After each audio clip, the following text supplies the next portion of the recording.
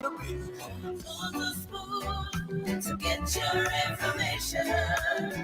To the spoon to be part of our discussion.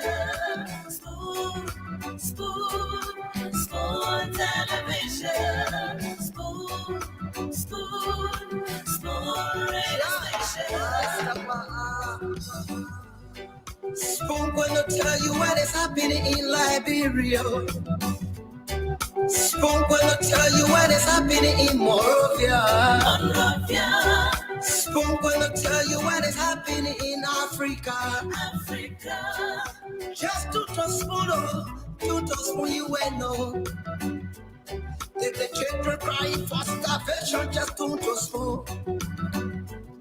You want to get a news update, my brother, to spoon. You want to know what is happening, Moreover, to spoon. Politicians want to make their decision, just to spoon.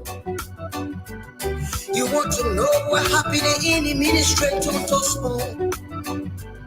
Yeah, to spoon. Yeah, to spoon. You from Vanjama, Maryland, to spoon. Yeah, to spoon.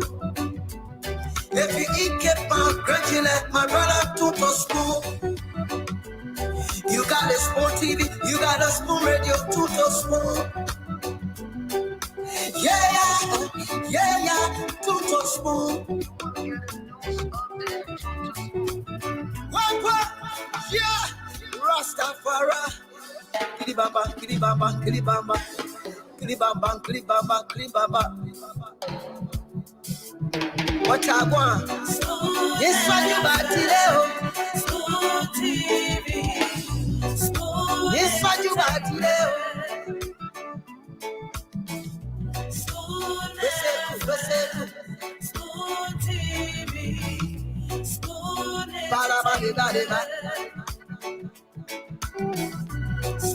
Skiddy dabado.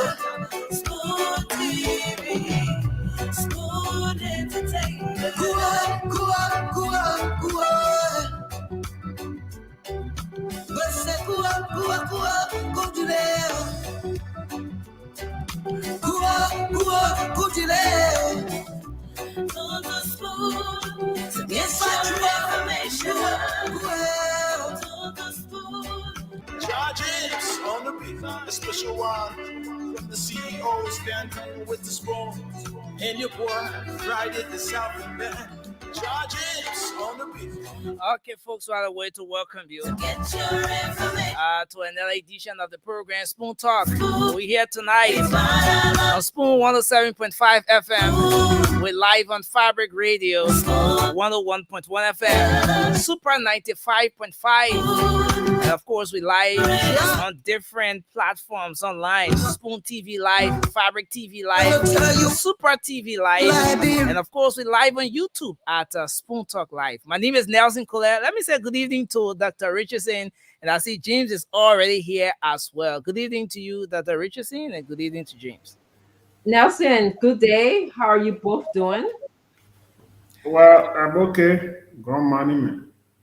That's good. You know, after you have such a long plane ride from Liberia, you really, really understand the true meaning of God minding you. Yeah, I mean, you do good that you can relate to it when you sit down in that plane and your life is in control.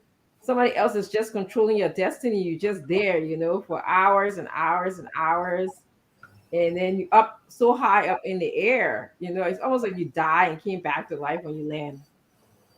So yeah.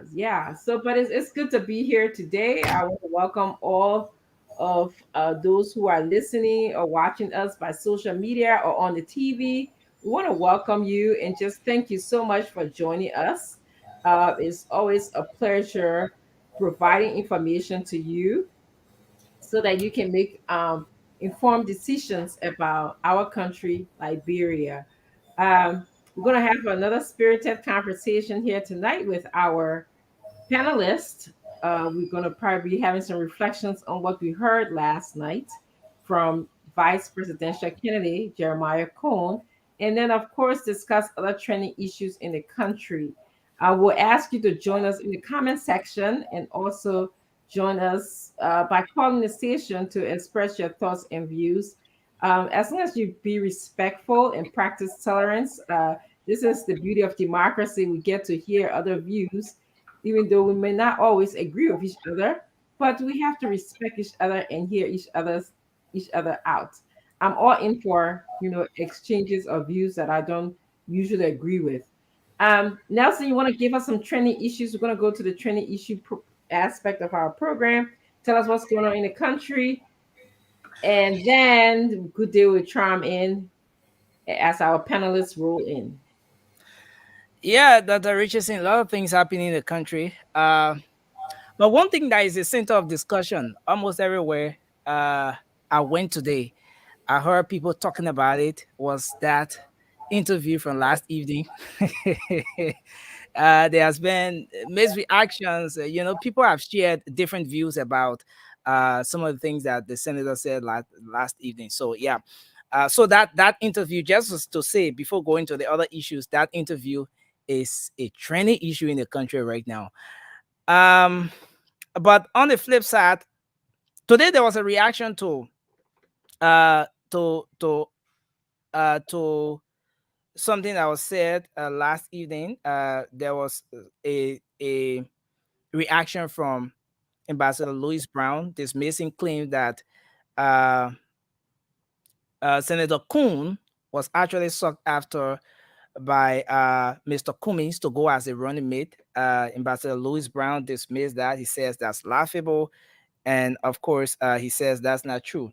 Now, another thing is that in recent time there has been reports in the country about um, some plans by some individuals to close the Spoon radio down, specifically Mayor Jefferson Kochi. He had a press conference today where he says there is nothing as such on his plate. He doesn't have any plan of such to, let's say, close the Spoon network down. Yes, he said something about that today. And then on the flip side, NEC is continuing this call as we move very close to election. The National Elections Commission again has sent out a caveat to all of the different actors, individuals who are wanting to become representatives, senators, the presidential aspirants, to stay away from pre-campaign activities.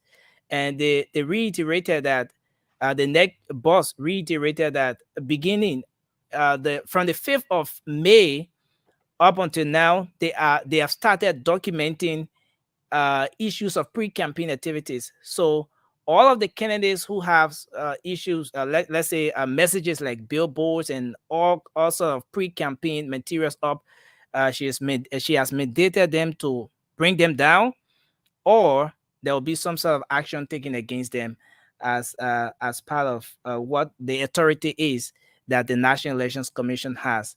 So she warned those individuals against pre-campaign activities. So she said they have up until the 15th of this month to bring down all those pre-campaign materials that they have up.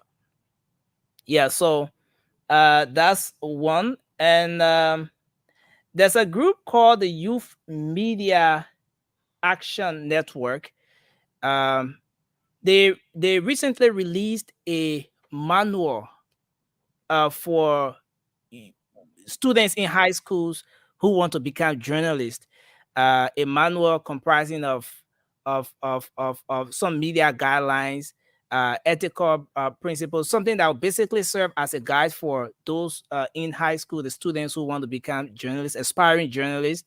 There was a manual released recently to help safeguard them as they move on with their dreams. And this is the first this is the first of its kind that we've seen such a publication for those young students. And now the next one is, there is this report that have been circulating today, we've tried to confirm it, but it's still unconfirmed up to present.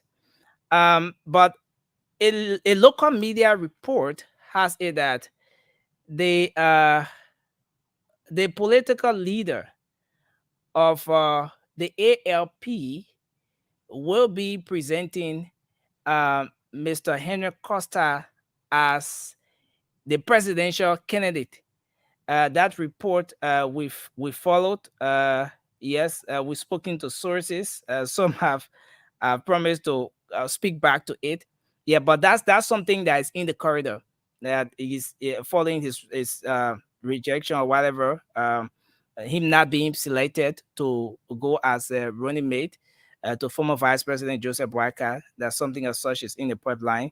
Well, but that's unconfirmed up to now. That's something that is in the corridors, but authoritative sources have not spoken to up to press time.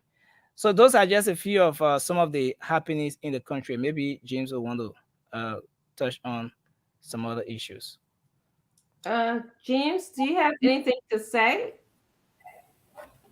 So far, Nelson touched everything. That's it. Besides the CPP convention that is pending, uh, it is expected to take place anytime this week Contact. in in Ganta, Nimba County, and also Nelson, why you we. laughing? Why you laughing when James is talking about Because I CPP? knew that the agency has that information at Yes, her I fingertips. do. I'm so sorry that I couldn't be there, man. I'm really missing something, but such is life. Wow. Yeah, so far that's the only development from there. And except again, like what Nelson talked about, Louis Brown coming out to say they use Jeremiah Poon as a distraction to Unity Party, Yes, because the new Unity Party was going to go after him, so they use him as a upon. distraction. Yeah, Yeah, they use that strategy. I don't want to use that word. They use it as upon. Why do you want no. to I use don't. I don't want to use it. They just upon the party? come They got again. upon him to Unity Party. They got pawn shops here. You don't want something, you take it to the pawn shop, and the pawn shop sell it Yes. to people. So I don't know why he's saying that. You want to use strategy. You bring in your political leader, everyone to meet this young man in question, or is it because the man came back to say these people went after me, but I chose GNB because the people call for GNB? I don't know. Maybe it is. It is just another political conversation from Mr. Louis Brown. Yeah. Let's enjoy the chess playing. That's what it is. When you make one move, another group will make another move. So, and it Yeah. happens in politics, especially in Yeah. Liberia, when there is a significant amount of betrayal and greed going on. People seeking power. So all you have to do is just throw a red meat out there, and some people can fall for it. So in this case, as explained by Louis Brown, that they use strategy. This was a strategy to bring attention to Cohn to go to Unity Party because they know that he is connected to MDR, Yes, you have to come back. that he Yeah, is I'm saying, connected to NDR, and NDR is connected to Prince Johnson. And they didn't want to have Prince Johnson distraction. I know Prince Johnson will be here. They didn't want to have the marking of Prince Johnson on ANC or political leader. So that's Look at that. according to the paper. Yes, James, I'm speaking. And Yeah, I according said, to look at them. That other conversation. yeah, that's what was said in the paper to give the credit to independent probe. So we'll talk about that more. I'm sure the panelists would like to dive into that information. But thanks for adding that information. The information was somebody saying that they wanted to, in the name of Jefferson Koji, I believe, said that he wanted to shut down Spoon, but he said that is untrue. That is false information going out there. I'm happy to know that the government is respecting, freedom of speech, and there have been saying that one of the things that they give this government credit for It's the ability for people to speak freely in the country. And so I'm glad that he stepped out and spoke about, people are spreading news that is untrue. So kudos to Jefferson Koji for clarifying what is out there in the news. Um, when I was in Monrovia, there was a lot of banners out on the streets. The whole single corridor is full of banners. Yeah. Uh, so I hope that will be considered as items that the NEC is talking about, because those were definitely campaign banners. So they shouldn't go too far from their offices, you know, to see that it's right on single corridor. I was very surprised. I even took pictures of them. So if you guys, James, if I need to send you some of those banners, let me know. All right, I'm sure you have them all right, as yeah. Yeah, yeah. and then the neck was very clear on it that all the banners contain photos of aspiring or individuals wanting to become Mhm. to contest the election, and that the Richardson neck is like putting the ball in the court of those individuals, giving them a timeline to remove the banners themselves. So they're saying from now to the 15th, those individuals should go about removing it. So we look forward to now seeing what the NEC would do, maybe if after the 15th. And I think even Liberians are waiting eagerly to see what the National Elections Commission will do after the 15th. But they said they've started documenting it since the 5th of this month. That's good. We'll let them do their job. We'll give them credit for taking, beginning to take action, and we'll let them do their job. We'll have faith in our institutions until they prove us wrong. I think that's the best way to proceed on this matter. Your unconfirmed report about Henry Costa uh, is may possibly I spoke the word possibly be carried as a presidential candidate for ALP. Mhm. Remains to be seen. Let's see how the information trickle down the corridor. It's becoming very interesting in the political space. That Uh, that information that information anyway, let me leave that. But the no, go information ahead. was, Let's hear it. Lay on the audience. no, uh, uh, the information is it keeps coming. Let me put it that way.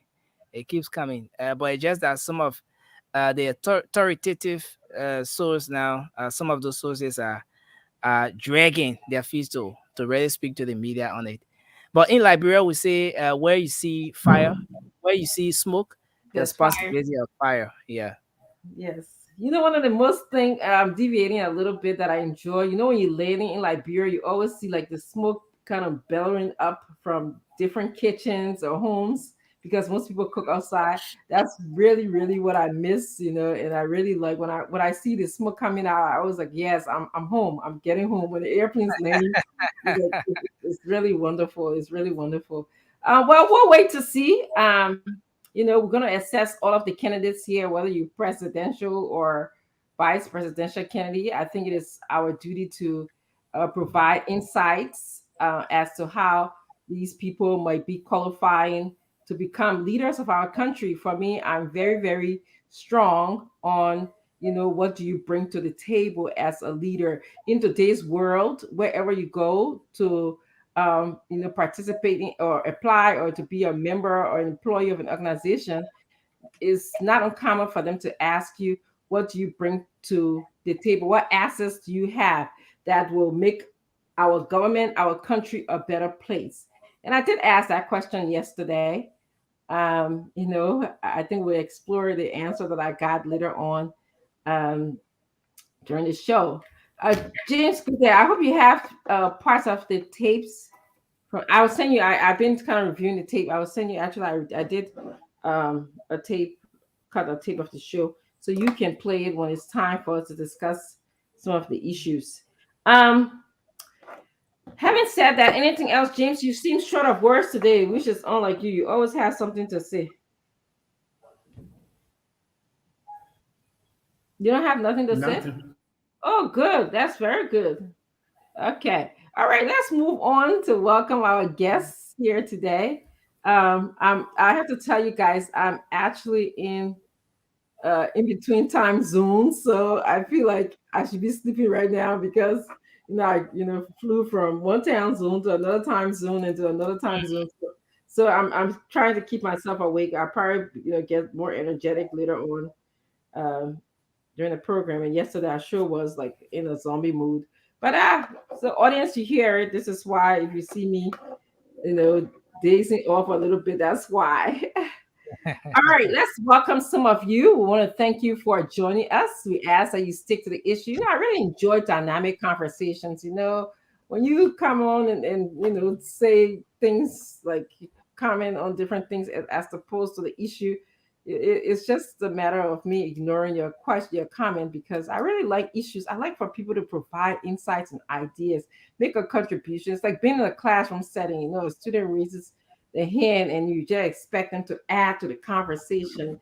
Let us learn from the conversation as opposed to talking about other things that is not contributing at all. But hey, that's the world we live in. I want to just tell you, I'm not going any particular order here. I want to tell Nakita Wia Roberts, hello, how are you? Prince Sanu Bestment, thanks for watching us. Jerome Roberts, thank you for watching us. Jimmy Gray, thank you for joining us. Valerie Sweetie Sheriff, thank you for being here. Appreciate you. Hansford Joseph is watching from Trenton, New Jersey. Thank you. Gallo is also watching from Bismarck. Let me see, where is Bismarck? Where is that at? I'm sorry, this thing is going so fast. I got to go back up. Let me see if it'll let me go up. This is weird. It's not letting me do that. I don't know what Bismarck. I think Bismarck, that sounds what. Okay, I passed it. I couldn't get up, caught up with it. Rabina Femeta Louise Vincent asked for her BFF. I believe she's asking for Salimati. Rabina, hello. Call Gloria Voga says, hello, Dr. Richardson. Thank you very much.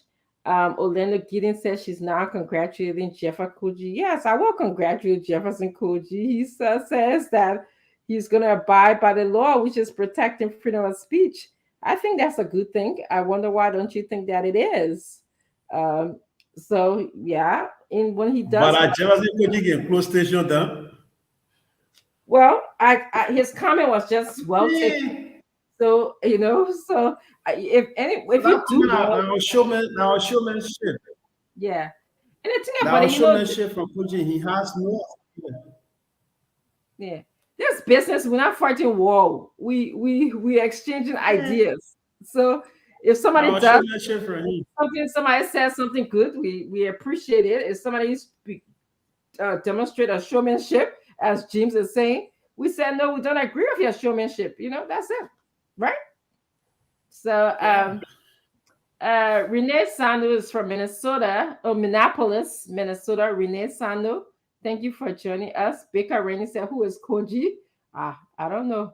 Mavinia Tier says, please smile tonight, Dr. Richardson. I will do my best to do that. I'm telling you, I'm in between time zones here.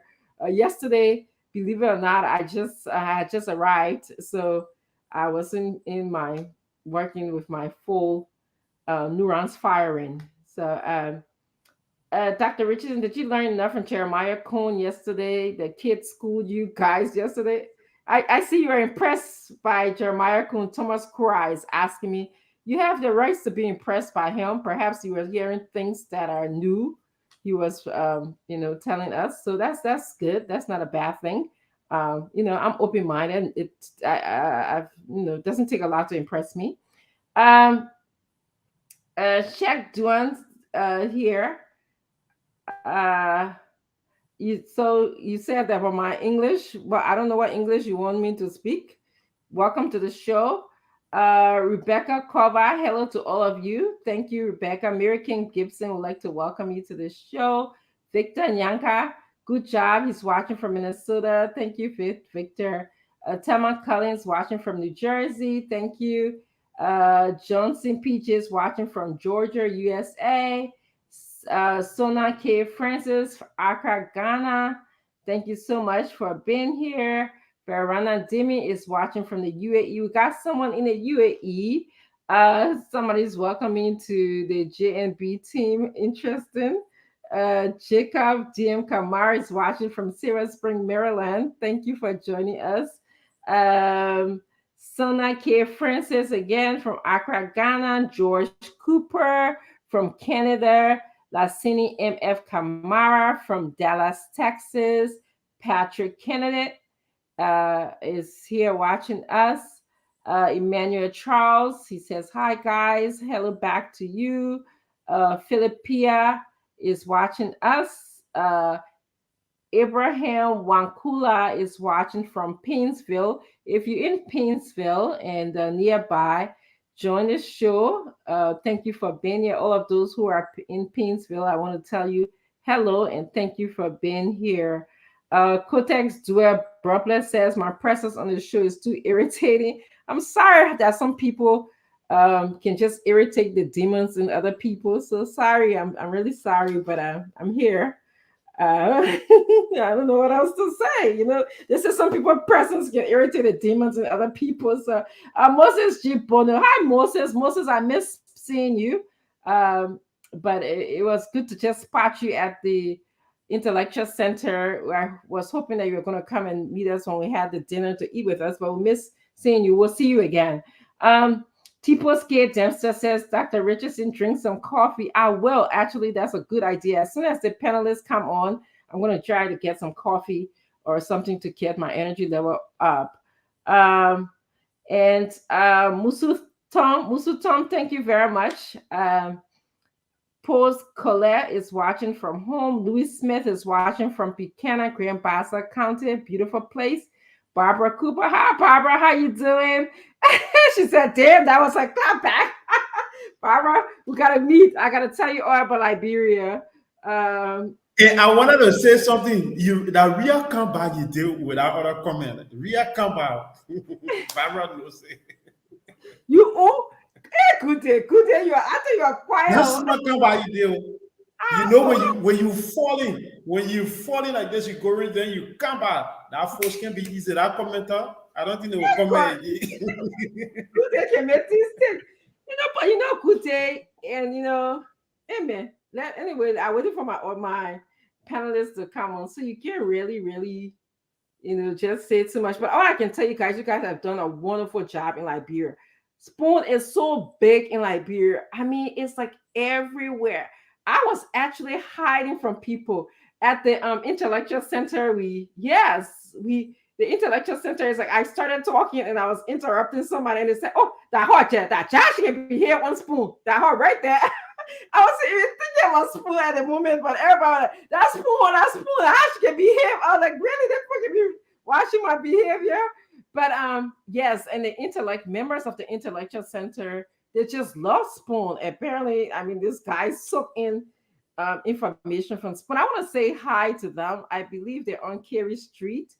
It's the Center for Intellectual Exchanges. They are Elliot and I believe they are the leaders there. Thank you for inviting us. I just want to give a shout out to you guys. And I want to encourage women to, they lay complaint to us. They complain to us. They said a lot of women tend not to participate. And there was one woman among the audience of men. And they said they tried to make their registration form even free to women. But for some reason, women are very slow to join them. And I'm not surprised. When you're in this political space as a woman, it's not James and Nelson, they're not something easy. Every day you wake up, somebody got something to say,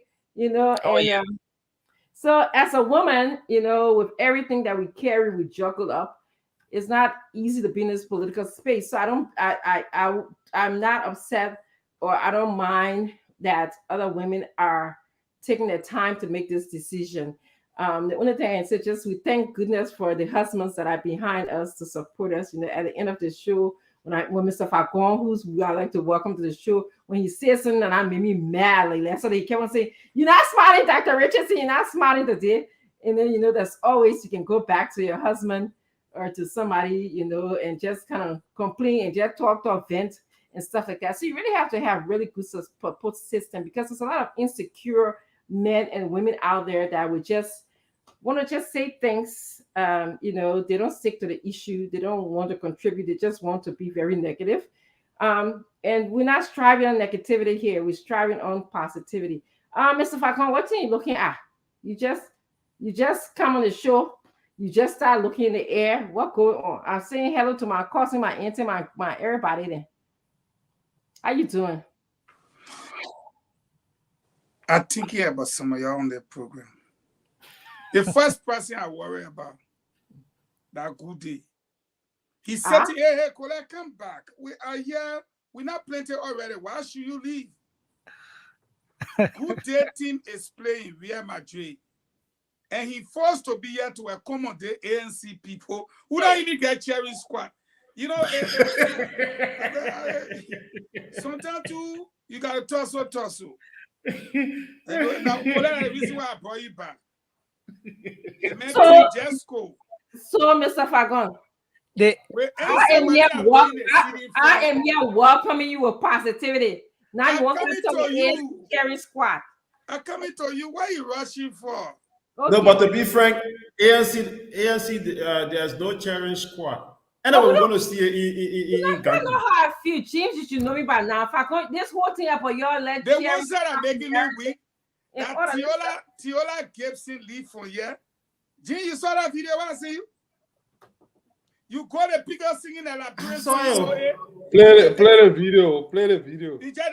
I let her song. I love that song. That song was so nice. I was in. What you know about me talking? What you know about me talking? Ain't the Siri speaking? Ain't the Siri speaking? Ain't see that? You know about me talking? Yeah. You know about me talking? Papa say, oh, that you know about me talking? You know about me talking? Amen. You don't know. ANC people, you can't sing no song. Listen. Yes, that's also diplomatic people. Yes, you are diplomatic people. You see, they are all diplomatic people. You see, one earring, you get cold and separate chicken. I remember seeing that song again, man. You see that offensive earring? She put it one side with the African map inside. Yes. You know why the other side not showing? Why?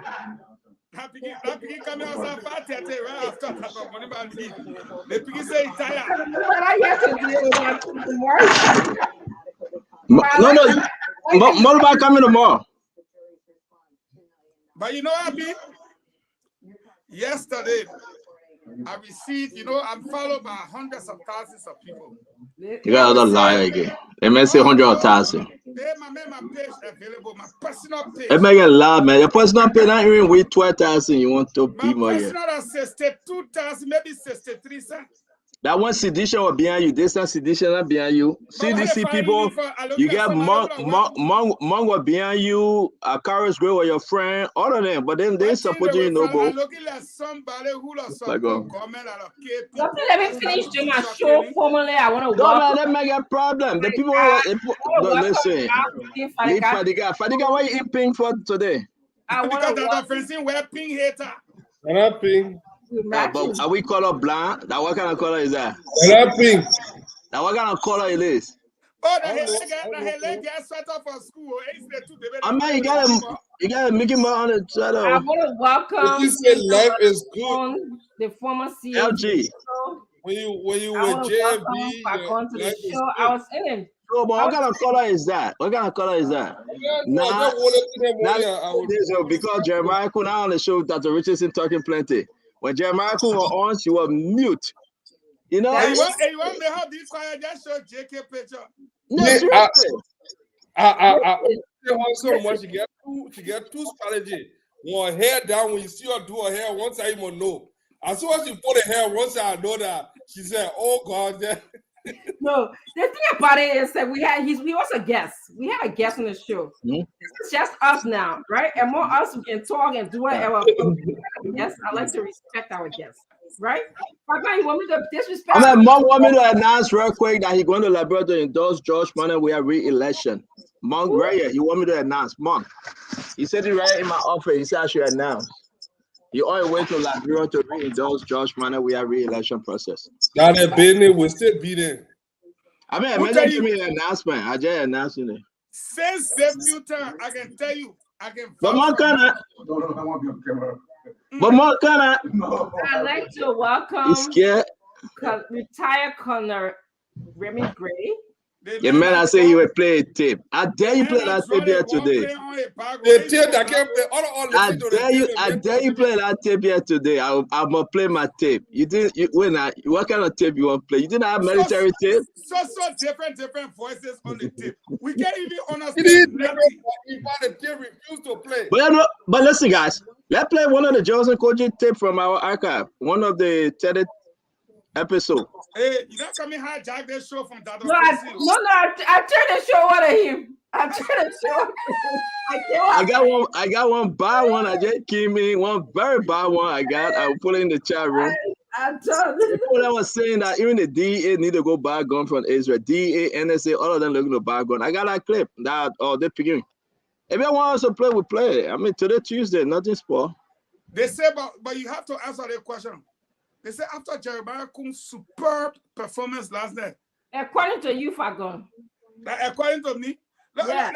They say Louis Brown had prayer conference. I won't see Louis Brown coming today. Amen. Louis Brown ran away. Amen. Louis Brown ran away. He recalled independent newspaper to write a story. Check your phone. I just sent you a text. Who you sent text to? You're calling me. To Jeremiah Kuhn. Who you sent text to? I'm calling the since I sent it, somebody just text me to inquire, so I sent it to now, you. who? You just say you didn't put name. Now, I want to count tonight. No, I was a part. George Wisner. George Wisner can talk plenty, but we can waste our time here. Bring it on. Okay, I'll send it. Thing. Right. Listen, Mama, I ain't got no secret, man. Y'all want to get involved me, I'll get involved me. George Wisner can talk plenty, he can talk plenty. You know, ANC people all in their feeling. I get 1 year, retired Colonel Remy Gray. I want to play my tape. I will play that tape. I play that. Who made you say you won't play that tape? We can move on. I said it, man. All the military people won't play that tape. We will black him. Then you come to wear black suit tonight. The black ANC way keeping. They can't find no. You know what? You laughing, you think funny. I sent a link to Ava and listener. Send a link to all your ANC people. Let them kind of their business. Tonight is ANC night. You're talking too much. In psychological warfare, when somebody talking too much, it demonstrates nervousness. Exactly. Why are you guys nervous? What's going on, so? You know what's going on? The people say they can't find ANC. We're waiting for your VPP. Let me get this announcement. It's very important. Exactly I love to. Guys, please give my 2 minutes. Where is Ava? We got to put up the clock. Real quick. We got to give this announcement. ANC have no one to run alongside with Jeremiah Alexander Cummings. No one. Nobody. Listen, let me say this. And say what you want to say, folks. ANC, thank you for the clap. Thank you, Dr. Richardson. I like Dr. Richardson with. But guys, leave it. We're discouraged then. Watch. Okay, somebody said, please leave Jefferson Koji small now. Okay, I'll leave Jefferson Koji today. That's my man. Jefferson Koji, that's my man. I can't grab myself spoke today, sir, by way of text messages. I can't that's my man too. But he fought in a very hard battle in district number 8 because I heard that Prince still going to beat him. And I heard that this other guy they call Milk, what the guy name? Tamale Mayonnaise. Tamale Mayonnaise will beat him. And we got Rufus Newell is on his back. Akaris Gray is in a bad position, so he decided to make peace with me. Akaris Gray, my man, I salute you, Gray. But let me say this, though. What? Yeah, I ain't. What you looking at the person who stole the invitation for the guest and gave it to Joey. My man, don't do that thing. My man, I said the invitation for ambassador. It wasn't for Joey. Joey took it. Ambassador and one guest. But man, we discussed that one. They said Joey hijacked it and said, my man, I'm tired being like, bro, let me go and chill small. The reason why he ended the for a man. and they put you on the ambassador seat. And 3 rows from there the was no security, no 3 rows police from the escort, 3 nothing. rows from the bathroom. But guys, let's say this. I've been interrupted, Dr. Richardson. Can you start that thing over? I want to be No, gotta move on. free. They took out We don't want to use ANC phone yet. Hey, they took out another so your class spiritual you too many right over there. You can talk. This is Joseph Boaga. It's very important. No, It has 5 cameras to the back. 5. Joseph Boaga know how to use that phone. No, go But ahead. he's supplying it. Look at the one Kumi's here. Let me see Kumi's phone. Yeah, I'll stop. He doesn't even know how to use WhatsApp app. Then Kumi's phone around. Let us see to the back. We learned. 3 camera. You can compare 3 camera with 5. Check Joseph Boaga. I mean, you leave that man 3 camera phone there because we heard that UP people bought a phone for the man. So you leave that man 3 camera phone. UP people, listen, one on our phone spying on Kumis. The other phone, on who? On Joe, yeah. The other camera, on who? On my Ellie Dow. We got one on my Ellie. You're crazy. You gotta keep watching her. Fagon, let's start the show. Guys, welcome. We are not taking the show away from Dr. Richardson.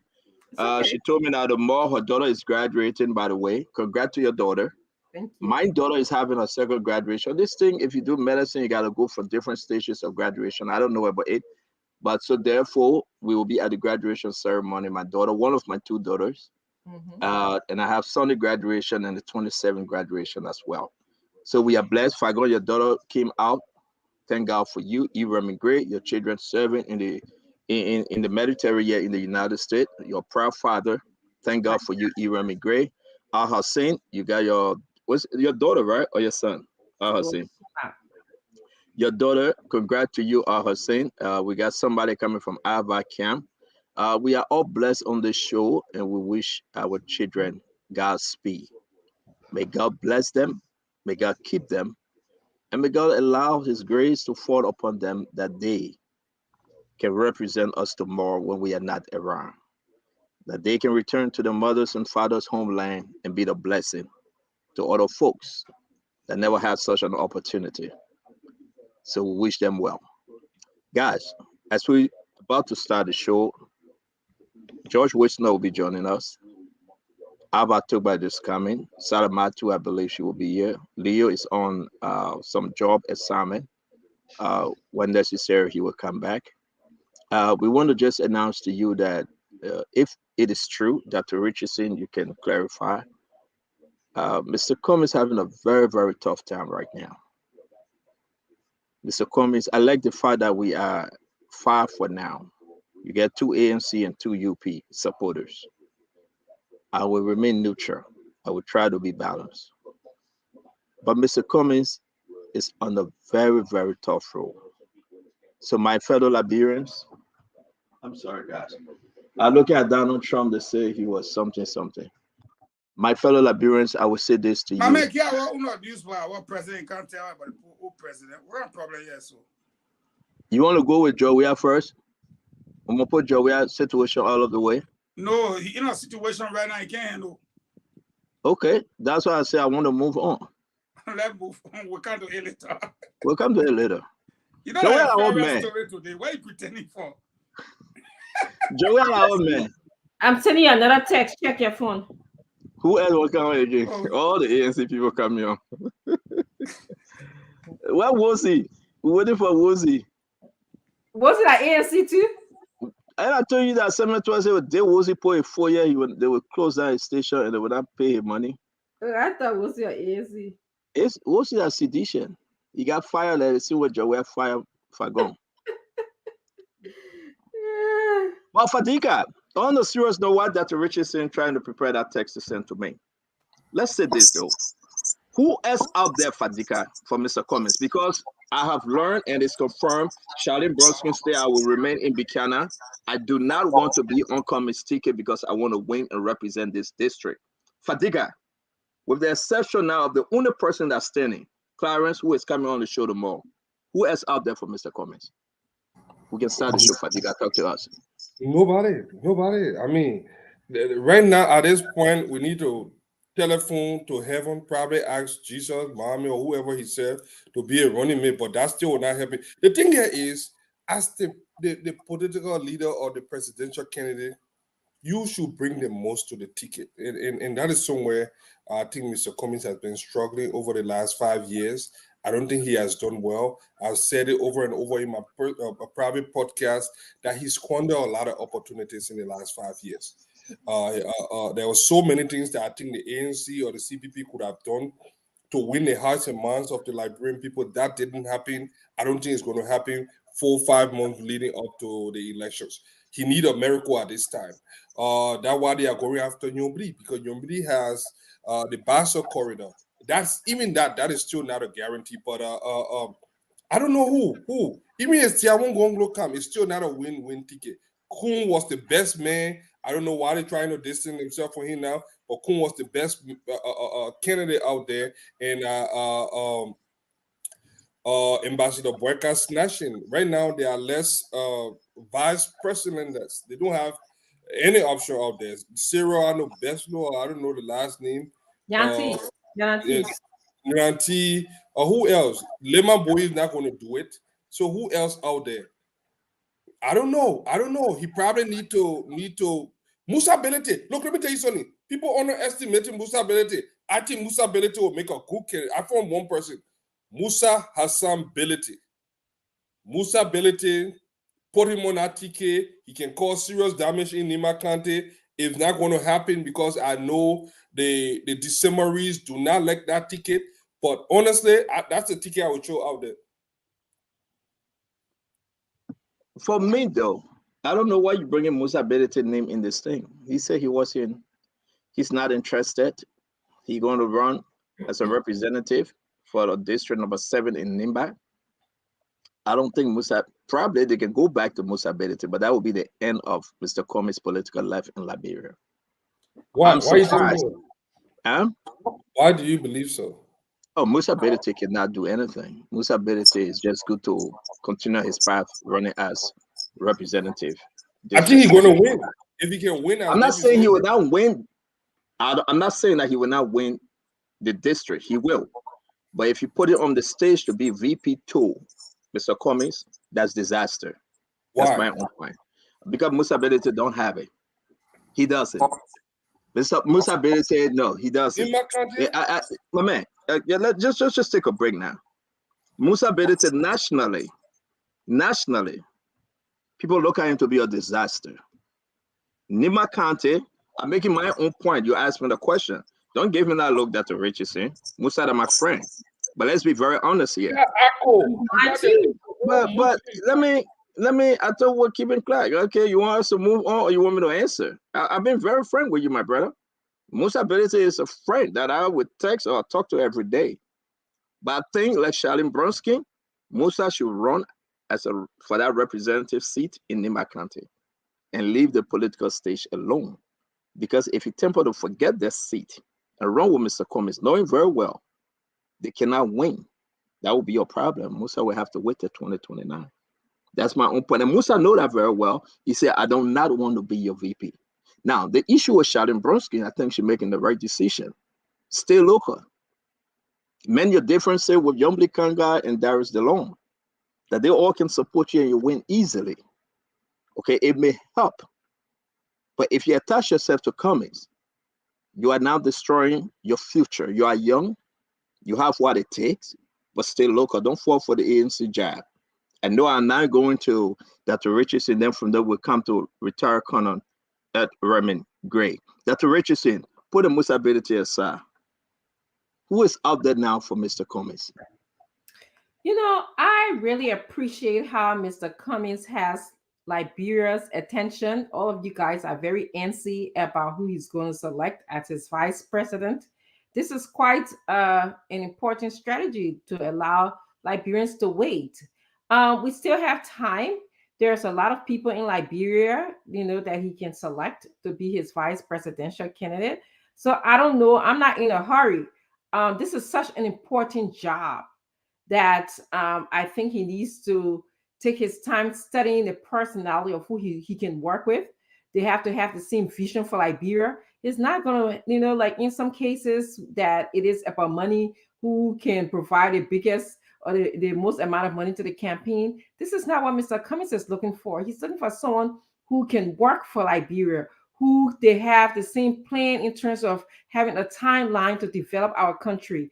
It's not going to be these like individualized. Last night, Senator Cohn was here talking about Grampy Farm in Mogibi and individual Grampy Farm. No, we want to look at, yes, Falcon laugh. That's exactly what I heard. I'm not lying, because I was like, what? I actually took a back step when I heard him say this. We want to have major plans as to how do we develop the country. So I'm happy that Mr. Cummings is taking his time to decide on who he wants to be his vice presidential candidate. And of course, as Jeremiah Louis Brown said today, and if this strategy that they used was quite impressive. I mean, they used Jeremiah Cohn as a pawn, as a bit, as a red meat to moving on to Unity Party to create disturbances in the camp, because we know when JNP was somebody could keep the clock. Can somebody rush the clock? Yes, we know when JNP. Yeah, I'll do the same thing for you too. We know when JNP was going. He was looking at Youngly, and he was looking at Henry Custer, and he was looking at other people.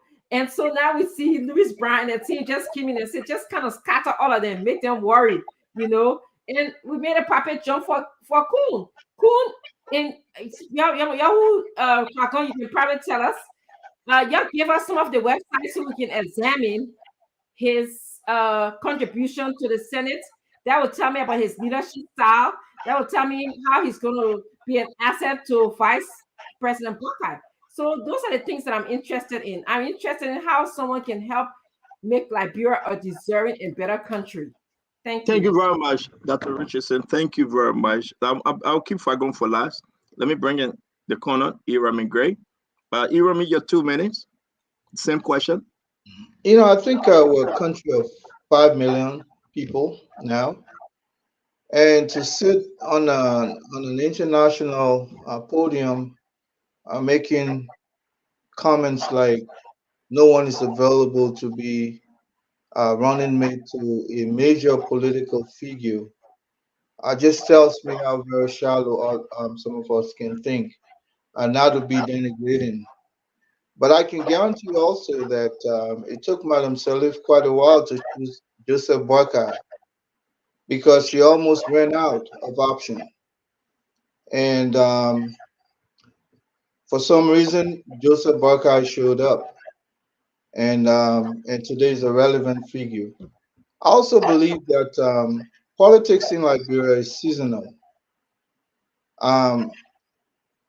Yes, we all might be saying one name is ringing more than the other, but don't forget, it doesn't take much for political social capital to ruin.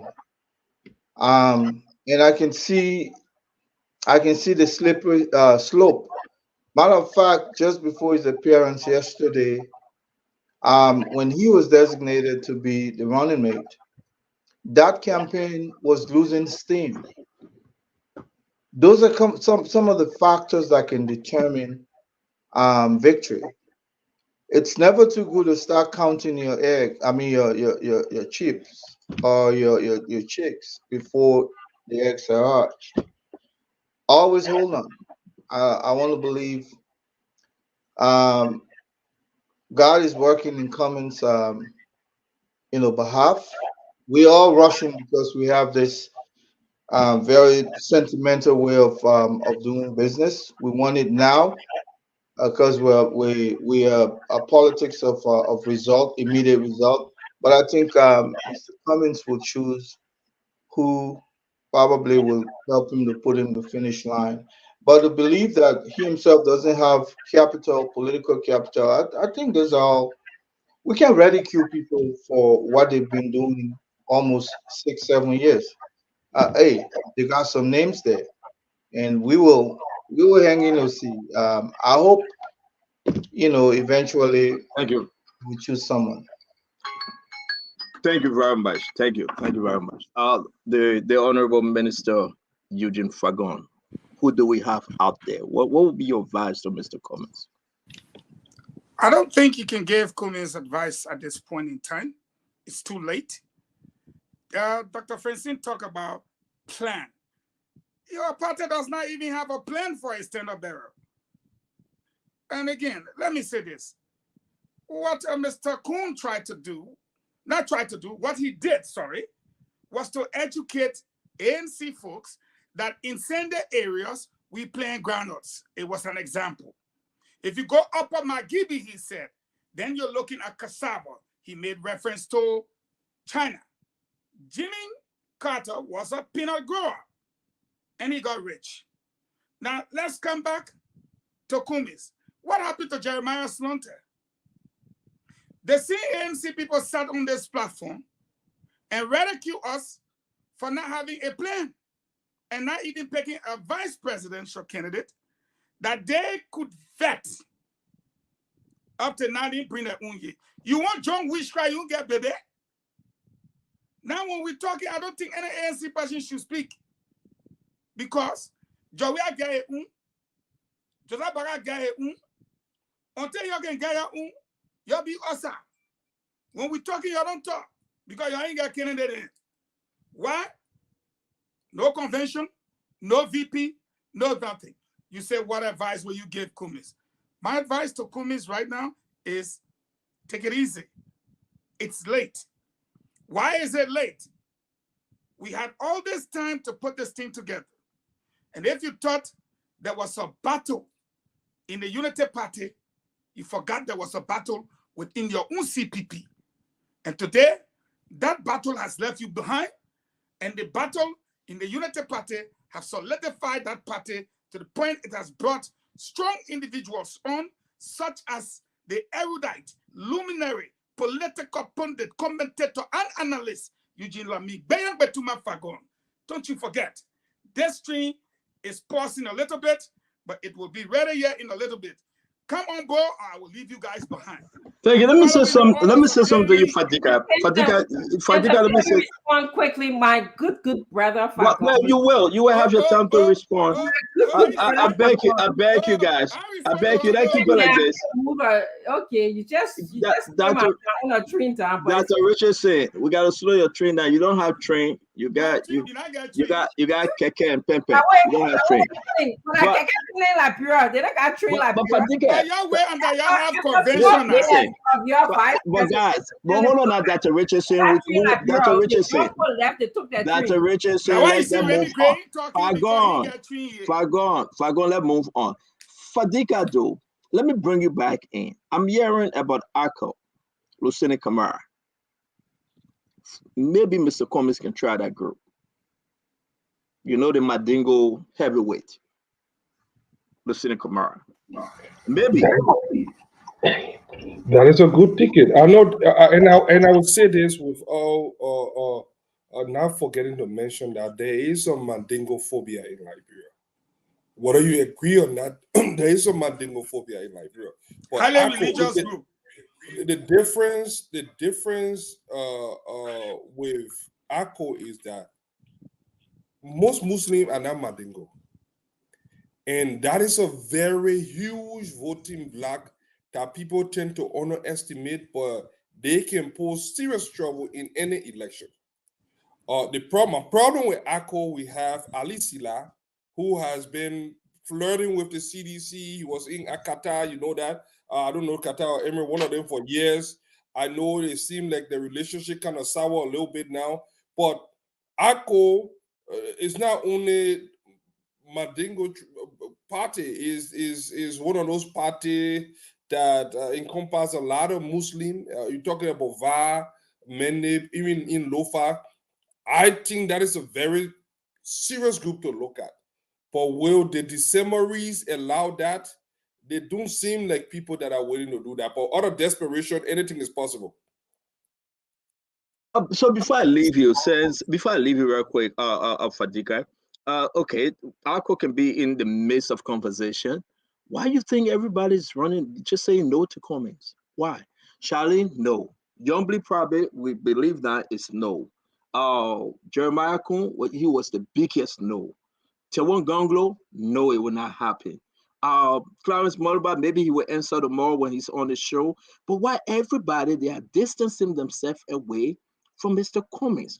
What about Mr. Cummings that they are not being? He's not being attractive. I don't think when he's done, can I have a 30 seconds? Yes. I really want to answer that particular question. I don't think they are distancing themselves from him. I think we're going order. We're going order. Don't do that. I don't think they are necessarily distancing themselves from him.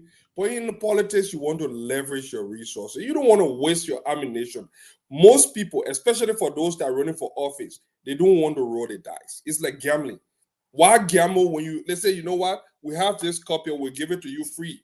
Or if you look under that cloth there, you could lose everything or you could lose nothing there. So why would I want to take a gamble when I get something? And the smart man will say, you know what, the bird in the hand is better than the 10,000 out there.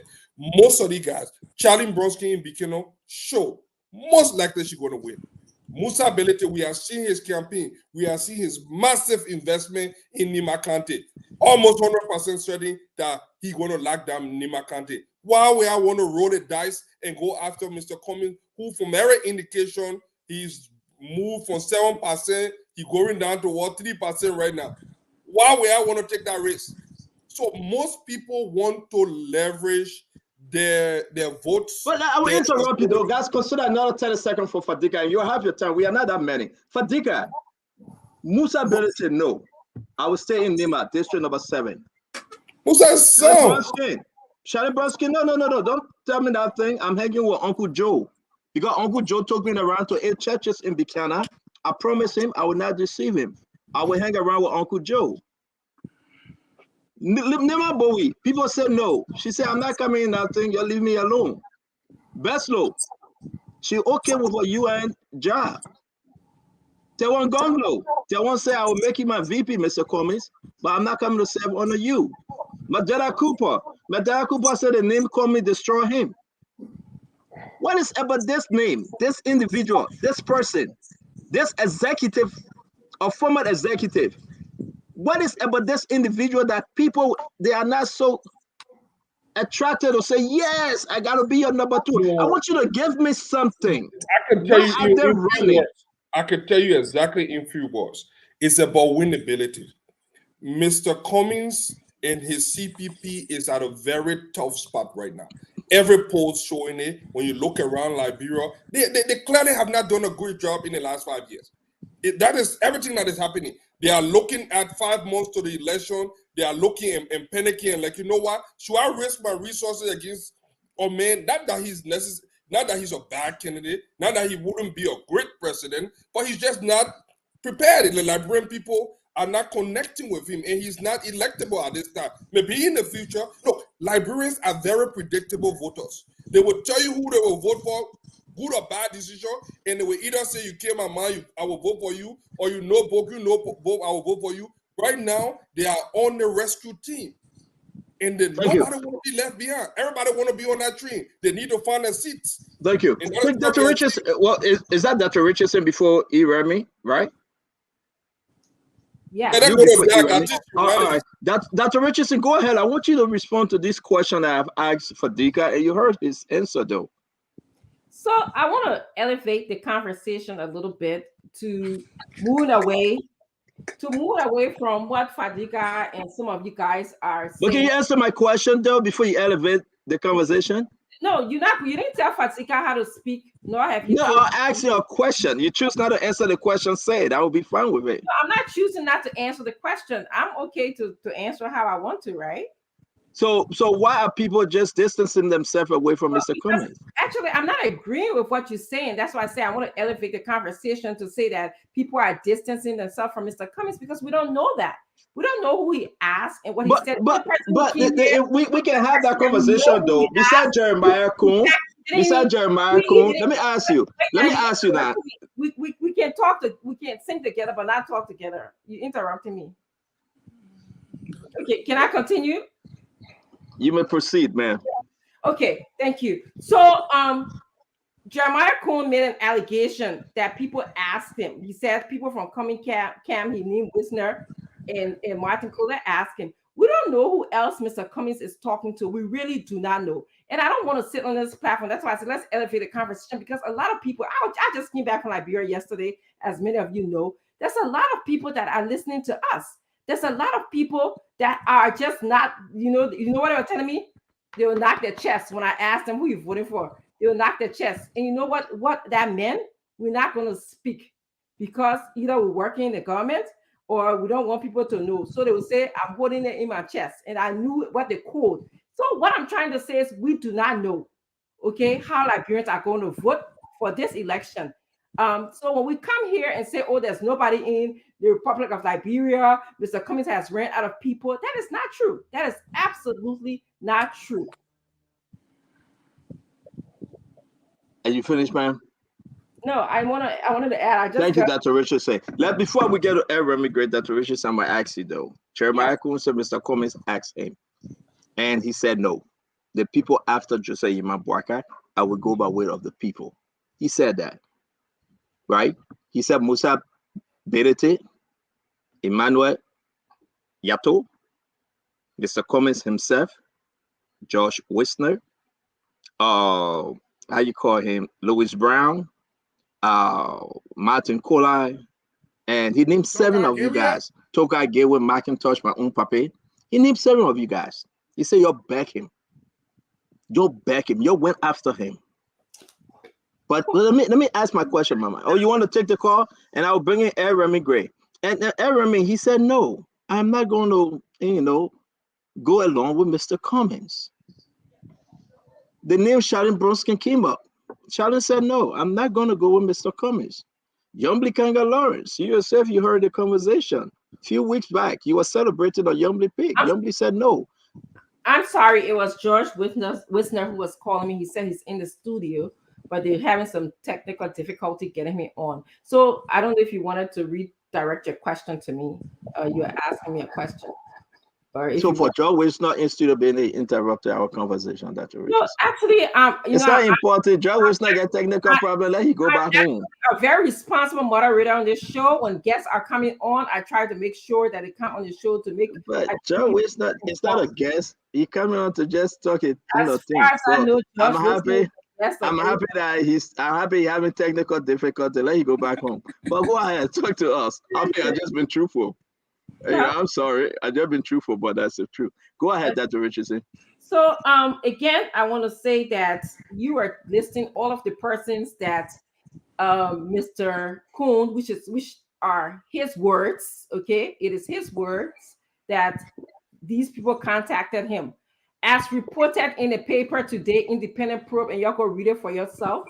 This was a strategy that Mr. Brown was using. They was using it as a pawn, okay? Because they knew that the Unity Party didn't have enough money. They're trying to sell the presidential seat to the highest bidder. And they knew that among all of the candidates that JMB was looking at, Kuhn seemed to be, as he was bragging here, that he's a businessman, employs about 100 Liberians in the country. I don't know the nature of his business. I think one point he said he rented his apartment to United Nations workers. They were paying $10,000 a year. Didn't hear anything about his profit and loss statements, nothing like that. But again, so you're about to order the man now. You want to order him? I would love to. I would like to know about his face. Stop distracting me. You asked me a question. You're using a very good. You went to Nimba, where the man representing Nimba County. You were there for 1 week. Why you couldn't go order him? Why you couldn't go look at the farm? Why you couldn't go look at the schools? Why you couldn't go look at the hospital? Why you couldn't sit with him? And you're here on the show now saying you don't know. You should have asked him when you were in Nimba, when you were in Liberia just a few days ago. You should have asked him, who is this Jeremiah Kuhn? That's what GB that Tachinawe swallowed to that place. Gone from a district to a district asking the Nimadians, who is Jeremiah Kuhn? But you didn't. Okay, former CEO, calm down. Bring a notch down. Okay, I'm not getting it. Yes, I enjoy the GB on that. You say, but I know you get a little bit. I was actually in Nima, looking at some of the projects that ability for Nima. You can't fool us. They're from Nima, and they don't want to carry you. Yeah, I can of tell course. you the car you drove, the player was saying how to eat a GB. I can tell you. Look at trouble. I got eyes in the skies. Nothing can pass your ear. You like anything I have, like right now. But in this case, GB, they said but hold on 1 minute. Let's answer that. We gotta go to Aaron Gray. You come from America, you GB, they go scared. In this case, you guys will give Mr. Cummings his right to decide who he wants to. 5 more days left. 5 more days. Speaking about the duties of a vice president, how is Jeremiah Kuhn going to assist the president? How is he going to assist Vice President Buckeye? Find your own vice president first. Then you can talk about how. But you want to? It's so, my man. That bring retired Colonel Aaron Gray, man. Colonel Gray. Don't you try to tell me how I speak on this show? You like that chair and then you want you they were ever eating you. Colonel Gray Moon, man. I beg you. Listen, I'm not doing Find your own vice president first. And we're up in the phone now. We're asking like people, which one come first? The egg or the chick? Which one come first? The vice president or what the vice president would do? We got to ask the Liberian people this question. Mr. Cummings, we'll come to you first. Well, let's go to Conor Gray. Conor Gray, please truthful, man. Take away this ANC tabata. Because the CEO just want to be very distractive on the show today. So that's probably his plan today. But you know, the question is, how is this vice president going to preside over, you know, the Senate? And this is find your own first. Well, it doesn't matter. I'm on this show as a panelist. Introduce your own first. I think the vice president in waiting has Fadiga, don't fall for that question. Fadiga.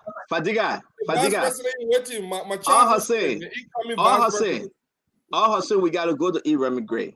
The Liberian people want Dr. Richardson to find her own vice president first. Then we can talk what they will do. Y'all, you don't want saying that. And this is the problem of the show that we're having right now, because we are producing information to the Liberian people that is inconsistent with what they think. We should. Liberian people, if you're saying that, please, Liberian people, please text. If you're asking Dr. Richardson the question I asked him, please put it up. ANC must find the vice president before they tell us what the vice president will do. You don't have vice president, then you say you think. Dr. Richardson, man, you my sister, but you got to stop there 1 year. You attended the biggest press conference that you know result. You were sitting right there when Mr. Cummings addressed the nation. Nobody understand what Mr. Cummings said. You get no one vice president. You don't have. You were getting last time. Then you want to say what they do. Retire Conor. You had a whole show on Mr. Cummings' speech. Okay, how Mr. Cummings said that if you guys want to emulate a corrupt government, he wants no part of it, you know. And he talked about how when you go into the village, you will not want to give the color. Come here, the whole speech. Yeah, but get into it. Dr. Richardson, please find your vice president. Gentlemen, I think we need to. Please find your vice president. Please find your vice president. Find your vice president first. Dr. Richardson, everybody's saying no, but let's go ahead. Yeah, we need to maintain the quorum. It's unprecedented that you cause the people to protest on the forum. You see what they're saying? Find your own first. Find your own first. You and CEO very good at getting our audience to say things that but you know Liberian people, they say I'm gonna find your own first. That's not what Liberian people. You let us speak for the Liberian people. We have to stop this. No, that's not what they're saying. I'm just definitely reading the thing. But can we bring in Conor Gray, the man that tells how to behave tonight? Conor Gray, please. You were still inside Conor Gray. This is a sport talk. Well, the thing is, when some of us go out of character, it's painful. It's like you're not used to lifting up weight. Yeah, you're not used to lifting up weight, and then you go lift weight. All your bones will start hurting and your muscles. But let me say this: it is unprecedented that we are only now expecting VP pick early May. The last round of elections we had, 2017, Ambassador Buckeye picked his running mate in July. Barely 2 months, almost 2 months away. You see, we can denigrate other people as much as we want because it suits our own political narrative. But I think we have to be able to look at the field of individuals that are coming up. And we know that the most nerve-wracking things for some of our political pundits on the other side is, what is ANC next move? That was what got them in this place with Kuhn in the first place. And a guy who they said started school, I think, started school in, what's that? A guy No, who it's they not you. say I'm just asking Georgie if he said. It's not you. Go ahead, Irami. a guy who they say started school, I think 1990, and then he didn't go to school until 1996. 6 years gap, and then before look, bam, he's a high school graduate. Boom, boom, boom. I don't know. I actually don't know his academic background, so I have to go do more research.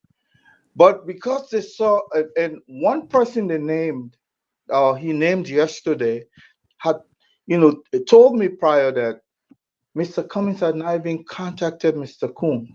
That was 4 or 5 months ago when I met him, because he was part of Cummings' campaign. Maybe they had his name in the pool of people they were talking to, but you could see how the Unity Party rushed behind Darrell Zillon and Yumli Kanga when they felt they were leaning towards Cummings. So Cummings will always lead the way, and that is nerve-wracking for certain people. Look, if you don't have the temperament to be able to match someone's resolve. Cummings probably is a guy that's his forte. Certain people can struggle before they get what they want, but you know what? At the end, they prevail. Go back and look at this little African guy, came in a big society, found his way in a major Fortune 50 company, and went way to the top. Some people don't rush. Their fortune will come. That's why the people can say, "Why for you shall see your face."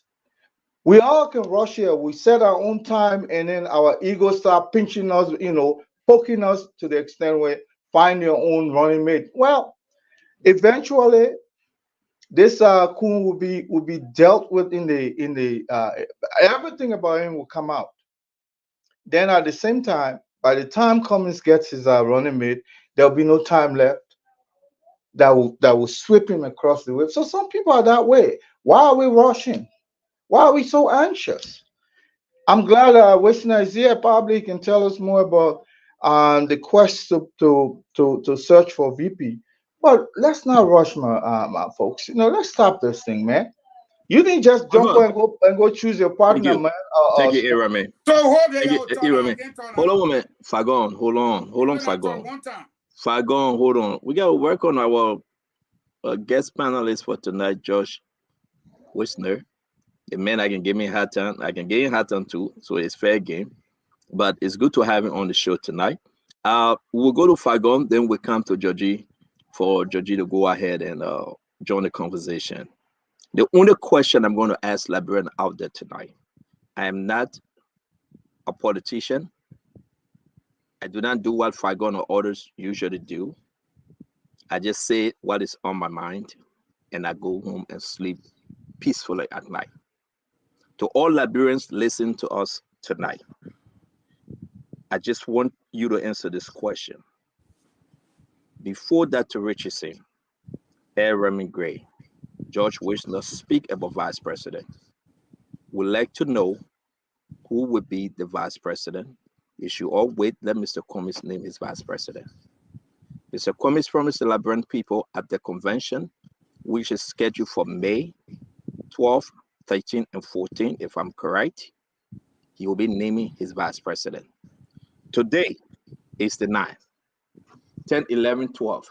So it means we got 3 more days. So we agree, and everybody should understand that right now Mr. Cummings have decided on somebody with 3 days left.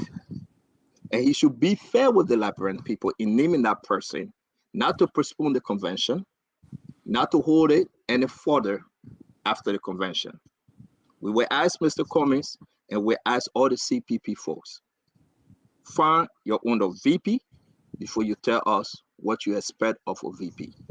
Minister Fagon will open the phone line after George Wisner speak, And we'll hear from the Liberian people. If they get different view, we accept. That's the best we can do.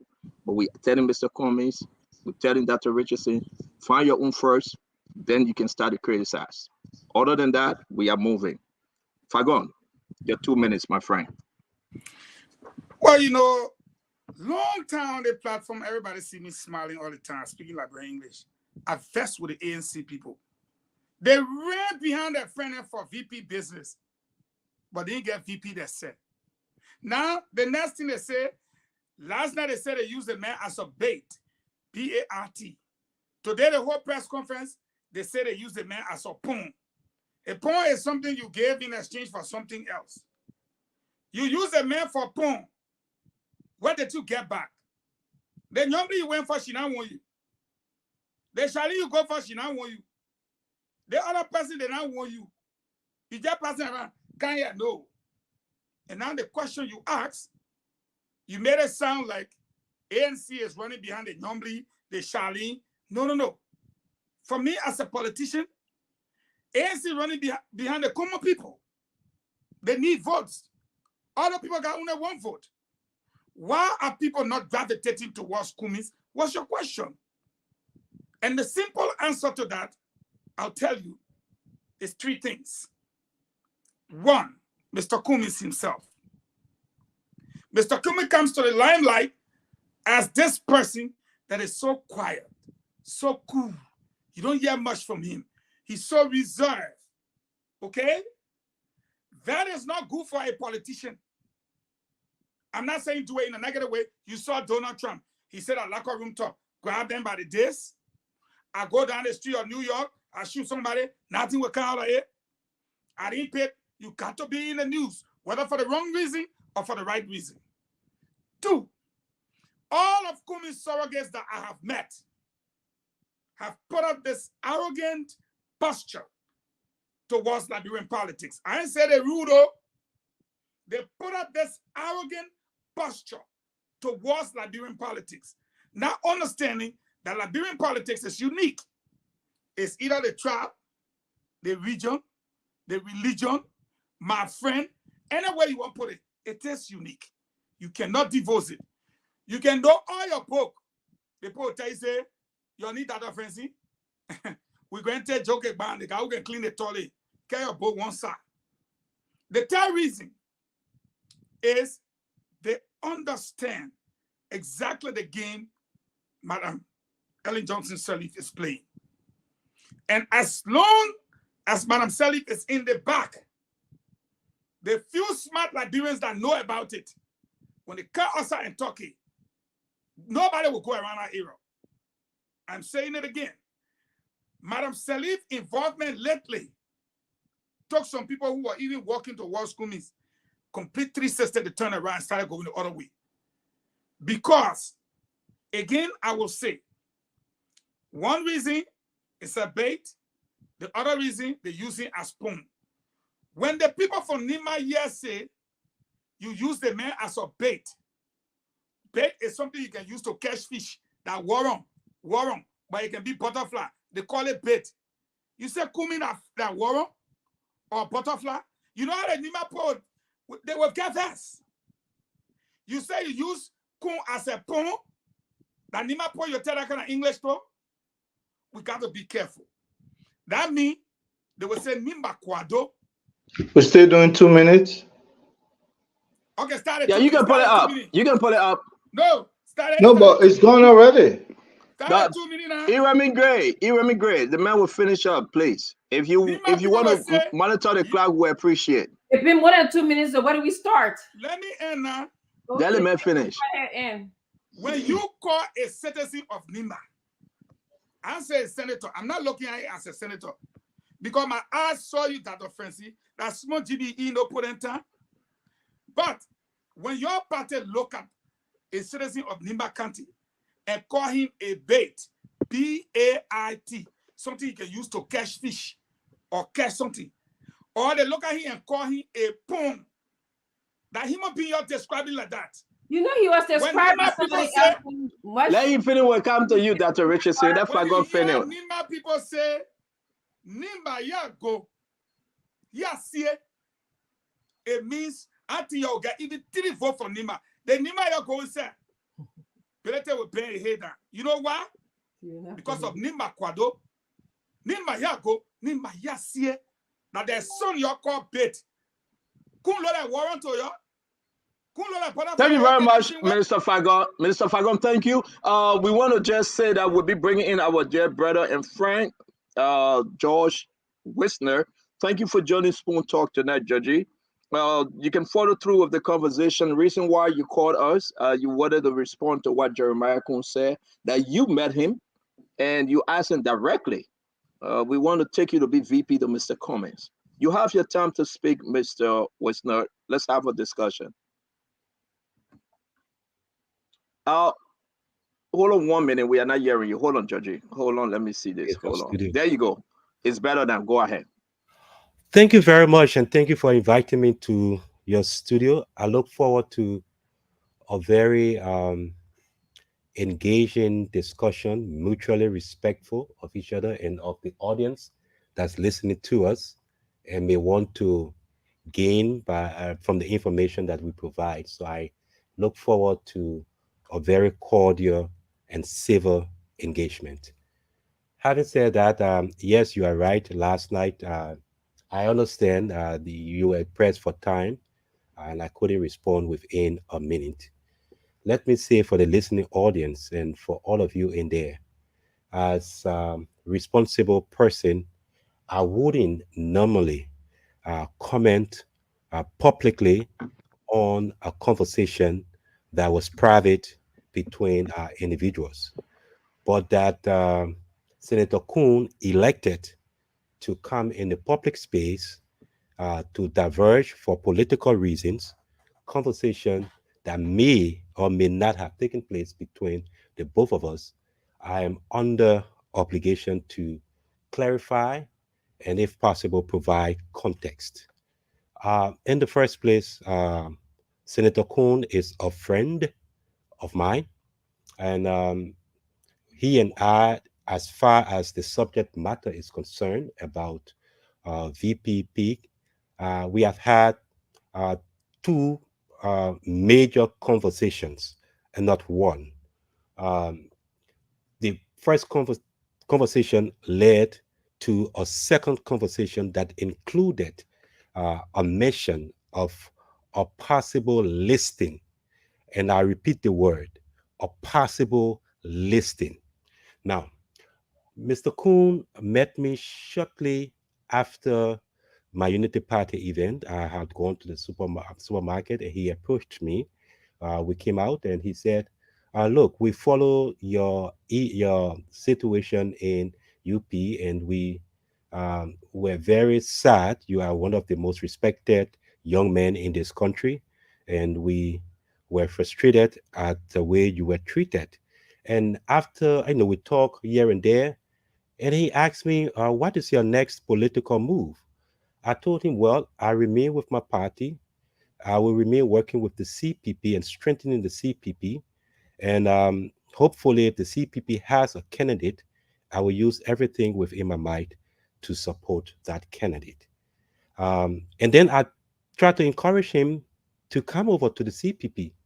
He told me about some 2029 project. He said that, look, Wisner, I want you to join us in preparing for 2029. I said, what do you mean? He said, well, myself, he called some names, Mr. Snow, Mr. Snow, Mr. Nukwe, and other people, like-minded people, were looking at the possibility of mounting a political challenge in 2029. And he wanted me to be part of that group because of the credibility I would bring to the group. So I told him, well, to get to 2029, you must cross 2023. So what are we doing about 2023?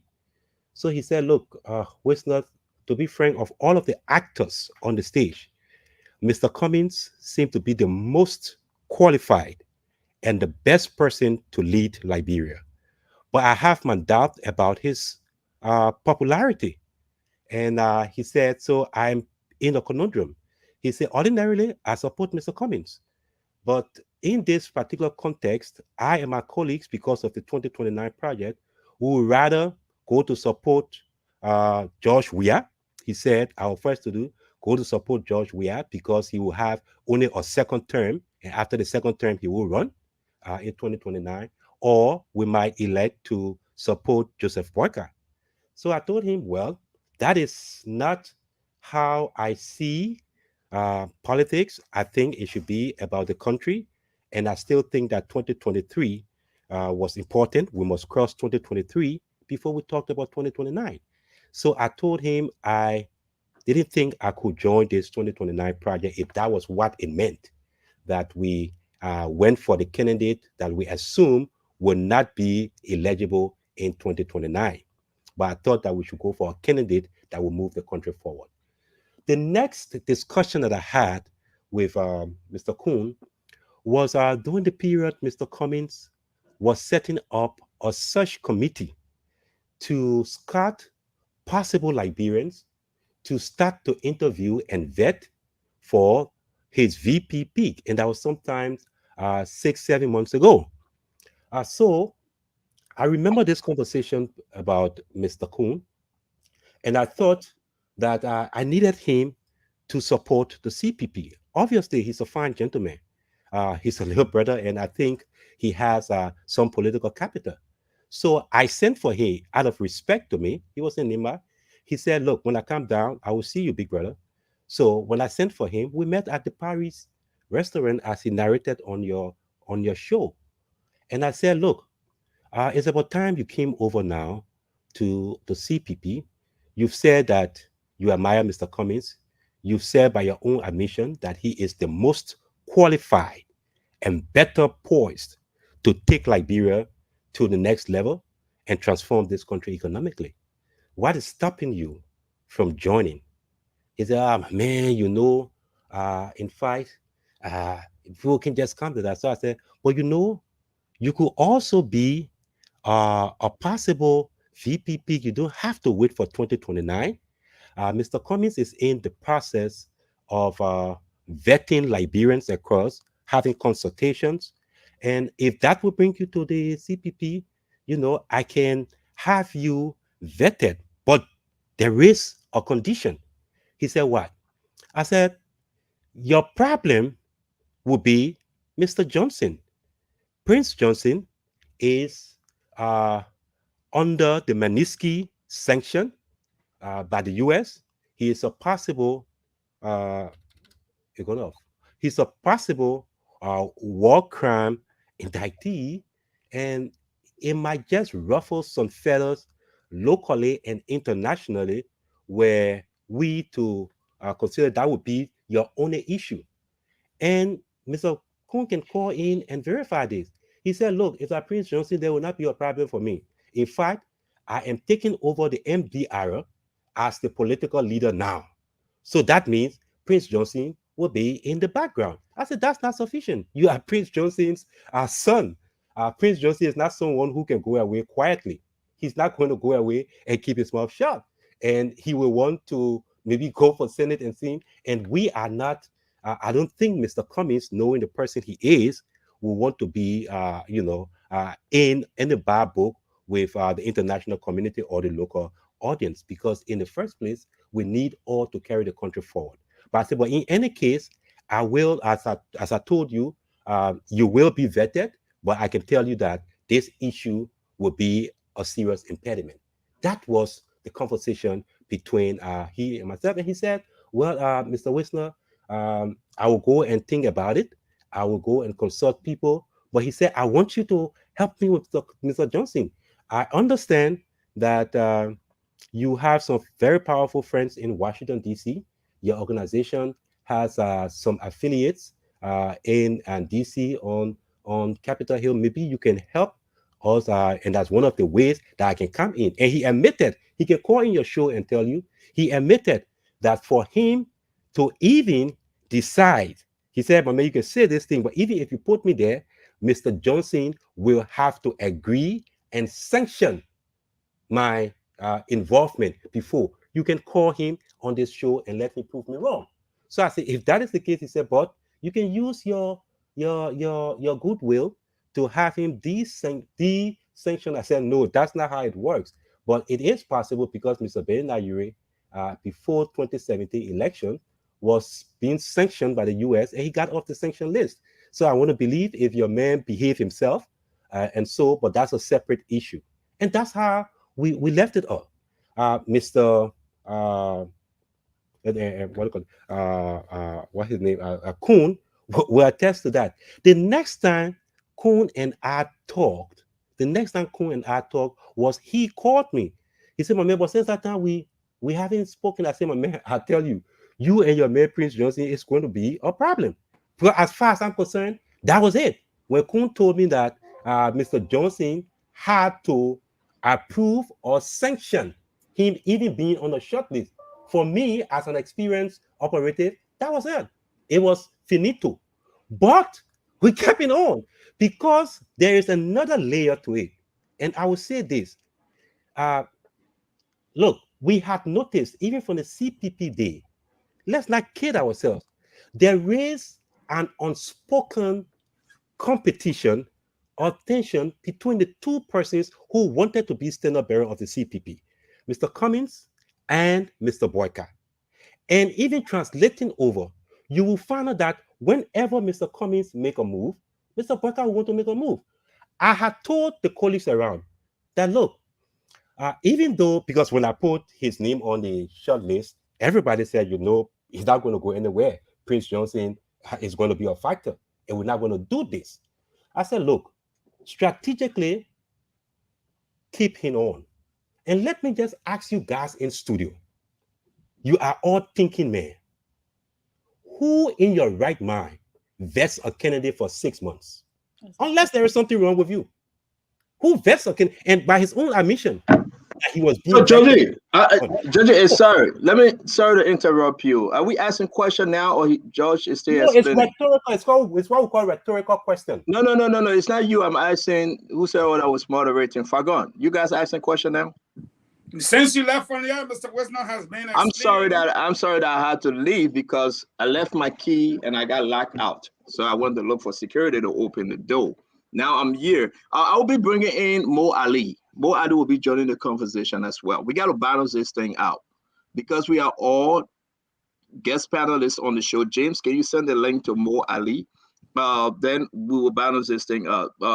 Let's come in with question, but before we do that, I want Ambassador Mona Fahad to speak. Georgie, sorry to interrupt you, but let another ANC angle come in. Are you assuming that I've learned my thoughts now? Okay, then I can give you a few. I can give you a few more seconds for you to learn your thoughts if you have not learned your thoughts, because I think we give you more time to carry it on. So I can give you a few more seconds to learn your thoughts, George. Go ahead. Carry on with Thank you. Mona, can you come on? And you watched the show yesterday, I believe.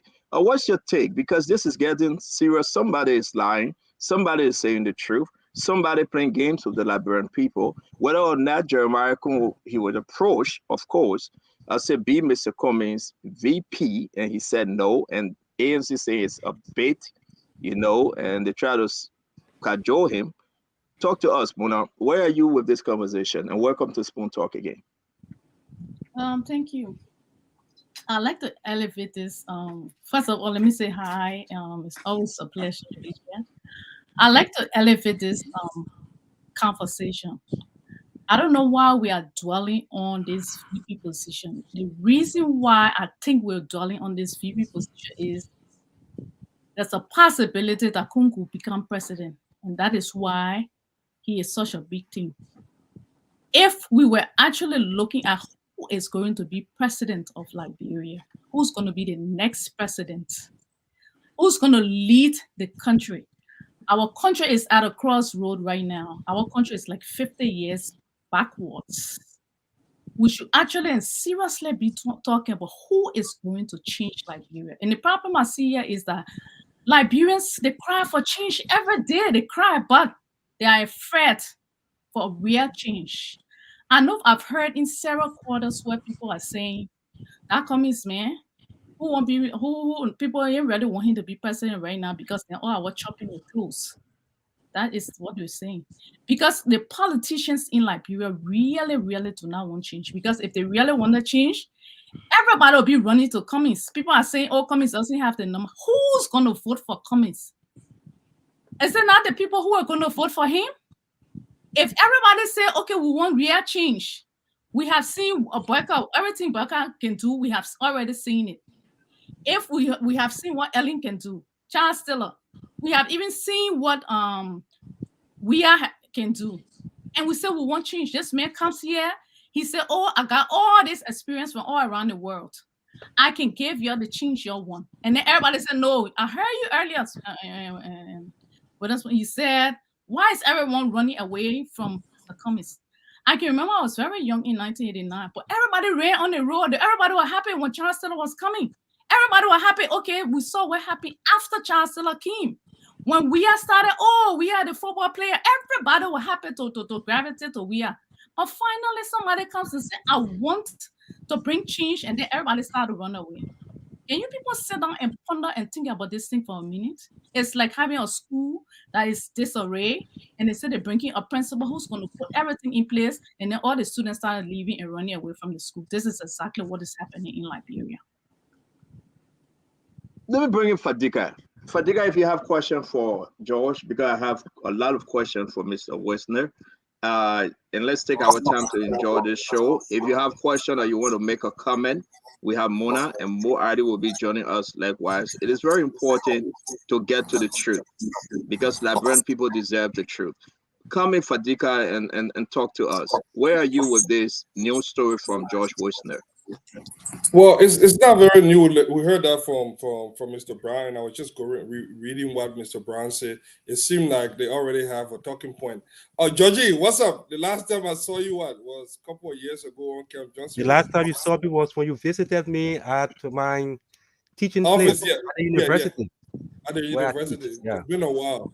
But nice to see you again. Even though we found ourselves on the different side of the political aisle, I hope we can someday come back together to do this again for the general good of our people. But I have two quick questions. My first question is, you just admitted that you spoke with Mr. Kuhn. It seemed like everybody spoke with Mr. Kuhn without having, as Mr. Brown would term him as a pawn. That's the word. He said a pawn of distraction.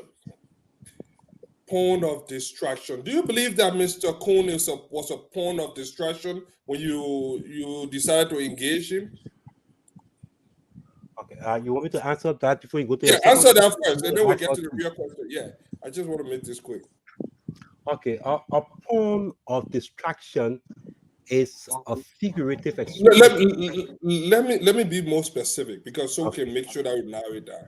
Was this any serious thing? Did you engage in seriously as someone that would have been a potential VP, or he was indeed what Mr. Brown is now terming as a pawn of distraction?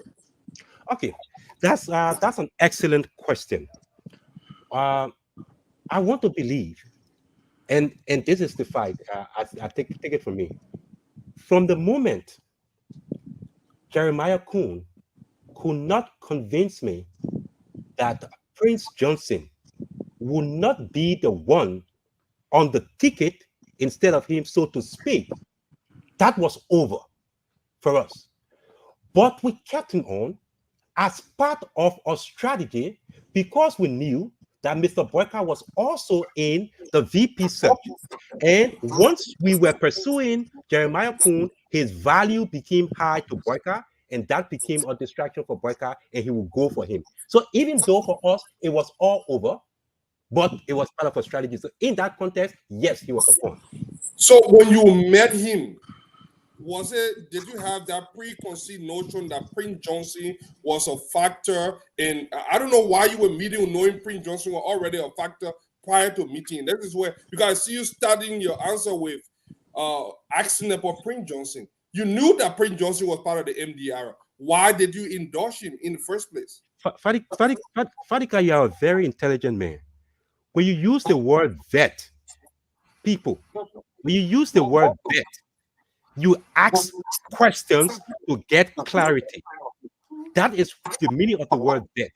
And in the process of vetting, when I met him in the process of vetting, one of the concerns, and you can see the concern now with Boyka. In fact, the naming of Jeremiah Kuhn was not done by Boyka. It was Prince Johnson who went to NIMA and first named Vice President Boyka's running mate before Boyka named him on Friday.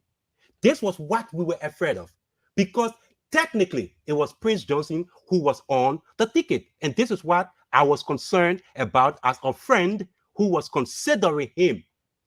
So what was the question you asked again? What was the question you asked him again concerning Prince Johnson? I can't remember. I probably missed it. Oh, okay. So that means your question was not informed by what you heard. So let me just repeat. Again, I asked Jeremiah a simple question, as he said to you yesterday, that look, based on our last conversation with your 2029, you don't have to wait for 2029. You could be a possible pick. I can get you on the short list, but the concern is with the strong link with Prince Johnson, who is under sanction, and he appears to be running your show and not you. That was the concern. Let me ask my last question and be done with this. We're not talking today. No, my last question. My first question I just asked. Yeah, but let's call the question short now because we got a lot of people in. Yeah. Mr. Westner, you've been around. You've been around the Unity Party. You are a diehard Ellen supporter. Ellen, while you were there, Prince Johnson was supported by Prince Johnson. You didn't have any problem with it. Was Prince Johnson your concern then? Why is he your concern now? What do you say about people that are saying that you are being hypocritical? Are they fair enough to make that assumption? Fatika, you are comparing apple and oranges, but let me just put this. It's the same Prince Johnson. It's the same Prince Johnson. Yeah. So let me just put this into context first. The vice presidential peak of any nation is very, very critical. That's the next important position because that person is a heartbeat away from the presidency. It is not to be approached or taken for granted or lightly. That person must be properly vetted. And if there are obstacles that are going to, in the future, translate to affecting your vision or your development agenda, it is important that you address it. In this context, as we are doing with all of the candidates that we have been vetting, we try to go after potential obstacles to implementing our own vision. In this context, yes, Prince Johnson, because Jeremiah Kuhn, if he were to be considered, and he wasn't, we were making a recommendation, he would be or had beat away from the presidency. With Prince Johnson, Johnson's shadow hanging over him, with the let it be. So let George explain. Becky, we got to move on. It's not good for our ticket. Period. Finito. Thank you very much, guys. I beg. Let's keep the questions short because we've been way ahead of ourselves here with time. I want to bring in Colonel Ed Remy Gray. Colonel Gray. Mr. Wishner, thank you so much, my brother.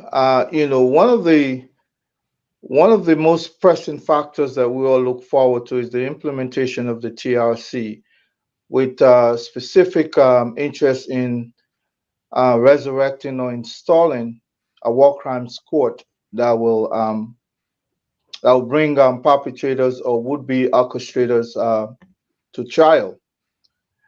Do you think with that, plus the sanction on Mr. Senator Johnson, of course, Mr. Kuhn was here yesterday telling us that he's not Jeremiah Johnson, he's Jeremiah Kuhn. But you just outlay his proximity to the now international sanctioned individual called Prince Johnson.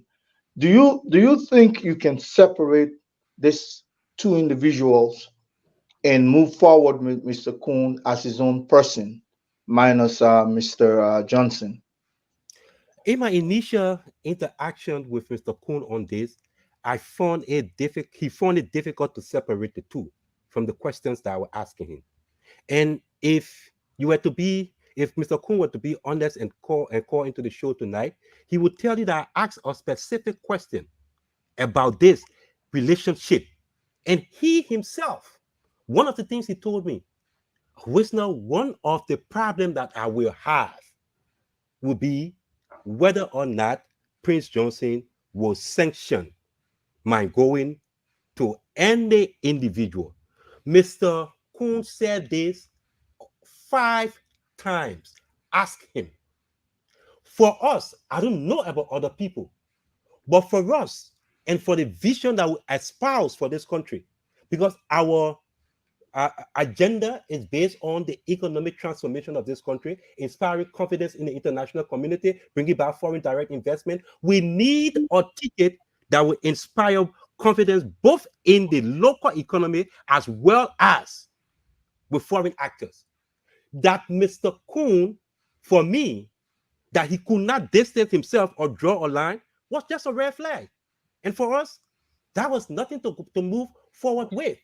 But we also knew that in this game, as we have seen the precedents go, that hanging on, there would have been other suitors because his value would be there and we jump for it. And that's what happened. But for us, again, I ask you the question, Honorable Gray. Yeah, I've been following you. You're a very intelligent man.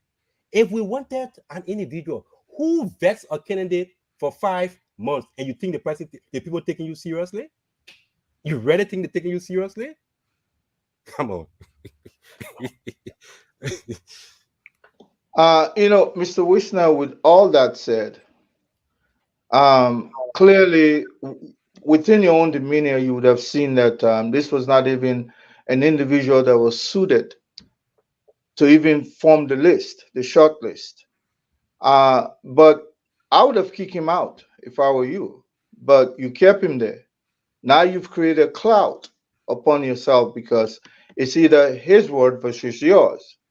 You understand? And then clearly, his proximity to to Senator Johnson, of course, that was enough to even delist him as a possible candidate option for vice presidential pick for Mr. Cummings. Why didn't you do that? Very good question again. Mr. Gray, I will say this to you. When you are in a competition, as part of your strategy, you think for your opponent. We also knew that Ambassador Boyka, who is one of our main rivals, one of our main competitors, was also in the process of vetting for his running mate. He had Yomli Kanga Lawrence, Senator Yomli. He had Henry Pedro Costa. He had other people. And he was closer to doing that. Did we have interest in him not picking some of them? Of course, we had interest in him not going for one or two of them. And so it was important for us to create a decoy or a distraction because we know the thinking pattern. We know once it was believed that we were probably pursuing, that person must be good because of Mr. Cummings' judgment or so. So we will go for it. That was just simple. Mr. Jeremiah Kuhn will tell you he delisted himself. We didn't have to do anything. Once Mr. Boyka picked him, we accomplished it. Our vetting list, as you see in the last few weeks, we've been discussing one of the possible candidates on our list. We've reduced it to 3. And I can assure you that we are closer today than we were yesterday because we take our time. We are meticulous in what we do. We know what we do. It's not a competition for who needs vice president first. It is not. We are not in competition with anybody. And I can tell you, Conor Gray, I can tell you and mark my word, in the whole of Liberia, we started off with a list of 24 persons. We are now down to a list of 3 persons before coming on the air today, we were debating amongst ourselves. I'll not say 3 persons because it's 4. Madam Yombikanga Lawrence, after she was rejected by the Unity Party, we included her and we started to vet her as we are vetting the other people. We are down now to at least 3 persons. And that is a good place we want to find ourselves. We are at a place now we gave those 3 names to our standard bearer and said, look, we've done our work. You can now take any of these 3 persons and it will be good for the Liberian people. That's where we want to find ourselves. Thank you very much, Josh Wisner. We'd like to introduce and say welcome to Mo Ali. Mo, I know you're going to be a little bit. Just hold on 1 minute. I got to go to Eugene Lamy Fagon. It's 1 JMB and 1 ABC. So let me go to Eugene. Eugene, you have Josh Wisner. You are muted. Thank you very much. I like the fact everybody had a time to talk. I sat down patiently and I listened. I never interrupted one person yet. And I like to say for the record, Dr. Francine says she wants to elevate the conversation. Munafaha comes in and says they want to elevate the conversation, which means the conversation has been below their levels. And I'm happy that they want to elevate the conversation, but we'll stick to our level. Because when you say, why are we discussing the vice president, and you refer to Jeremiah Kuhn, like Muna did, like Jeremiah Kuhn is a big thing. Well, Jeremiah Kuhn is not a thing. And I will cut that particular clip and play it in my subsequent broadcast. Jeremiah Kuhn is a human being. He's an honorable, he's a senator, and now a vice presidential candidate. You talking that Joseph Walker will not fit to be president too. We'll play that too. No, Yeah, Muna, we will not interrupt. We will have our equal time, please. And again, I will yield another 30 seconds to Fagon because Muna just interrupted him. Fagon, please proceed. No, everybody had two. So let me make my first comment. This man came on your platform, you the Liberian people, and said that he was pursued, he was contacted by ANC folks. Westman was one of the culprits. He named everybody, is no secret. And that's where he stopped. Westman comes here today, we're thinking he coming to refute what this man said. He comes here and admits that he met this man and continued to engage with him. So what was the lie the man told? What was the lie? The man said, you're chasing. Louis Brown had a press conference. He admitted that he met the man. My brother Wesner admitted that he met the man. Why are we meeting this man? Wesner again admitted that he put the man on a list, that he had concern for Prince Johnson, but still he went ahead and put the man on the what? The vetting list. A person on a vetting list is being vetted. That's what I learned in the American school. So he was being vetted to be your VP pick. Now, Mr. Wesner said the Prince Johnson issue had clouded his thing because they in the ANC believe that when a person is a vice president, they are a heart, I'm quoting him, a heartbeat away from the presidency. This man has just qualified Joseph Numa Boakai as the next president of the Republic of Liberia. Why? Because under Ellen, 12 years, where he served as NRC boss, the man that was a heartbeat, I'm quoting him, away from the presidency, who should have been the next president, according to Wisner, is the man running today. His name is Joseph Numa Boakai. I don't know how far Alexander Cummings have been away from the presidency, but according to Wisner, Joseph Numa Boakai was a heartbeat away from the presidency. We can argue that. Now, unless he knows, and CEO, I want you to admit, I have eyes in the skies. I have ears. I'm all around the place. Kuhn has security camera.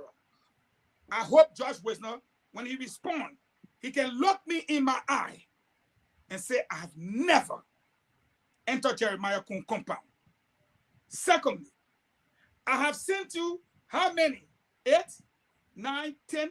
I sent you 10 exchanges in a WhatsApp. True or false? You, Stanton, true or false? True. I have eyes.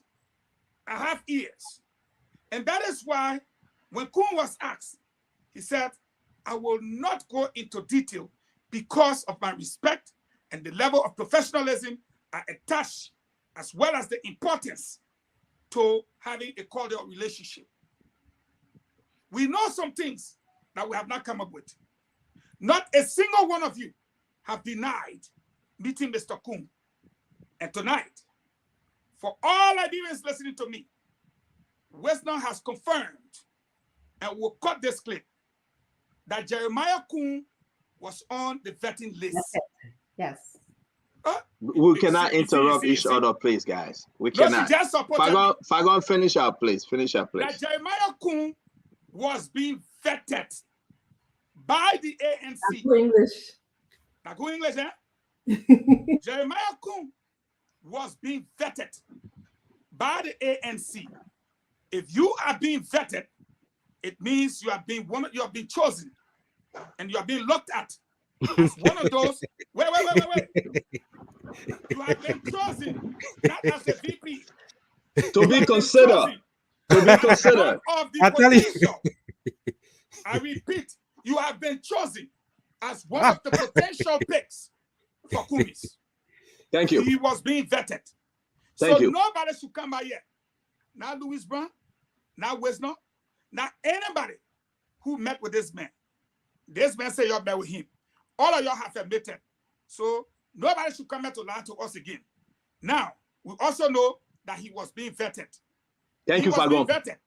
Lastly, but not the least, I can tell you, if you're pulling the last rope, the 10 vehicles you bought for the men around around Jeremiah Kun will be exposed. And that is what led to the entire ANC structure resigning in Nimba. I gave this information ready to provide the evidence. 10 vehicles. And if anybody challenged us, we'll show you the reason why ANC hierarchy resigned in Nimba.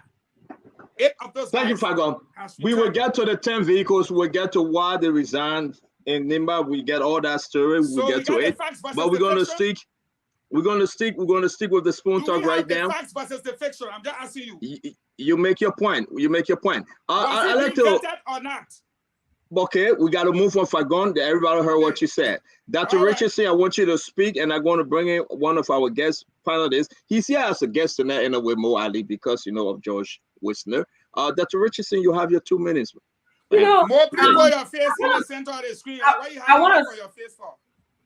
I want to say that when we use the word elevated, or let's elevate the conversation, I'm simply saying that a lot of people watch and listen to Spoon, and we want to talk about substantial issues.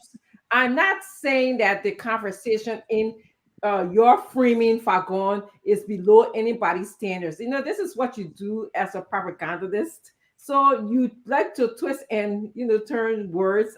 We know you for that. But it's important that Liberian people know that's what we mean by elevating the conversation. Let's get to the serious substance of the conversation.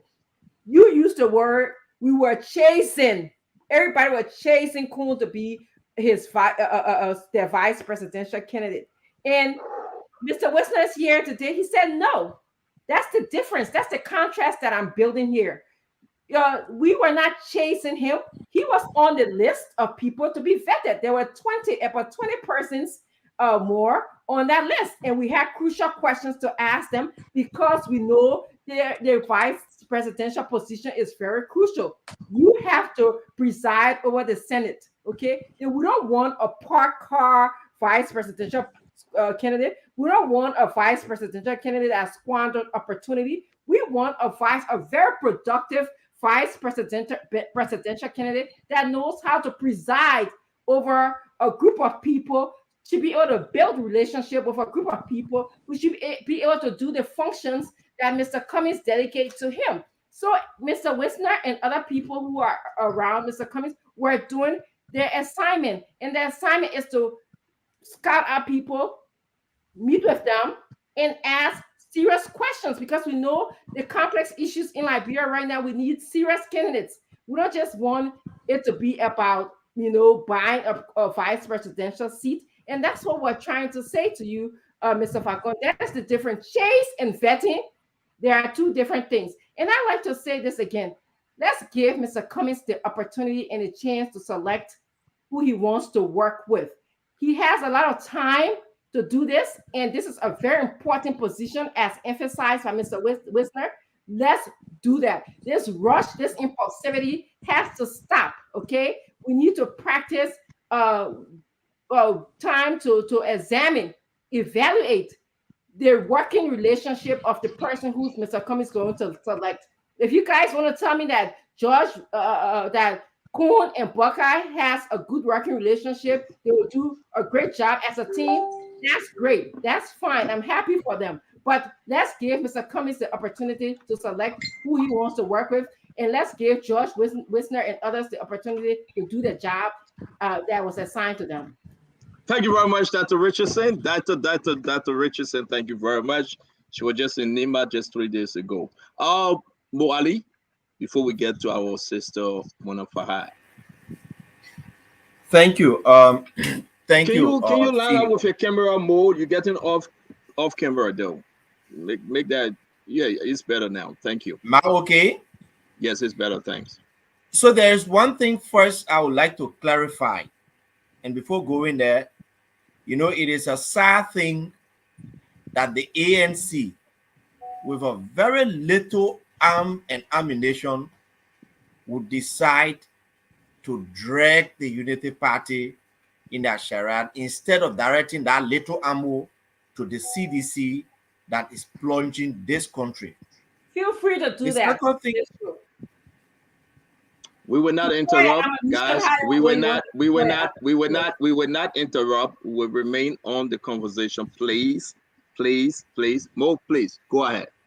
The second thing is, Wisner said that Ambassador Boakai and the UP are their main rival. That was a misstatement. I never said that. The ANC is not a rival to the UP. And Mr. Cummings is not the main rival to Ambassador Boakai. The main rival to the Unity Party is the CDC. The main rival to Ambassador Boakai is President George Weah. I just wanted to get that part of first clear. Now let me come to some of the contradictions here. Mr. Wisner admitted on this show that they contacted Senator Kuhn. It wasn't Senator Kuhn who contacted the ANC and Mr. Wisner and Mr. Cummings to say that I want to be your running mate. But they are telling us all the time they were contacting Senator Kuhn. They didn't know that this Senator Kuhn is a standard bearer or is a member or was elected as a senator on the tickets of the MDR, whose founding father is Senator Prince Yomi Johnson. He said they didn't know that. It was only when they contacted Senator Kuhn and Senator Kuhn bought them, then they went back in their closets to do research, and that was the time they knew that Senator Kuhn is linked with Senator Johnson and that Senator Kuhn is a member of the MDR. These kind of contradictions can't even work with the third grade students, to be honest with you. You went to Nima chasing Senator Kuhn. You went at his house. In the last 3 weeks, you, George Wisner, and Ambassador Louis Brown, you said, we want you to come and be running mate to Mr. Cummings. What did Senator Kuhn tell you? Because when you were leaving his house, I was on the road going there to discuss other things with him. And I saw you people. This is not second-hand information. It is first-hand. What did Senator Kuhn tell you? He said, Wisno and Louis, if you want we are to stay in power, then that's the only way you want me come over. But if we want to defeat we are, I will go with Ambassador Buckeye. And I want to make one thing clear. I am not desperate to be running mate or to be vice president. I supported Ambassador Buckeye in 2017 in the second round. I became the campaign manager for Nima County for Ambassador Buckeye. I believe that if we all collectively want to defeat this government and Mr. Weah, the best place to be is with Ambassador Buckeye because he has got what it takes to defeat the CDC and not Mr. Cummings. So the other way around, you came to beg me to be running mate to Mr. Cummings. I am asking you, come, let's go to Ambassador Buckeye and defeat the CDC. You left from there totally shattered because your hope were broken. Senator Kuhn does not go to you. So to even say that, oh, your serious problem is, Senator Johnson, you live with him. But it may not come to you begging to say, please, maybe running mate. You knew he's linked with Senator Johnson. In fact, in the last 3 weeks when you went there, you knew that the man was standard bearer for Senator Johnson party, but you still went to his house. My man. Thank you, Mo Ali. Mo, thank you. I want you to finish up. I got to bring in George on this one. I got to bring in. I got to bring in George. Finish up real quick. Let me just say this quickly. And so, it is a common thing. Senator Kuhn said last night, you're asking to be running mate. You send messages, you and Louis Brown. My thinking was that you were going to say here tonight that no, we never contacted him. But you have admitted that we were vetting him. No, you were not vetting Senator Kuhn. You were behind him to be your running mate. Senator Kuhn was the one weighing your option as to whether I can be running mate to him or not. Thank you, Mo. I got more. We got limited time. I got to bring in Georgie. Then from there we go to Mona. George Wisner, I will give you 2.5 minutes, please. You must address everything you have heard from Fagon, Fadika, and Mo Ali. You have your time, Georgie. The clock starts now. Thank you very much. And I must say here for the record that Mo and I are in no argument here tonight because there is nothing to argue about. Let me go again and say, when the word vet is used, it means to investigate someone thoroughly, especially in order to ensure that they are suitable for a job. Suitable, the key word there is suitable for a job. Which means you're looking at him. Just do that without talking to the person. Now, on the other one, I just want you to then ask yourself, the timeline, let's check the timeline that Kuhn became political leader of the MDR, the timeline that Prince Johnson was sanctioned, and then see whether it is contradiction to vet or investigate and scrutinize. Let me say for the record and clarify again. Look, Mr. Kuhn and I live in the same neighborhood. We visit each other. But for the last 3 months, I've never visited his home. So I don't know where someone out there I was there in the last 3 weeks. Even Kuhn would tell you. I know he has cameras here. I know Kuhn's house. We live in the same area. He will tell you that. We are neighbors. He's my friend. And I said that from the beginning of the show. That's why I'm saying I have no argument with Mo. There's no contradiction there. And Eugene Facon, let me just clarify for you. I was not NRC boss for 12 years. It's just for the public record, but for 4 years. No, I didn't say 12 years, sir. I said you were NRC boss. That's okay. I was just saying that's okay. That's okay. Yeah, on But Ellie the and fact Joe. of the matter here is, as I said, Eugene Fagan, not Eugene Fagan, but Jeremiah Kuhn and I are friends. Normally, we wouldn't be discussing this if he had not come publicly on private conversations held. We had two important conversations. One of them, he approached me to join a group that he said were preparing for 2029, even though he saw Cummings as the most qualified in his word, the most qualified and competent.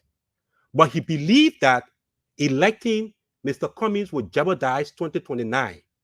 So they would rather, and he called names.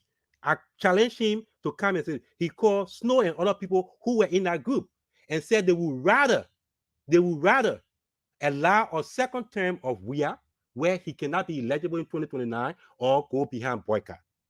Now, when I invited Kuhn as a friend, I beg you, Josh, we gave you 2.5 minutes, but we went so over Mo, three. there is We went no over 3 contradiction, minutes. and you and I are not in any argument here. Okay, so let's hear from Mona. Our sister Mona Farah, talk to us now. You're part of this thing. You got your 2 minutes, Mona.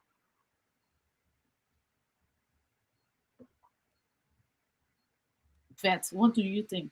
They brought the man, asked the man question. Another thing I want to say, thank you for saying that Westner and Louis Brown went to Kuhn House and you didn't say Mr. Cummings. Mr. Cummings didn't go there. There was other people trying to vet. And another thing I'd like to say is that if Mr. Cummings had sent Jeremiah Kuhn's name, forwarded it to the group and said, look, this is the person, trust me, we are going to reject him. Seriously, it wasn't even going to pass through. Let me assure you of that. Mr. Cummings is going to take his time to find somebody who he can work with. He wants to do a lot, and there's so much work to be done in Liberia. So much work. Mr. Cummings is not going to pick a vice president who will come on Spoon or some other places to try to bring him down. Yesterday, they said the baby ain't even born yet, already started crying. Yesterday, we sat and listened to Kuhn, and Kuhn sat right here in front of everybody and said, look, Joseph Boyka is broke. He went on to talk policies and things that he would do. I don't even know if he's sitting to talk with the old man for them two to align and talk these things that he will come in the public.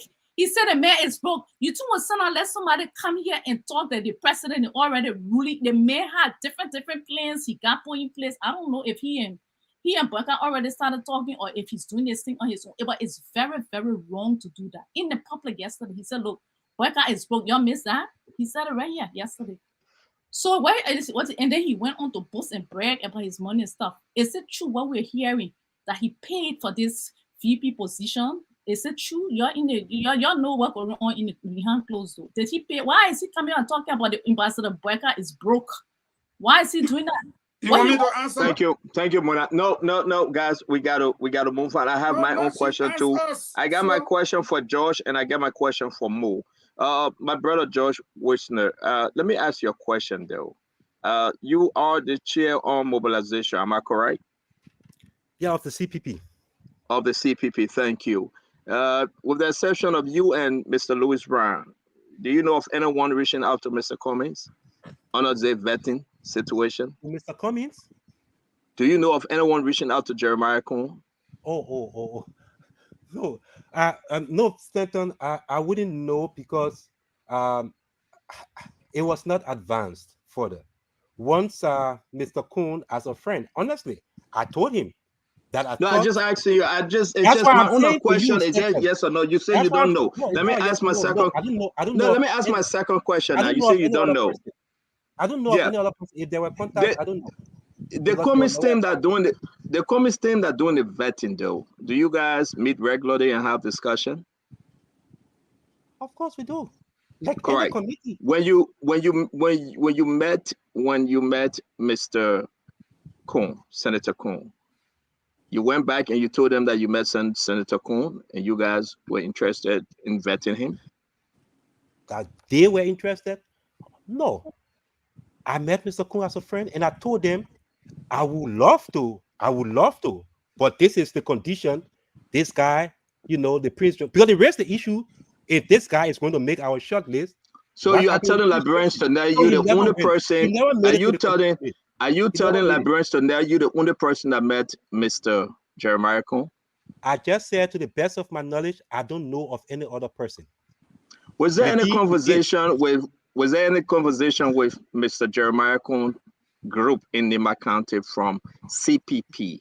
And you guys gave vehicles in the amount of 10 vehicles, to your knowledge, to the think tank of Jeremiah Kuhn to convince him that he should serve on the VP slot.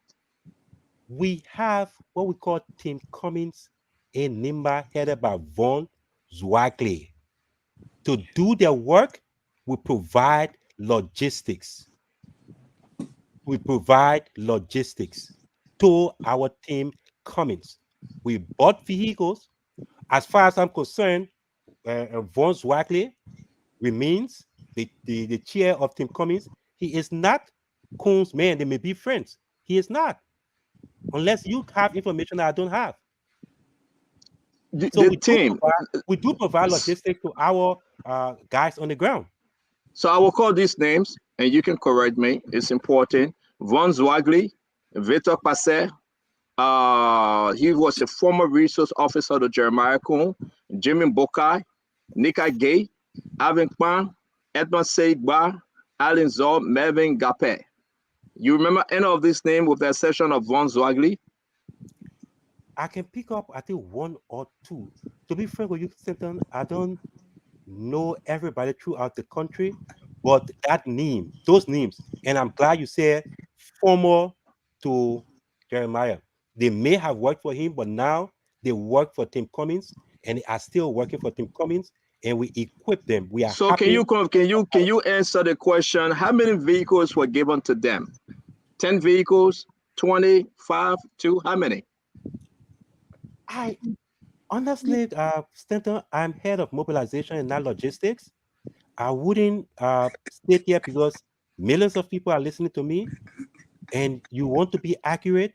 I don't know every $10 motorbike, vehicle, green boots that we gave to our people in the field. That would be something that the logistics people as will know chair about. of mobilization, my last question, because we got to stick on this conversation, it's important. Don't you think it is within your department to know these things? Because you're chair of mobilization, though. Who are out there? It's in my department. It's in my department to recruit, to mobilize people to support the CPP. We have division of labor. We work closely. We have people who are responsible for propaganda. We have people who are responsible for logistics, people who are responsible for finance. We all constitute a team. So yes, are you guys requesting that these guys then should return the vehicle? Those that are not willing to follow Mr. Cummins, they should return the vehicles they now possess. Stanton, you are CEO of Spoon. If someone is not in your employ, will you not tell them to turn your property if it's true what you're saying? If it were true, but I'm asking you. I'm asking you. Are you now requesting? Have you guys requested the vehicle be returned? Liberians are listening to you. The story is developing. We will be bringing some of these guys on the show. I can tell you, because I want you to be very straight up. They will debunk some of your statement you're making tonight. These guys, some of them are saying they were part of Team Cummins. They are part of Team Cummins. They are supporting Team Cummins. Because of that, you are now asking them to return the vehicles. Is that true? Did you guys give them vehicle because a way of convincing Mr. Kuhn to join Mr. Cummins? Wait. Let me understand your question. You said they are Team Cummins and they say we took vehicles from them. You are confusing me here. What is your question? I'm sorry to confuse you. And I will ask you again. What is your question? Take your time and ask your question. No, blessing. I'm very calm, man. I got nowhere to go, brother. All right, are you guys asking those guys to bring back Mr. Cummins' vehicle because now they are now wielding? Oh, brother, don't play that game now, Georgie. Don't play that game.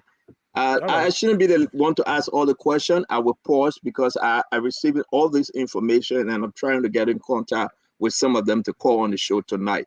Before I do that, I'm going to go now to Fadika and we'll come back on the 10 vehicle story. Because you are kind of confused. I don't want you to be confused. Fadika, that's why you should clarify for the public. No, I love to leave my conversation there. I'm not the only person on the show. We'll come back to when you come back to me, I will ask you again. Fadika, as we make way to get some of these guys on, right? The story about this, I'm done with the Cummins asking Jeremiah Coon because it was now confirmed that folks under Mr. Cummings approached Jeremiah Coon. Jeremiah didn't lie. So I'm done with that. But the issue here right now that these guys then gave 10 vehicles to some group in Nima County to convince Jeremiah Coon. And now the Cummings people are asking for the vehicle back. Let's talk about those things. It's in the chat room. You can read it, and we'll send you the rest of the information. Fadiga, go ahead. All right, I got one question for that, but I got one question that I need clarity on. Go ahead, Fadiga. Mr. Wisner, I want you to talk to me about the timeline here. You had a conversation with Senator Coon. Can you tell the specific timeline? You said you've been talking to him for 6 months. I'm assuming that has it been the last 6 or 5 months? When did you have that conversation or vetting or whatever bidding process? When did that happen? My first conversation with Mr. Coon was casual when we got from the supermarket and he came to me. When did it happen? Give me a chance. Give me a break. Give me a break. That must have happened sometime, I think it was the beginning of 2022 or late 2021. The first time we ever talked about this, 2029 and Cummings. The second time, when I actually told him as a friend we could go to have lunch at Paris and we're talking, I think it was around October last year, around October, November last year. Yeah. That's the reason why I asked that question. Senator Johnson was indicted under the Magnitsky Act somewhere around 2021. That was around December 2021. I'm sure you knew about that, and that still did not prevent you from selecting him in the process. Mr. Cummings, you said Mr. Cummings and all you guys went to meet him. But I will leave it at that. My question to you is, what is your intention towards Senator Lawrence? I can hear you. I lost you. Can you hear me now? I lost you for a moment. I couldn't hear you through the microphone. All right, I will repeat. I will leave the senators. I just wanted to get the timeline. My question to you is what are your intention now beyond Senator Lawrence? Is she another bid, or was she just I'm hearing noise. Can we mute our cell phone, please, folks? Go ahead, Fadiga. Fadiga, I have your question now. Yeah, my question is so what is Senator Lawrence to you? Was Coon or decoy to get to Senator Lawrence, or she just another bit in your bidding process? The situation with Senator Yumley is not the same with Coon. Coon's situation was the fact that he was perceived as no disrespect to him, but like a puppet and a puppet master. That is different. It was never advanced. The situation with Madam Yumli Kanga Lawrence, for us, she's a respectable woman, so to speak.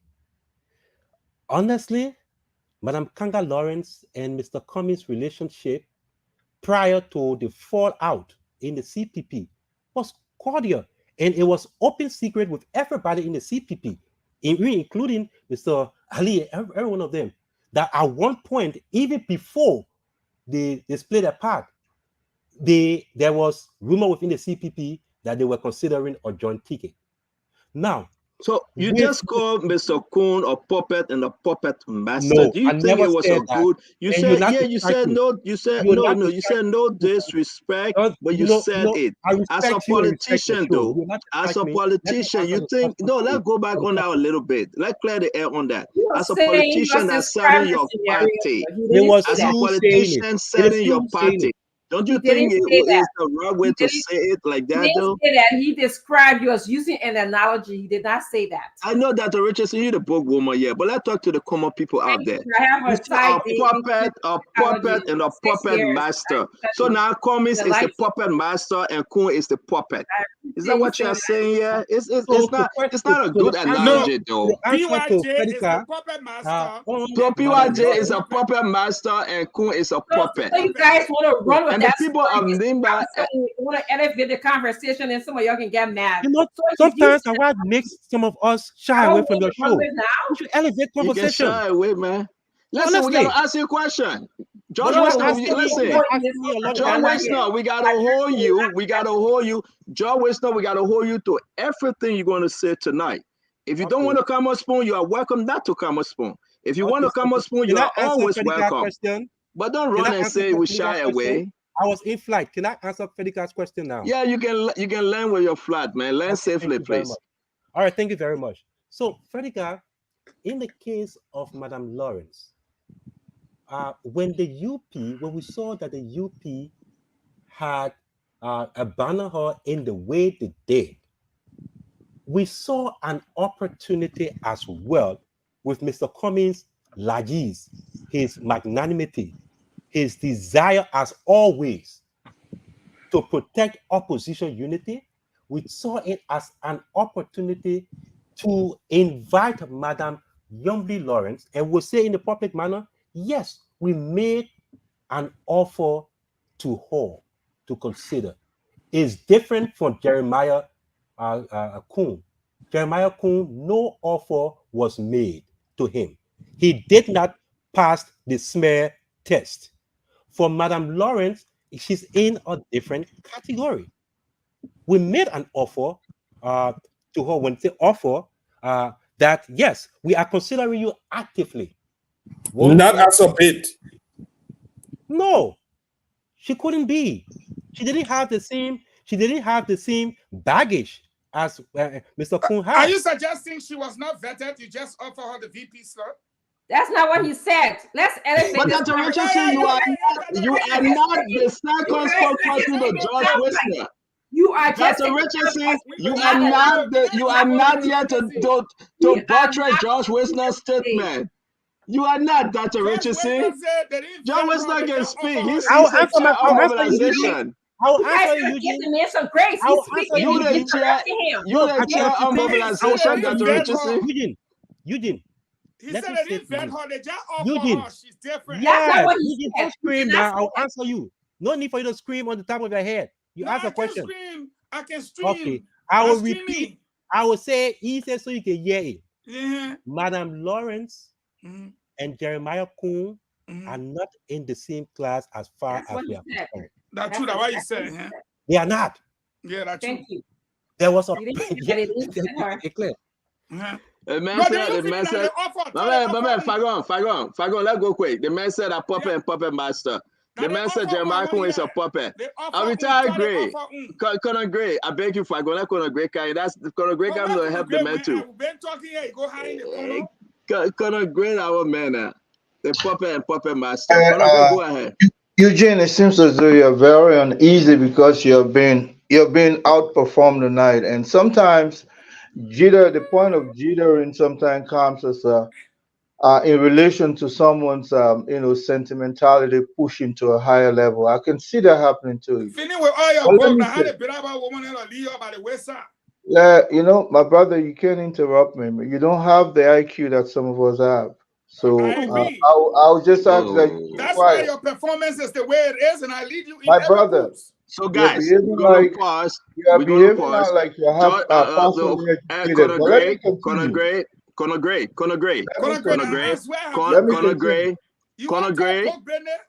We are on a platform where people I'm gonna mute you guys a little bit, and I will ask you guys at least. We will respect George Wisner more, at least somewhat. And it's important for us to give each other a chance to speak.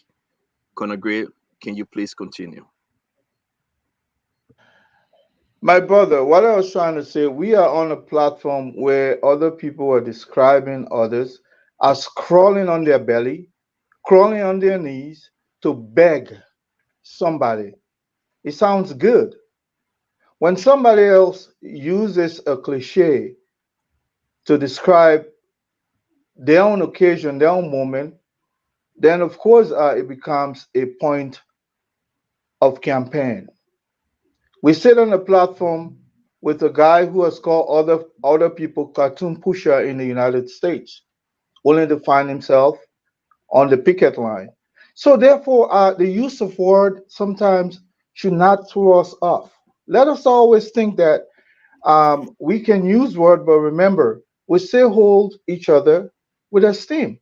I think Mr. Wisnaya tonight clearly made it known to Liberians that one man was not in the lead of for you hire people. I hire all the time. Sometimes I have 6, 7 candidates in front of me, and I'm deciding which of them is best suited for the job. And I like Muna's point. So for me, I'm going to pivot and ask Mr. Wishna, let us talk about the 3 finalists, my brother. To what extent can we rely on either of these 3 people, you understand, to rescue our country, to fix the country that has been damaged by 12 years of our Unity Party's rule and plus 6 years of CDC? To what extent can a VP be a very, very, formidable arm that will complement Mr. Cummings' quest to change our country from what it is now to something that will be appreciable by our regional partners? Thank you very much. As per the Liberian Constitution and public policy, the vice president assists the president in the day-to-day affairs of the state. Our vice president pick, amongst other um, characteristics we look at, is one, and please underscore this word, one, leadership experience and capacity as opposed to one's governmental experience. They are 2 separate issues. So you will see that our vice presidential pick will be one who have demonstrated leadership experience, leadership capacity to assist Mr. Cummings in the running of affairs of the state. Number 2, our diagnostics of the problem of Liberia, the number 1 problem of Liberia right now, we believe Liberia's problem is economic, not necessarily political.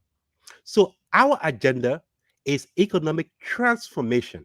So that person must be able to assist Mr. Cummings to foster his economic agenda of the country. And you will see that reflected in the candidate that will finally make it. Number 3, that person must also reflect the Liberian reality, the connection to Liberia, and you will see it reflected. As I said, we began with 24 candidates on the short list. We are now down at 3. The next time I talk to you on Spoon Talk, trust me, we will be discussing our candidate. We'll be discussing our candidate. Thank you. Guys, thank you very much. Please, it's 6:38, 10:38 in Liberia. We got about 24 minutes to go. Let me bring in Mo Ali, and then we'll go to Ambassador Fahad. 1 UP, 1 ANC. I remain in the middle. Yeah. I am not ANC. Please correct you. I'm CPP. Whatever you are. No, not you guys are whatever. all, whatever you are, my man. You guys are all CPP, man. ANC, CPP, that is same. Liberty Party, Musa, CPP, that is same. My man, 1 ANC, 1 UP. I finish saying my own. We move. Bo Ali, please go ahead. Thank you. Yeah, thank you. Now you're working in my world now. Now your business. Now you're working in my world. Firstly, look at you. Hello. So firstly, Conor Gray talked about the Unity Party 12 years rule damaged the country and blah, blah, blah. But let me tell you something. This Conor Raymond Gray was in the Unity Party government as County Development Officer for Grand Cape Mount County. He was the one that I replaced. Sure. For more than 1 year. For more than 1 year. For more than a year. See, let me learn. Remy Gray did not write a single report from Grand Cape Mount County. What?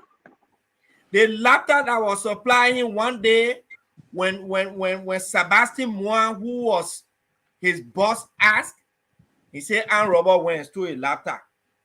That's why he never wrote a single report. Wait. I am not saying this because I replaced him. Wait. No. Hold on. Are you talking about this Conor Gray? Or you talking about somebody else? Show, yeah. He carried UP laptop. He didn't bring it back. He was on the SES program. He was being paid 2,000 United States dollars. 2,000 United States dollars under the UP government. The government that he's claiming for this country. He never wrote a single report. Not a single report Remy Gray ever gave to the Ministry of Planning and Economic Affairs. I was seeing certain sort of United Party this, United Party that. In order to remedy that, Sebastian Moin sacked him. That's how I became County Development Officer for Grand Cape Mount County in June of 2010. I challenged him to deny it. Not a I will pause report. you and we got to hear from Remy Gray. You will go no further. To deny you will go it's no further. We're going to hear from this Remy Gray. Single report. Yes, sir. He push you on fire. He let push you on fire. Remy Gray, when he put laptop, and when he put this out to Remy Gray. Thank you know about me. More Ali, they fire just fire. They fire just start. No. You know, and also the other point. More Ali, yes. I mean, that's just a friend. More Ali, no. I'm not leaving, and I'm coming to Mr. Wisner also. I'm coming. Hello. No. More Ali. No. More Ali, you will hold. We will hear from Conor Gray. We cannot let you go. Conor Gray, go ahead, please. More Ali want to destroy. You know, the thing about some of us, our integrity matters. There is no way. Number one, it was a ThinkPad.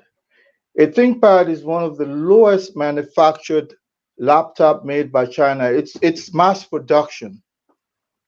And there are individuals who are still alive. I was not the only one attacked that night.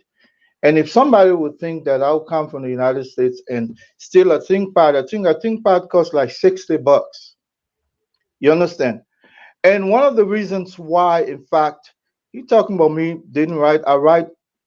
Not only did I write report, but I wrote 3-part series describing the process of the PRS, poverty reduction strategy. Amara Kone had to beg me. I wrote 3-part series. Google that up. Just say. That's true. Just Google it up. You see all. It's not a man coming to you. We stab the man. Wait. My brother. So. The fact about the matter is, if somebody wants to sit down here, that whole process was a thievery process, that PRS product. And the reason why some of them did not agree with me, because I refused to be a part of that bounty, that corruption. Look, those reports pointed them out. No, they did not fire me. You say I can search for it. I'm sorry to interrupt. You say I can search for it because I see Remy Gray convertible baby crib. I see Remy Gray charger. I see Remy I don't Gray know which Remy. Look for Edmund Remy Gray. Text in the chat, bro. Edmund Remy Gray. No, my brother, it's out there. Those are intellectual properties. I will find them and send them to the and if you even go on my blog page, Remy Gray Humble Opinion, you will see all of those. I catalog those events there. Let me tell you something. This attitude of coming, to that's one of the MOS of the Unity Party. You understand? And some of us will not be in a government that will be so tied to corruption and continue to prevail.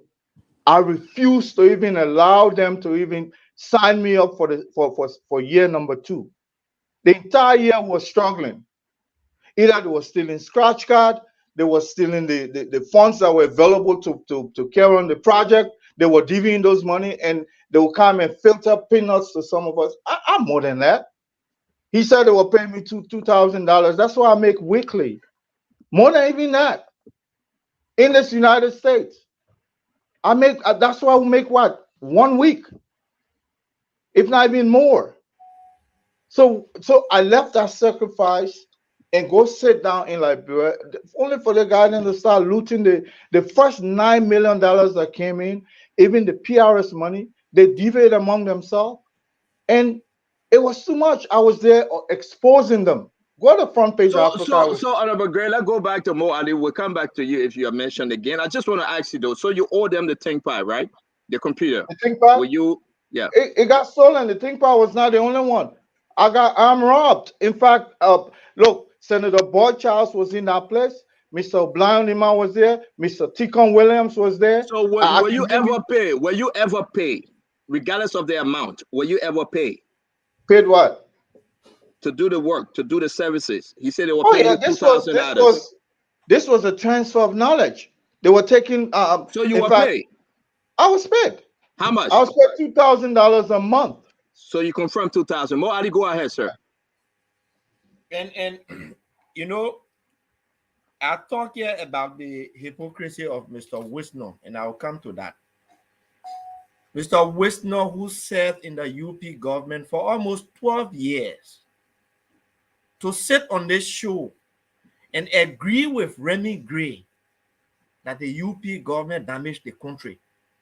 I haven't seen anything close to ungratefulness like that. You were one of the top tiers in the government, but you today agree that that government spoiled the country. Then you go behind Mr. Cummings, the government that you are one of the top tiers in. They say, Mr. Cummings may say, you help to spoil the country. Then you go behind Mr. Cummings, you say, you come to Mr. Cummings, you can't be him president. Liberian Post also listen to you, George Wisner, when you have agreed that you part of the spoil of the UP, that you have agreed with Remy Gray, that United Party spoiled the government in which you serve at various levels. So Liberian Post also listen to you, Mr. Wisner. They will not. They will not. Let's not even make this a campaign thing. If I am on Mr. Commissar and Mr. Gray made that statement, I will bust stopping first before answering. But the fact that you went on just answering, alluding that United Party government spoiled the country, and you were part of it, you were NIC director for 4 years. National Investment Minister of Foreign Ministry. You held other position. You helped Madame Sely to get elected. You only help her to get elected for her to pull you there. Then you spoil the country. Then you can't go behind Mr. Cummings now. He said they spoil the country. So who they spoil the country now? No, yeah, you will respond. I am George, surprised at you. George, you will respond. Mo Ali, what you just said about George Wisner, who did they? When he told Mr. Cummings they spoil the country, who did they he was referring to? Remy Gray question. The premise of his question was the United Party got ruled, damaged the country for 12 years. What do you think Mr. Cummings can do to fix it? Instead of he Wisner, who was a top tier in the government, to check or break on Conor Gray and say, no, hey, Holy, I was part of that government for 12 years. We didn't spoil it. Then he start to answer, alluding to Mr. Gray, like Unity Party government spoiled the country. That is let's give Georgie the time. Let's give our brother George the time, and then we'll go to our two sisters. And so for you to have been at the top tier of a government that you are alluding to now spoil the government, then you jump from there, you spoil the country. If you agree with Remy Gray, then you go to Mr. Cummings now. Mr. Cummings pull you there. Then like pull Mr. Cummings there, you will be there. You spoil it again. Sorry. Thank you. Mo, we're gonna go to George. Georgie, make your point, my man. You've been attacked. Okay. I've sat down patiently and listened to Mo. It looks like Mo is looking for attention. As I said, I'm not in an argument with Mo, and I will not draw an argument with Mo. Secondly, I am not here to regulate Mr. Remy or anyone on this platform because they all have their rights and entitled to their opinion. That's not my role on the show tonight. Mr. Remy is entitled to his opinion on anything tonight, and that cannot be ascribed. But it is interesting that Mr. Ali will want to use the statement of Mr. Gray or any other person who has expressed an opinion to tie to me, but yet he talked all the glorious thing of Madame Salif. But Mr. Ali will question me when he and others up to today denigrate, have every opportunity, every chance to denigrate Madame Salif. Every opportunity, including even recently, when it was speculated that she met Madame Lawrence. Mr. Gray, Mr. Ali, rather, will sit on this show to try to be pretender and defender of Salif. Look, again, like I said, those are all passing childish, attention-seeking statements that I will not give reference to. My role in the Unity Party government is clear. My contribution to Liberia is unquestioned. Whether it was at the Ministry of Foreign Affairs, where I served 4 years, or at the National Investment Commission, where I served 4 years, my records are impeccable. One of the best bosses I had was Madame Ellen Johnson Salif. This is why it hurt my heart that Mr. Ali and the like would cherry pick when it comes to when it's convenient for them. They associate with what they describe as the successes of Madame Salif. When it doesn't suit their convenience, they denigrate her, they insult her, and distance themselves. Liberians are here. We know the history of 2016 elections and coming forth. We know how they expelled her. Mr. Ali will come to lecture me about defending Madame Salif. Does he qualify to even lecture? When he was one of those, after she served 12 years of this country, built the UP, the first act after her presidency was to expel her from UP. He's coming to lecture me. He's coming to lecture me when they choose her birthday to hold all kinds of insult. Mr. Ali and his colleagues, he will come to lecture me about defending Madame Salif. Oh, come on. I won't be carry. Look, we are on this platform. We should maintain our maturity, our sincerity to the Liberian people. Mo Ali doesn't qualify to lecture me or anybody about defense of Madame Salif. The public, the Liberian public, will know between he and I. Even people listening Radio Land will judge between he and I, who have caused more damage to the Unity Party and to Madame Salif and her government. He will have to account for that to the Liberian people. Don't include me in your childishness. Mr. Gray is entitled to his opinion. Stanton is entitled to his opinion. Fagon is entitled to his opinion. That's what the talk show is about. When they make that statement, they own it. They own their responsibility. And it is childish to want to tie me to a statement by anyone on this show. You better know what you're doing because you're not qualified to lecture me about loyalty to Madame Salif or her government. You are not qualified. Much. Thank you very much, Judge Wisner. Folks, we got 6 more minutes to 7 o'clock. We're going to run this for another 20 minutes. We'll be out of the program 7:20. Again, there will be no question. You got only 1 minute to make your comment. We'll do a roundtable, then we'll try to wrap this thing. Let's go to our own doctor on the show, Dr. Richardson. Your 1 minute, man. Make your comment, please. Quite friendly, this has been a very disappointing show to me. And, this is the reason why I use the word elevated, and some people on the show will, take it in a different approach. We are here to talk about a very important matter, selecting a vice presidential candidate. And when we speak about that, some people on the show would like to go to this personal issue, personal attacks. This is not about personal attack, about who did what. We can go into that. We can talk about sexism. We can talk about all these different issues. This is about Liberia, who is going to be in the best position to rule our country.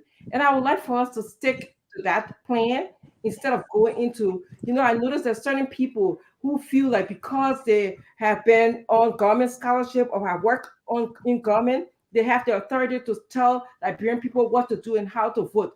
Liberian people, they are listening to us, okay? They know exactly what they want, and they will ultimately make the decision. Let's get away from personal issues and stick to the issue that matters to the Liberian people. And that's all I have to say. Thank you very much, Dr. Richardson. This is one of the best shows in my life. I really like the engagement because I'm just a humble person that loves to tell the truth. We're going to go to our sister, Ambassador Mona. Please, this is not our closing. We're just giving everyone a minute to make other points that they so desire. Ambassador Mona, please. You can hear me now? Yes. Yeah, talking about elevating again, I will agree with Dr. Richardson. Let me make a correction here. When I said the thing about Jeremiah Kuhn, I was referring to like the talking about vice president and talking about him like over and over. I was referring to that. I wasn't referring to Jeremiah Kuhn as a thing. So please let me make that correction when I said, oh, let's not keep talking about this vice president. Yeah, Unity Party already took Kuhn, he's gone. We are moving ahead, and let's talk about the elephant here in the room. We heard along 2017, Eugene Van Horn denigrated women boycott and said everything. We are even going to use some of his videos to show the things he said. I mean, he laid it out. He went really bad after on boycott. Today he's here talking about him. People are even the boycott too. He said it's one a lot of opportunities in Unity Party. I mean, these are things we will talk about, and we see people here talking about how the country didn't do well on a UP, they didn't do well on a we are local. Let's put Liberia first, please, my people. Every time we start to run after certain, the reason why we're running to these people you see running after boycott is because they know he's going to be quiet. They know he doesn't have the strength. We were sitting right here, we heard Remy talking about people stealing the 9 million and this million. All the houses that the Unity Party people, they didn't finish or complete when Ellie was there. Trust me, that is why they're going back to go start building the big houses. And I can call Tua Mage name because guess what? I was classmate with Tua Mage, our student leadership. I was a leader. And I refused to join them in the WEA government because I knew WEA wasn't the one. He wasn't the one that cut it. If Jerry Rawlings hadn't gotten up one day and tried to straighten Ghana, Ghana would never have been like that today. Liberian people under the sound of my voice, if you want Liberia to change, and you, the common people, sitting down and you want something to happen for your country, that the roads can be paved all over the country and have electricity in Ivory Coast. They got electricity in the remotest part of Ivory Coast in the interior parts. This is 2023. We are not in 1930 and 1940. Liberia is a small country with so much resources and a few people. The population is so small. We're almost like Dubai. The resources we have, if you have a right president who can navigate these things for you. The country will change if you're suffering. If you don't have electricity, you don't have good running water. We have tried all these people that you see. You heard Kun talking about making farms and all these things. You're talking about taking the country to the next level, and you're talking about making farms. And yeah, we're going to make farms, we're going to be self-proficient, self-dependent. But if you want to take Liberia to the next level, please, Mr. Cummings is taking his time to choose his VP. He's not rushing. He's not rushing. Thank you very much, Mona. We appreciate your 1 minute. Fadika. I like there's this weird noise that is very distracting. All right. One of the things that gets to me with our politics is the hypocrisy for our good friends on the other side of the aisle. I like to call them decimmeries because it is plagued with people that are vacationer that are coming to lead that country. Look, what's on my mind? What's on my mind is that there's this train and wind that is blowing in Liberia, and the conductor of this train, Ambassador Joseph Boyka. Whenever I see this man, I think of the story of Joseph in the Bible. A young man that had so much dreams, and because of jealousy and from so many brothers, they sold him into captivity. Liberia needs someone like Joseph Boyka. Someone that despite all the enormity of the challenge that he has to face, the biting, the stabbing. We heard Madam Salif is on the other side still trying to stab the different thing. He never lost focus. We need a leader like that in politics. One that is willing to persevere in the face of adversity, a leader who will be able to stay focused on the goal. Ambassador Boyka told me one thing. He said, my son, I'm not desperate to be president. But if I can fulfill one wish, I want to rescue this nation and turn it over to a responsible person. If that happens, then I have fulfilled my mission on earth. I want us to join. Instead of us bickering, fighting on people that have 0.3% chance of winning the election, let us rally behind this individual. The Joseph, the dreamer of our time. The one who will be able to look beyond the present and envision a better future for us. A leader that is able to inspire a new vision, a new direction. Someone who were never given an opportunity, who were packed for 12 years. Let us change the oil in this car, give it a Boeing 745 engine, and prepare it to lead or rescue this country's delivery. I don't care about who said this, who said that. We know what is going on here. Kun was well vetted. These people pursue him. Now the only option that is left is Nyombri. One that they denigrated. That they said she charged them with fingering, went to court and did all kinds of things.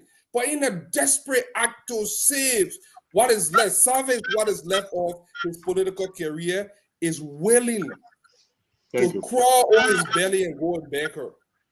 But in the spirit of opposition unity, we are calling all of you to come home, suspend your campaign, come and join this team. Join this team, have enough room in the tree. Let us make this president a one-term president and rescue this nation. Thank you, Fadika. Thank you, Fadika. Let's bring in a Remy, then we'll go to Fagon. Conor Remy?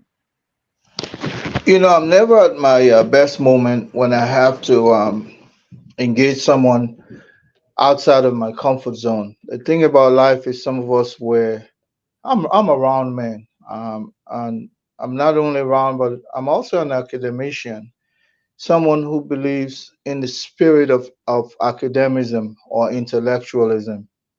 Book, let's put it that way.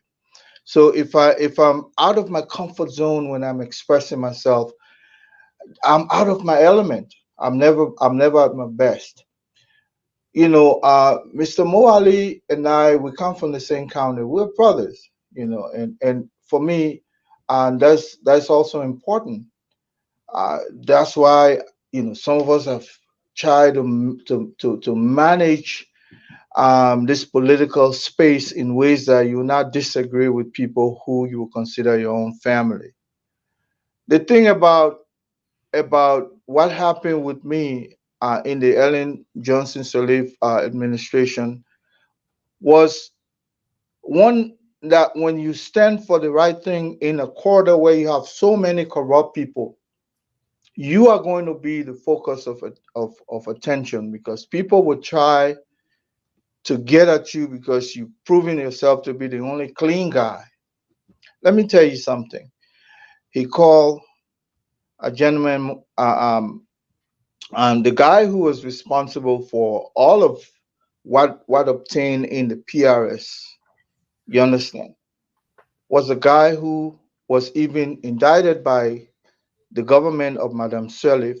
His passport was held, Sebastian Moir, for looting Liberian people money and establishing a, a casino in Central African Republic. Those were some of the money we're talking about. Money that should have gone to benefit the Republic of Liberia. Few individuals rally around themselves and looted the country to the extent. And some of those things are the ones that really dented the Sirleaf administration. So when you hear the ambassador talking about we squander opportunity, imagine this was 12 years or probably 15 years younger. Joseph Buckeye sat there and squandered responsibility. Opportunity. Imagine 18 years later, Joe Buckeye sitting somewhere as the president. Imagine what will happen around him. And I just hope that Liberians will be willing again because we're talking about electability. Look, George Weah is an electable gentleman, but can he govern our country? We have a system where people go for people who are electable. You put them there and then come back a few years later and start crying.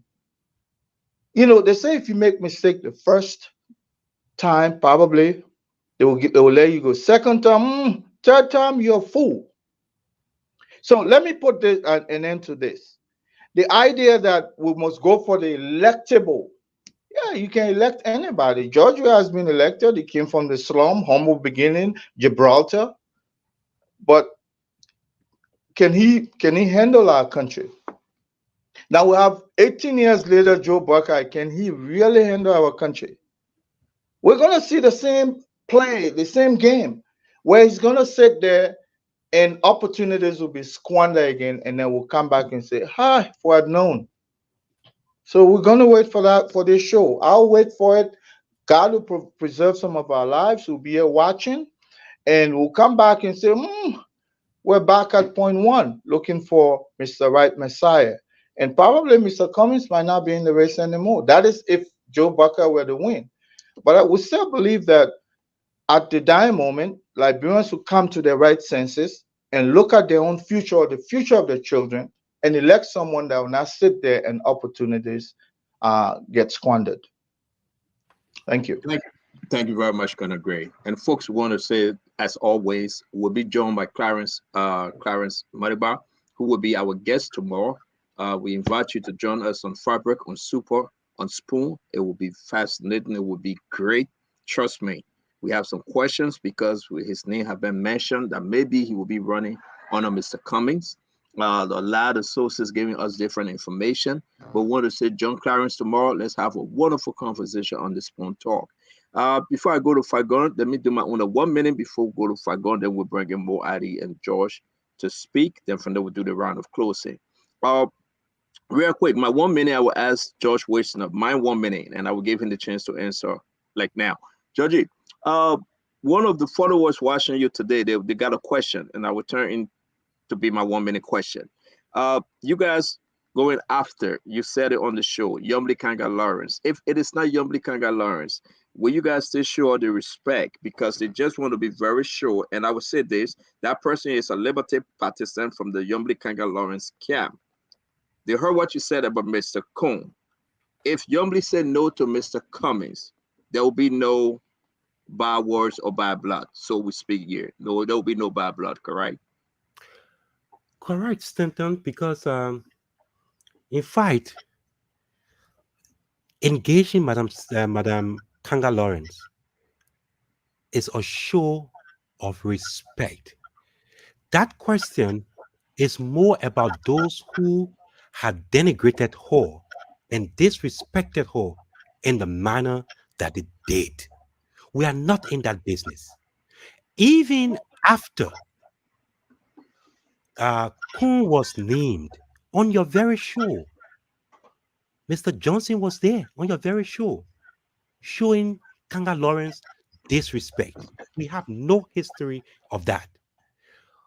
We think Madam Kanga Lawrence, like others we are talking to, and I must make it clear for the public, Madam Kanga Lawrence is not the only one we are talking to. We are vetting a lot of, we've reduced the names now, and we've done so because we think Madam Kanga Lawrence has the potential to help us heal her party, to So, help but us this question, consolidate because the I'm sorry, now that I know you will have your time to speak, yeah, but it but was just a we're not going question. to disrespect her. We have no history of disrespecting Thank you. anybody. But the follow up to that, they just want to know also, you said Madam Kanga Lawrence and two other individuals.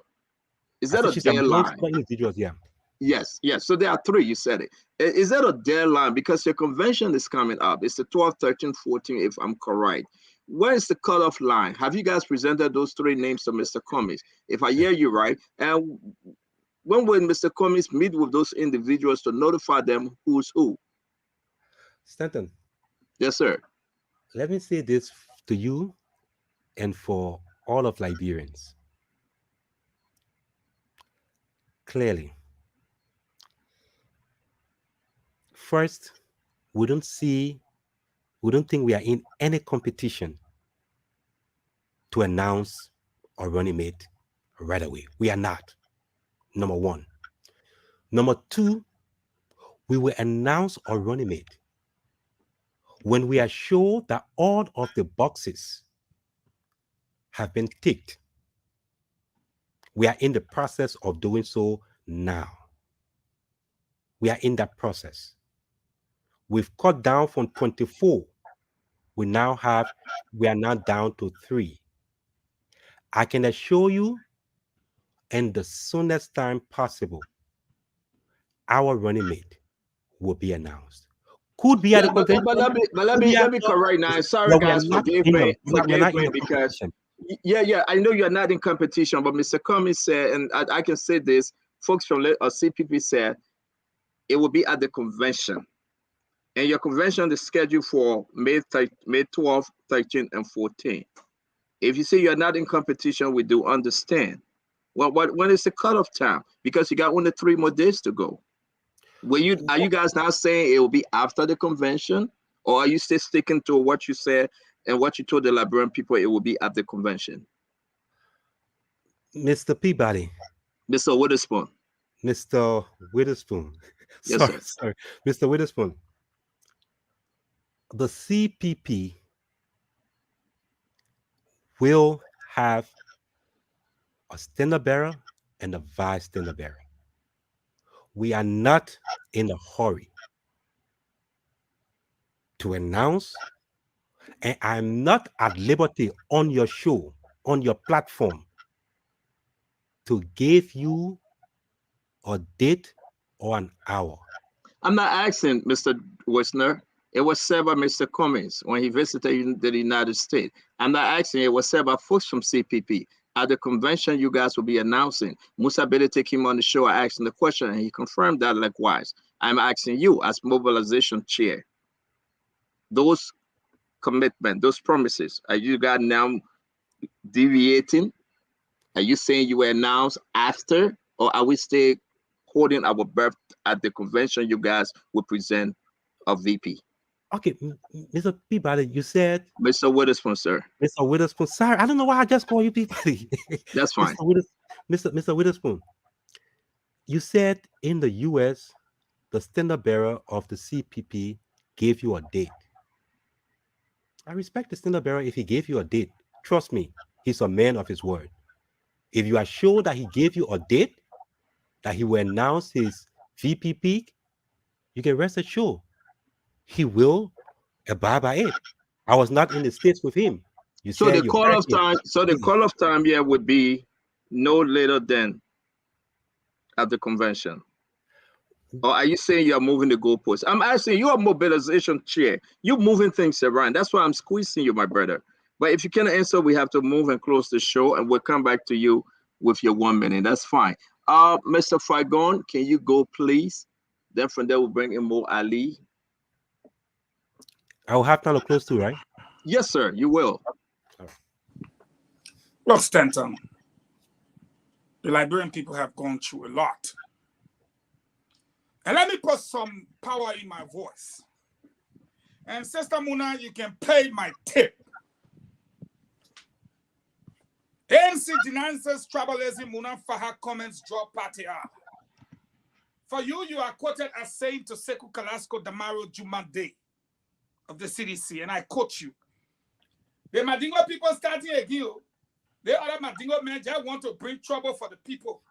He has joined the people from Grand Jida to start trouble. That how the problem can start. They think that Doe couldn't finish, that we will finish it. Liberian people should not sit down this time around for these unscrupulous people to cause trouble again. Chancellor is sitting down in jail somewhere while these people are causing trouble. Unquote.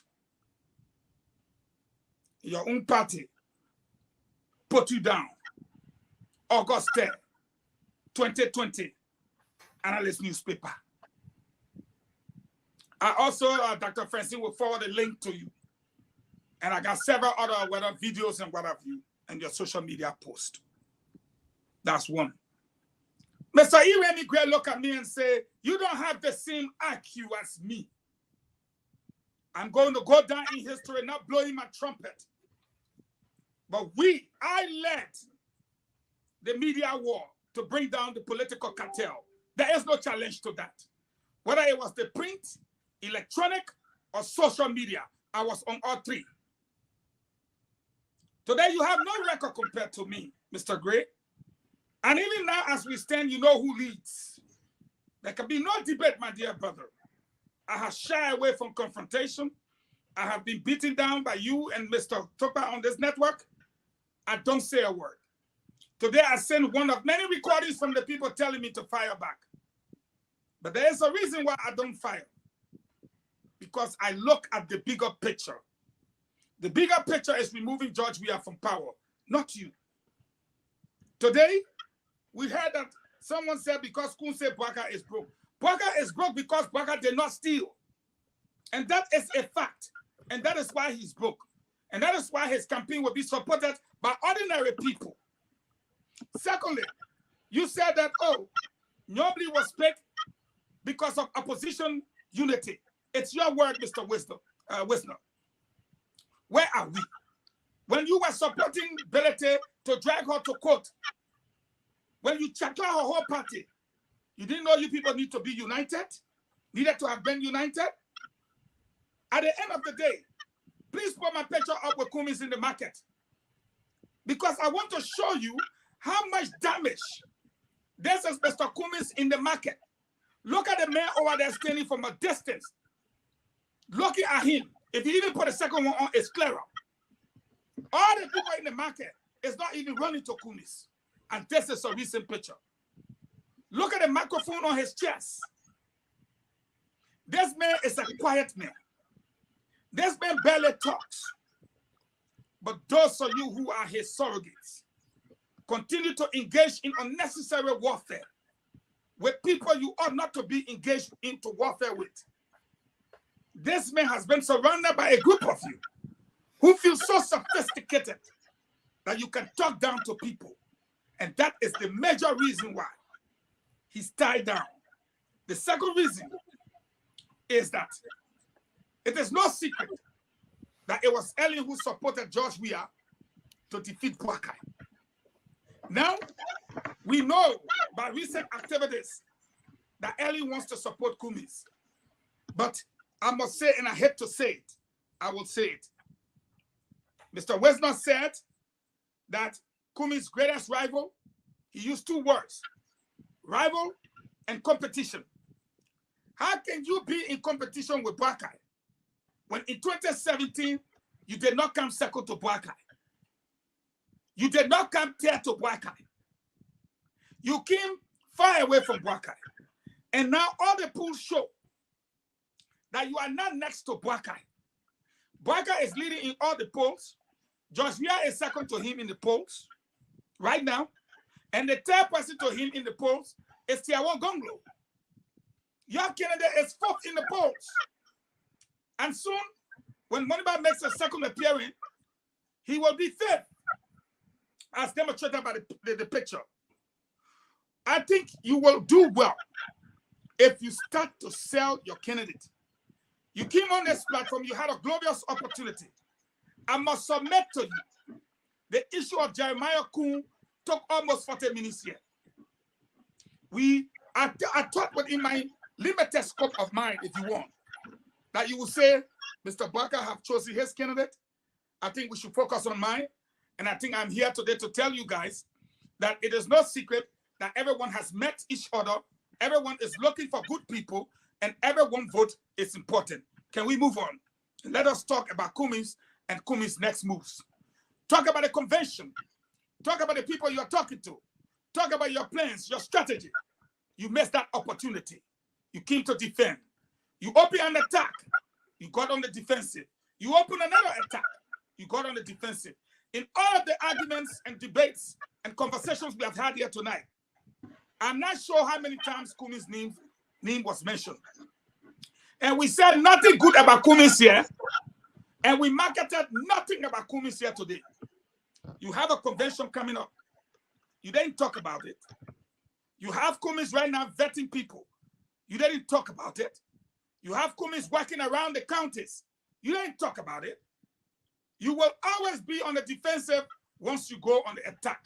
I respectfully submit, and ANC people, let me be frank with you guys. You will not win if you continue on this path. Make friends. Market your candidate. Market your platform. Talk to everybody. Whoever it is, make friends. You are making too many enemies for Mr. Kumis. That is my final statement tonight. I respectfully submit.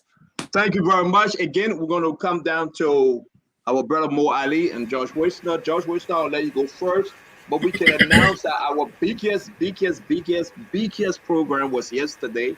We passed, listen, we put up our Ask James to post the data information because it is important. Sorry, I beg you. I won't get in trouble. I have to send the partner, Miss Kadi Port, the wife of Nelson Port. Today is her birthday. If I don't do it, they will put me in the doghouse. That's my partner, Kadi Coleman Port. Wherever you are today, you are the bomb. Anybody who knows Kadi, please tell Kadi, say Fangon said, happy birthday. May you get a big kiss from Johnson tonight. And anything that happens after that is commentary. Thank you very much, Fagon. Thank you very much. Happy birthday to you, Miss Caddy Port. May God bless you. Josh? Man, Georgie, go ahead, my man. It's you. I apologize in advance that after this intervention, I may have to leave because of my distance. Sure. Again, Mr. Fagon has sermonized about too many things. Well, first, Mr. Fagon, I started off in journalism. When you are invited to a show, you are given a talking point. You are invited to come to react or respond to something. I was invited today because my name was mentioned by Jeremiah Cole, and I was asked to come to clarify. I did not come to campaign. So I don't know where you It's not campaign. You sure you know what no. I gave you time. If I go let him speak, he gotta go. He's right. I know you're very happy. If I go let him speak because he gotta go. Let him speak. Mr. Wisner, go ahead. Mr. Wisner, go ahead. Yeah. So I find it difficult where he's going with all that, and I also find it difficult when people don't take time to understand, look, in these elections, we are all competitors. We are all rivals. And you can check it out. Whether it is CDC, whether it is UP, whether it is CPP, whether it's Tiawan Conglo, we are all rivals. We are all competing for a prize. And I will just leave it at that. And to you, my dear brother Fadika,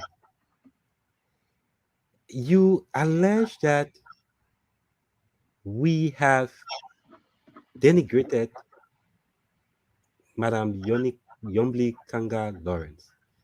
I think you got it wrong. You got it wrong. The entire country knows who have shown ingratitude to her, who have denigrated her. The entire country knows. If she was that denigrated, we wouldn't be engaging with her. I think it's careless talk. I think so. I really think so. We don't have a history of denigrating anyone. Mr. Cummings respects everyone. In spite of what happened to him in the CPP, he's still reaching out. That is the hallmark of true leadership. One who does not keep grudges, but reaches out to everyone. That he is even considering Madam Yombi Kanga Lawrence cannot be defined in your words as denigrating her, unless the word denigrate has a different meaning. I think it's being very dishonest and very, very hypocritical. Well, we have multiple evidence. I mean, if we give us time for bring That's okay. Let the brother finish. I beg you, sir. Let me just say this to you, Mr. Fadika, and all other people. One thing that I've learned from my grandfather, he says to me, it is not happiness that brings gratitude. It is gratitude that brings happiness. Everyone in this country knows where the pattern of ingratitude has built up. And it is reaching a crescendo. And that pattern is not with the CPP or with Mr. Cummings. It's not. I can bet you on that. The pattern, the history of ingratitude, of denigration, is not residing with Mr. Cummings, my friend. I chose to address you and Eugene Fagon because I thought you raised some very serious questions and very serious issues. So I needed clarification. For the other comments, like I said, I'm not in an argument with any other person on this show.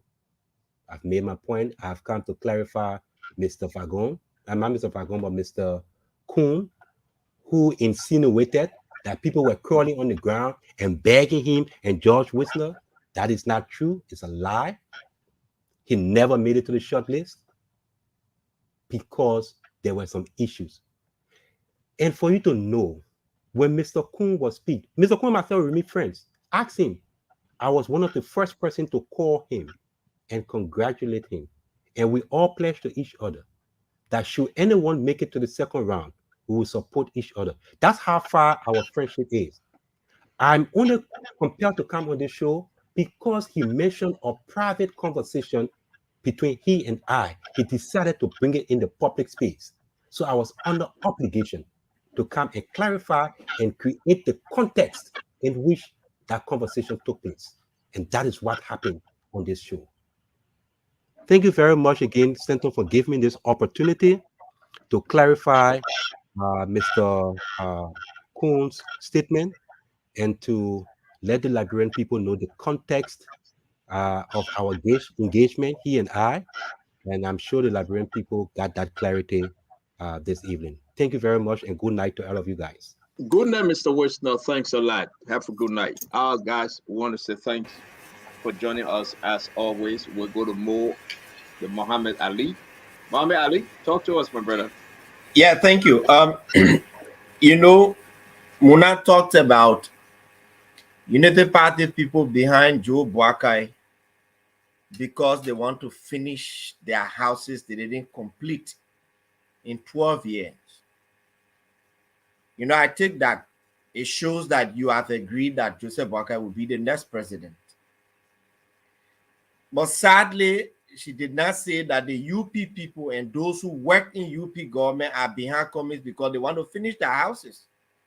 Like Julia Duncan Kasser, Superintendent Grand Basel for many years, Minister of Gender for many years in UP government. Mariah Yakula, Chief of Staff to Mr. Cummings, Assistant Minister at Labor for many years. Josh Wisner, who just left, Foreign Ministry, NIC, for many years, almost 12 years. Colonel Remy Gray, County Development Officer, Grand Cape Mount County, for about 2 years.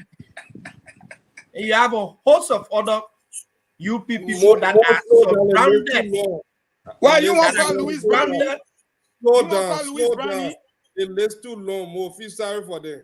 You want to call Louis Brandy? You have a host of other UP people who are surrounded Mr. Cummings. For them, they don't want build house. They want to complete their houses. You want to complete their houses because Mr. Cummings stands no chance of winning. The sad thing is your strategy, ANC, is just not working. I don't know who is advising you people, but that person does not have any political acumen. For you to think that consistently attacking JMB will make Mr. Cummings popular, hey man, change our strategy. Maybe when you start pressing Joseph Boakai, Mr. Cummings will get popular small. If I were advising you, I would tell you, say, go on Spoon Talk every night for 1 week. Press Mr. Joseph Boakai, Cummings will get popular small. The more you attack Joseph Boakai, talk about the man say will squander, the man say they squander. You want to be president. The Liberian people been hearing nothing since 2017. They tire with it. But it also tells me that you do not have a strategy. That this man, for the last 6 years, you've been looking for fault. The only fault you can find is the message will squander. And to begin with, for Mr. Wisdom to say, our Vice Tender Bureau Senator Kun did not make the short list. In the first place, you do not have a short list. You do not have a short list of people you want to make Vice Tender Bureau.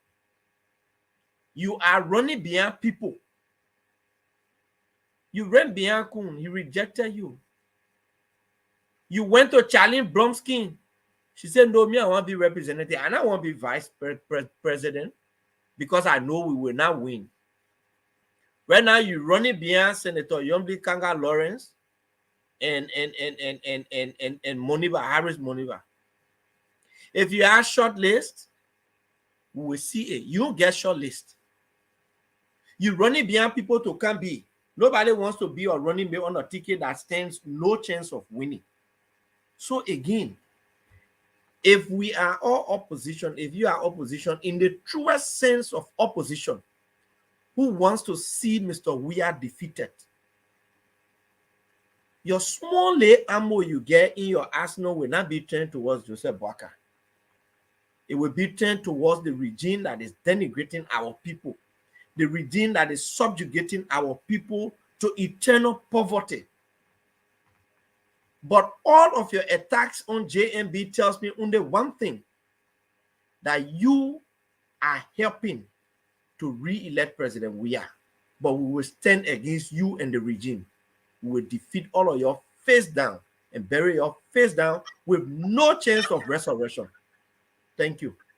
So let's say this, we're going to stick on, but to our audience, our national audience, we're going to let you guys go. Those in Liberia listen to by way of the radio station, we'll let you guys go because the folks in studio have to go home. Mo Ali will hang with us because he's on the internet. But our international audience will continue the show to our closing time. Those in Liberia, our domestic or national audience, we want to say thank you for joining us. Again, you can join us on Spoon 107.5 on Fabric. 95.5 on Super 93 point. All right, it's all this point, but you know your network on Spoon Talk on Fabric FM 101.1 and Super 95.5. Correct. So join us tomorrow by way of the radio. We'll be having Clarence Maduba. Now, guys, to Nelson, we want to say thank you, and we ask you say join us again tomorrow, Nelson, and have a good night, Nelson. Folks, we are speaking to our international community now and all those that can get us through social media.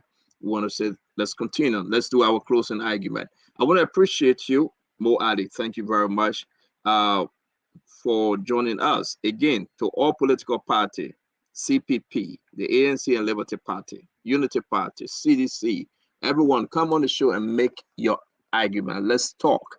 Let's discuss Liberia. It may not be what you want to hear, but at least some way, somehow, the Liberian people are going to benefit. We want to appreciate you, Mona Fahad, Dr. Richardson, Eugene Fagon, Fadika, El Remy Gray, and Mo Ali. Let's do our closing argument right now on this Spoon Talk. It was rough, but we're going to make it happen. Fadika, you go first.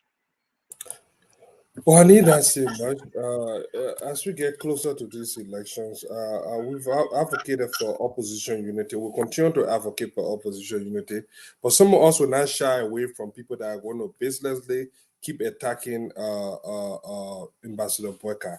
Ambassador Boyka has shown that he's ready to work with people, reach across the aisle, and bring people together. And I stand by that. We're going to stand with him. To those 7%, 1%, 2% folks out there that are still trying to make a molehill or a mountain with this election, the election is almost over.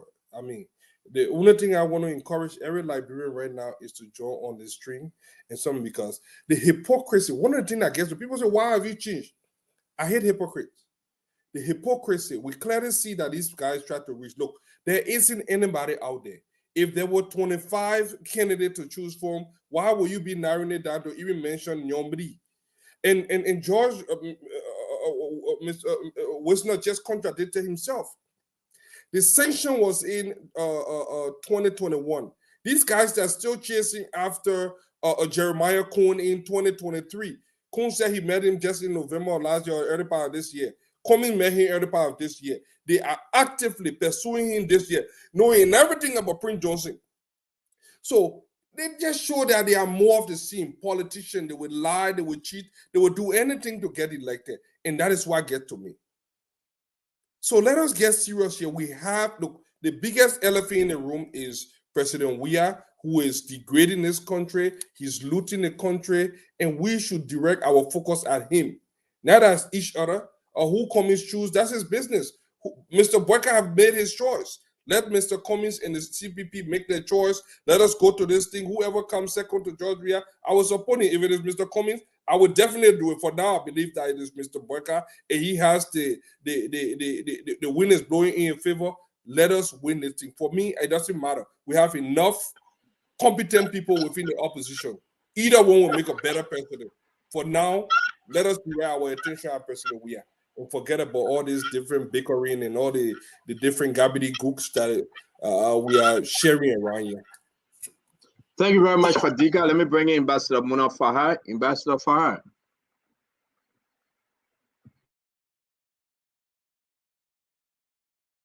Address Eugene first. I'm glad you brought that up, because I addressed that a long time ago and you brought it up. So let me address it again. The letter or the text, the context you just read. But hey, bring my tip business. Hold up now, please. Give me time. You add another 30 seconds. You stop. I gave you 45 seconds of my time. Another, yes, you add that too again. Well, Mr. Cummings and Yeke Kaluba went to Grand Jida and they attacked him. And the news came to us for like 5 hours, 6 hours. We couldn't get any information from Mr. Cummings or Yeke, and we did not know what was happening in Grand Jida. And then Alaska went and put up Samuel Kedo picture. So that text you just wrote, I was like advising the elders of the Mandingo people to advise Kalasco to tell him what was the message you were trying to put across when the entire country was at a standstill, waiting to hear what was going on in Grand Judah when we have heard that he had attacked Yeke Kolumba and Mr. Cummings. So I wrote that, telling the people I started again, because don't forget, we just came out of a 14-year civil war in Liberia. And I was trying to tell them, look, that's how problem starts. If it's Kalasco is in the marshal, put your summer care do picture while Mr. Cummings is being attacked in Grand Judah, what does that say to you? We let them pretend that we didn't fight. We let them pretend that people didn't bring in the people, and these people got brutalized because somebody said this or somebody brought. All kinds of things can happen. We pretend like it never happened in our country. That's why we always have the problem we're having. Okay, we're talking about election 2023. Boom, you brought out that one. You so like an emotional chick. As soon as they tell you, say you were attacking, of course you be attacking Boyka. You attack everybody. All of a sudden, Boyka now is the greatest man alive. When we say you won't cry and you won't bring an old story and I'll let somebody committed a murder or something around here. Don't do that. And Meta, you insulted Boyka and told all kinds of things, and we are going to use your videos. We're going to use your very videos to show to the people what you said about Boyka. So start sitting here and pretending like you care for simple Boyka, and he is this almighty man who's going to change Liberia when you yourself can say that he can never change Liberia. Please, I will address more. You said these UP people are behind Cummings, and you just said that Cummings does not have any chance of winning. So it shows that these people who are behind Cummings, these United Party people who are behind Cummings, they're behind him because Cummings has said over and over again there will be no corruption. And if these people know, following Cummings, knowing that he will not win election, but still following, it means that they got a message, and it means that they are sincere, they won't change in Liberia. Y'all who running behind Boyka, knowing very well that Boyka is going to go be sitting in the office, practically sleeping because they say he has a sickness. You'll be sleeping. Y'all there, y'all know what you can do in the government. When they send the money, y'all will start stealing, and it will not be no different from the weird government. Let's talk so me, I let talking the truth. I let talking the truth, and I will say it as it is. So you see, that story y'all be talking about Joseph in the Bible. I don't know if you know the story, but I will tell you the story. The story says that Joseph was sold as a slave. They took him out of Egypt and carried him somewhere else. That story should be talking about Mr. Cummings, who left Liberia for many years. How was Japan? How do you think Japan got developed? Japan got developed by the diaspora Japanese who traveled out of Japan, learned so many things, and went back to Japan and developed Japan today. That the model that is used in Japan to develop a little country smaller than even Liberia, but richer than even America, is being used all across the world, in every country, in America, everything, the model that the Japan, they learned it from all over and they took it back. And even China is learning the same model, and that's why China is becoming so successful. Mr. Cummings left Liberia, went to Nigeria, South Africa, England, came to America. He has held the highest office in the world. He knows what it's like to put structure in place, system in place. You're saying let Joseph Boyka rescue. He should rescue. He has had the highest office in the world. He should go back to. I told you 35 seconds. Let me talk, please. He should go. We should go and why we defeat CV ourselves. Only Joseph. You know that Joseph Boyka cannot win election without Cummings. More Ali said we insult. Are you not doing the same thing with ANC? More Ali, when was the last time you said anything good about Mr. Cummings? That y'all the one that started the gaiety about Mr. Cummings? When we say the truth, we say the truth about Boyka.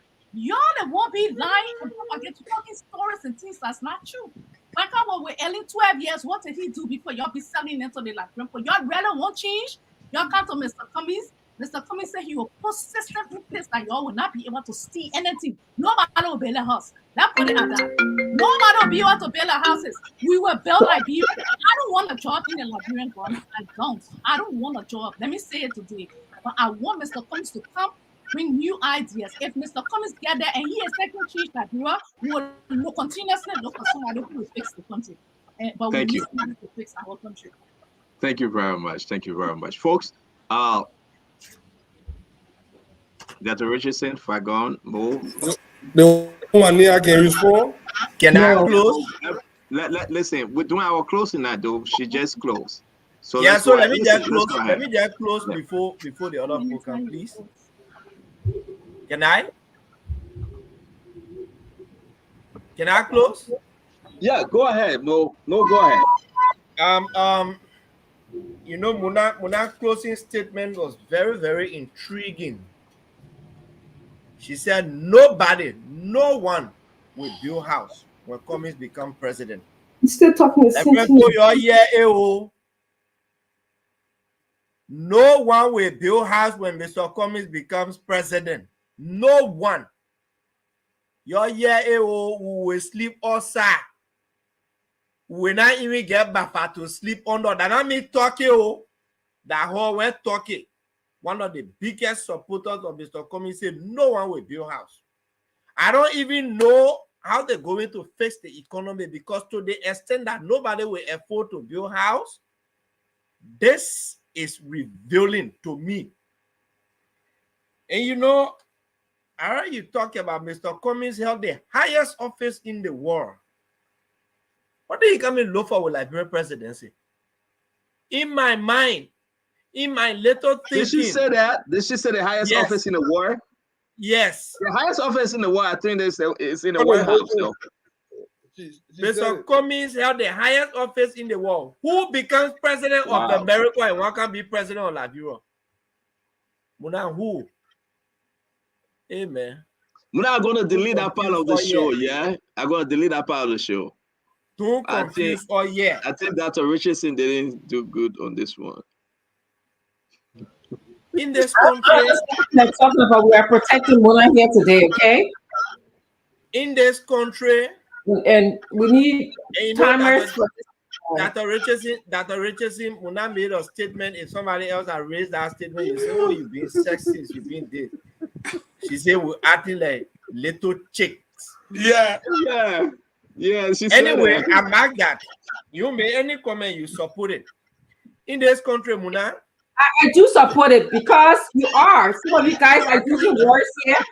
Some of you guys are using words that is not characteristic of men. It's like chick speaking. Oh man, you guys are funny. So, then you know when you say that, now my interpretation, your interpretation is that men are stronger, this and that. I don't think as a feminist you should be saying that. We're not going to get more. You know what? But I've been trying to avoid getting into exchanges on this show, because you know how you and I can be on this show, right? No, okay. You're not going to sit here and tell me how to speak on this show.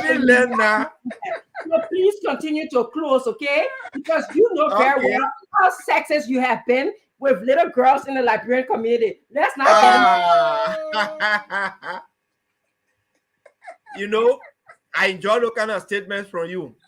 No, you don't. Dr. Richardson, Mo, Dr. Richardson, please, Dr. Richardson, please. Dr. Richardson, you will have your turn to talk. Dr. Richardson, you will have your time to talk. Let the man speak, please. Do not. Yeah, you will have your time to talk, please. Please. I don't need peace. I'm in trouble. when you know where I can know that I don't want peace. I don't want peace. I want problems always.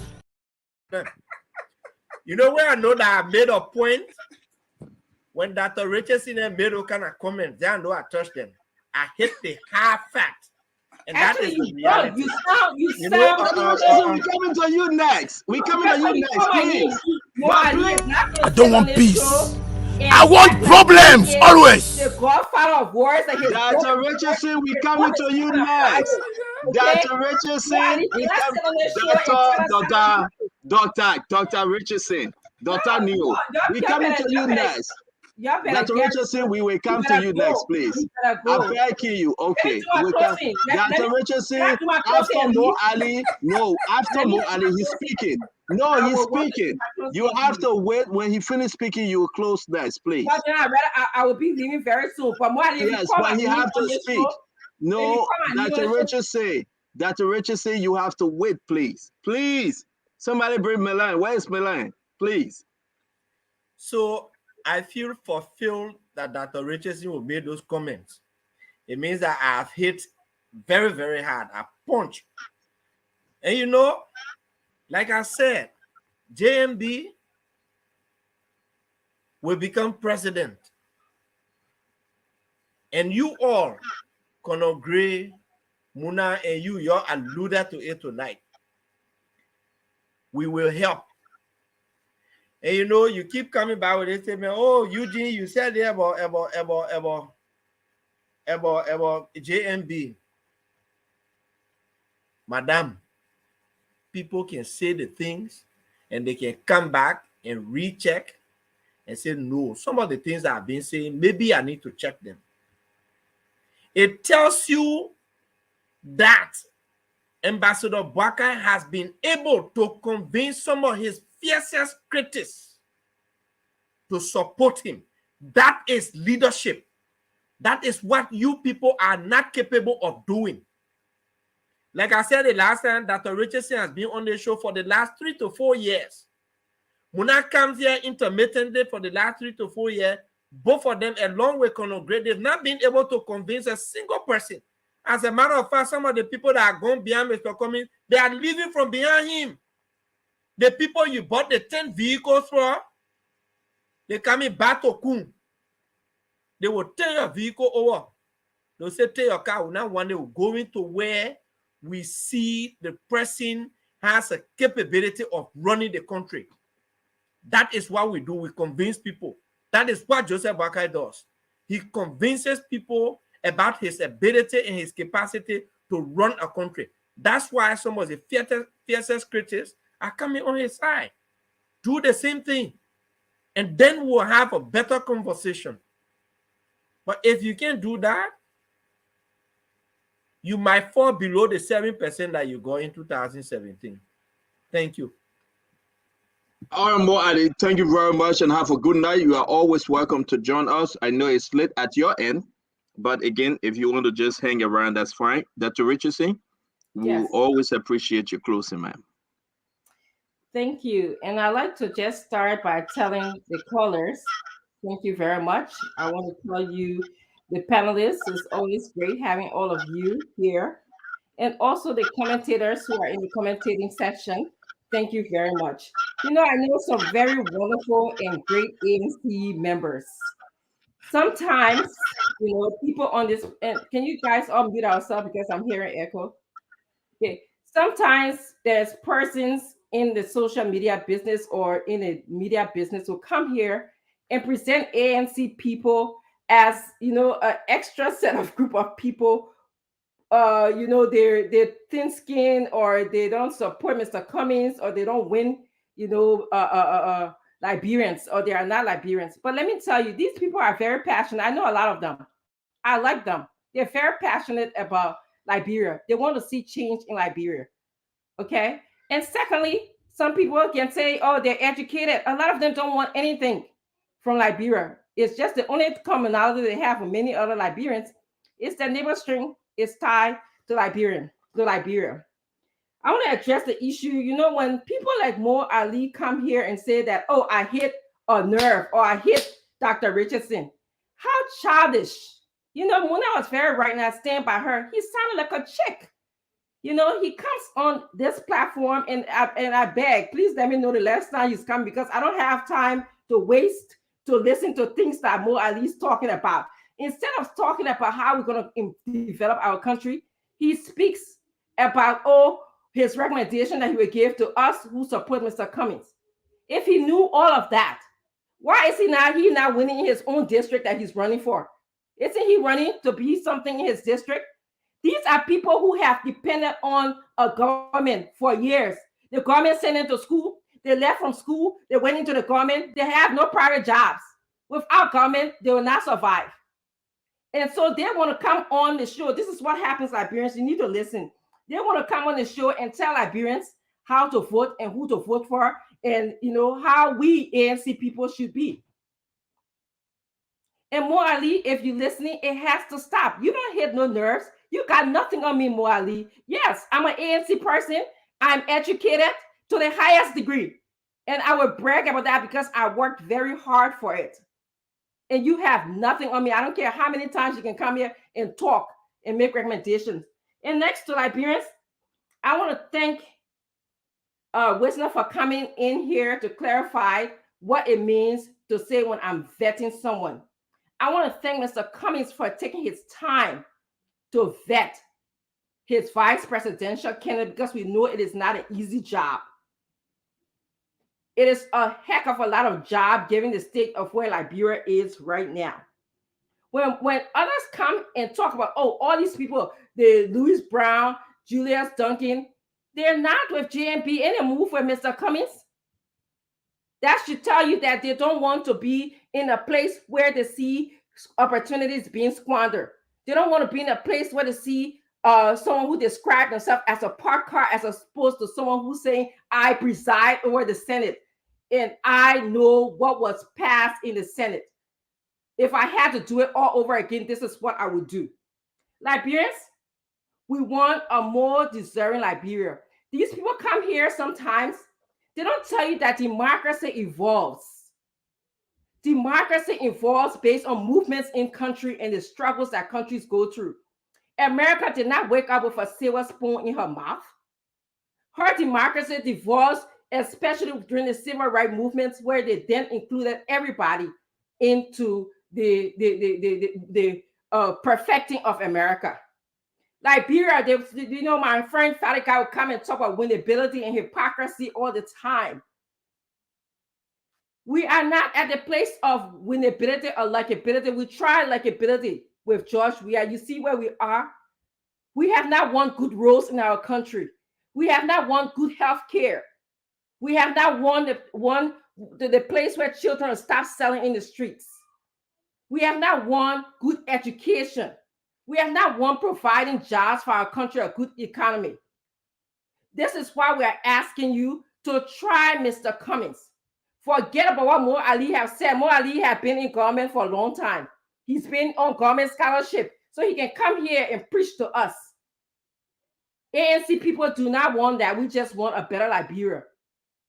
We want a partnership with you, Liberians, to want a better Liberia. I was just in Liberia.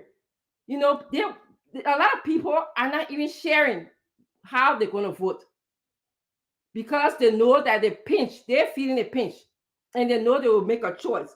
So if you want good jobs, healthcare, education, try something different. Try Mr. Cummings, who has been insistent.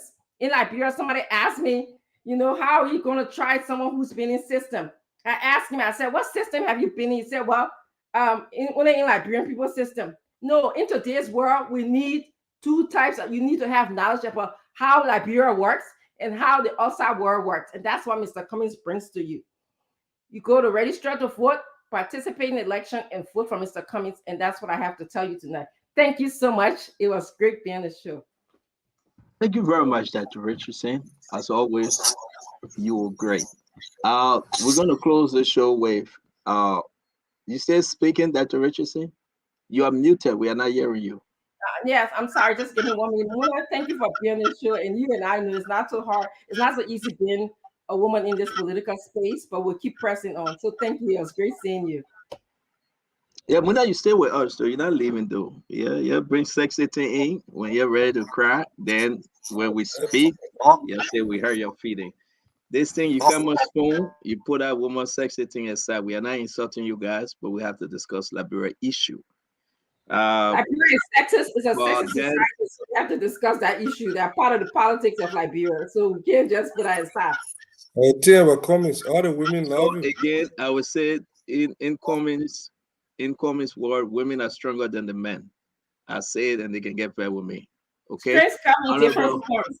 People get strength in different forms. Okay? I thought we gave you all the time for you to speak now. You would pick on everything we're going to say tonight. But what you saying? But then we gave you all the time you spoke. You lecture us. You went to the Black Bull and you told us exactly what you believe in. You took us back to your university. You just need to graduate us now. Thank you, Dr. Richardson. We always love you on the show. Fago, when I take us home, man, oh my girl, too my heart on today. Well, I haven't said anything yet. Oh, you are not spoken, Irami. I'm sorry. Go No, ahead. I'm not done my closing. People talking too much until we get in at the city. They But come then you will take us home. Let Fagon go first. Okay? My own, I'm done now. Yo, Fagon, go ahead. No, maybe the man got so much to go. Let him go. Let him speak. No, as you can see, I'm in my office. The man got nowhere to go. The man won't pay the people $2,000 back and get an own laptop. But go ahead. Everybody asking the man for the laptop. You let me go ahead, man. You know who messing with you. I always say when you I think Spoon, you got to mute. Oh. Yeah, I always say when you're in conflict with you going out or I'm gonna go. He said I should go ahead. Okay. I always say when you're in conflict with someone, be careful what you say in that conflict, because the day you become friends again with that person, that can be used. Certain things don't just go away. It makes you look so incredible to the extent that when you switch side, but then you will bomb off in the other person, then eventually then you switch side, then it make you look like a traitor behind them. This is the tight spot people like Al and Eugene find themselves, and Costa, and up to a certain extent, is also in that pot.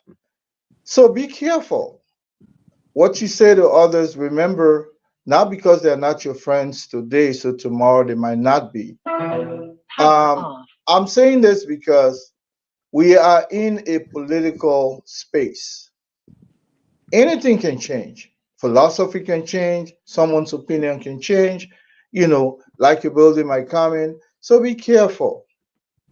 I want, when they play my tape tomorrow, it didn't look like I was denigrating and cussing the Ambassador Buckeye like Prince Johnson. You understand? So be careful. Just think about that.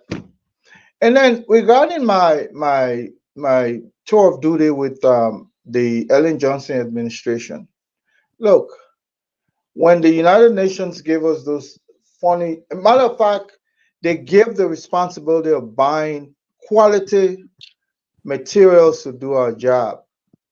And I was surprised. The ThinkPad they gave us, I think $60 or so for it, because somebody went to Japan and they gave them this box of funny looking ThinkPad. A ThinkPad, if somebody knows what a ThinkPad is.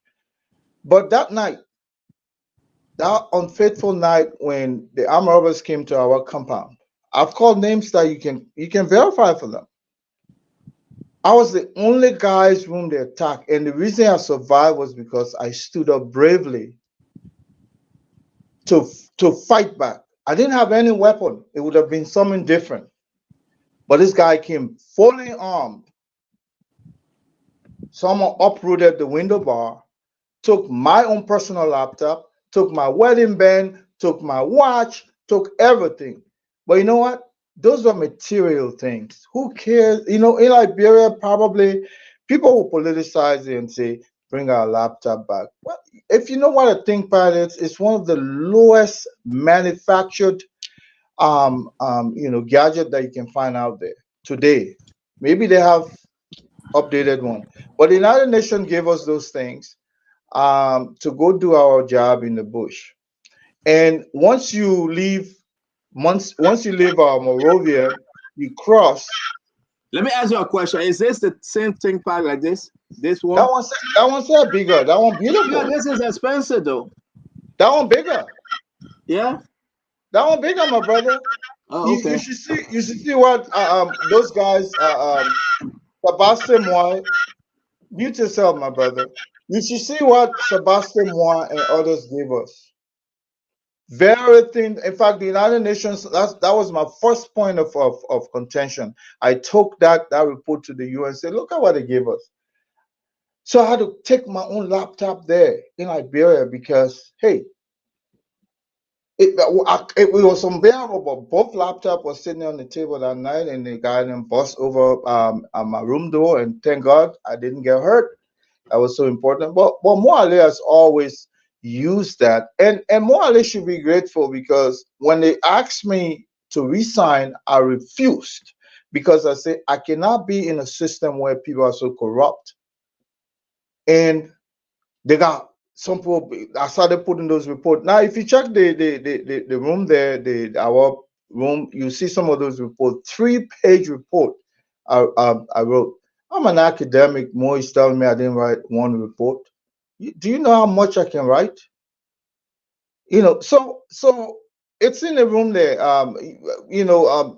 Something when you have some time, just read through it, because it was fresh on my brain, and I can tell you that when they stole those items from me that night, I called the police. The police said we don't have car right now.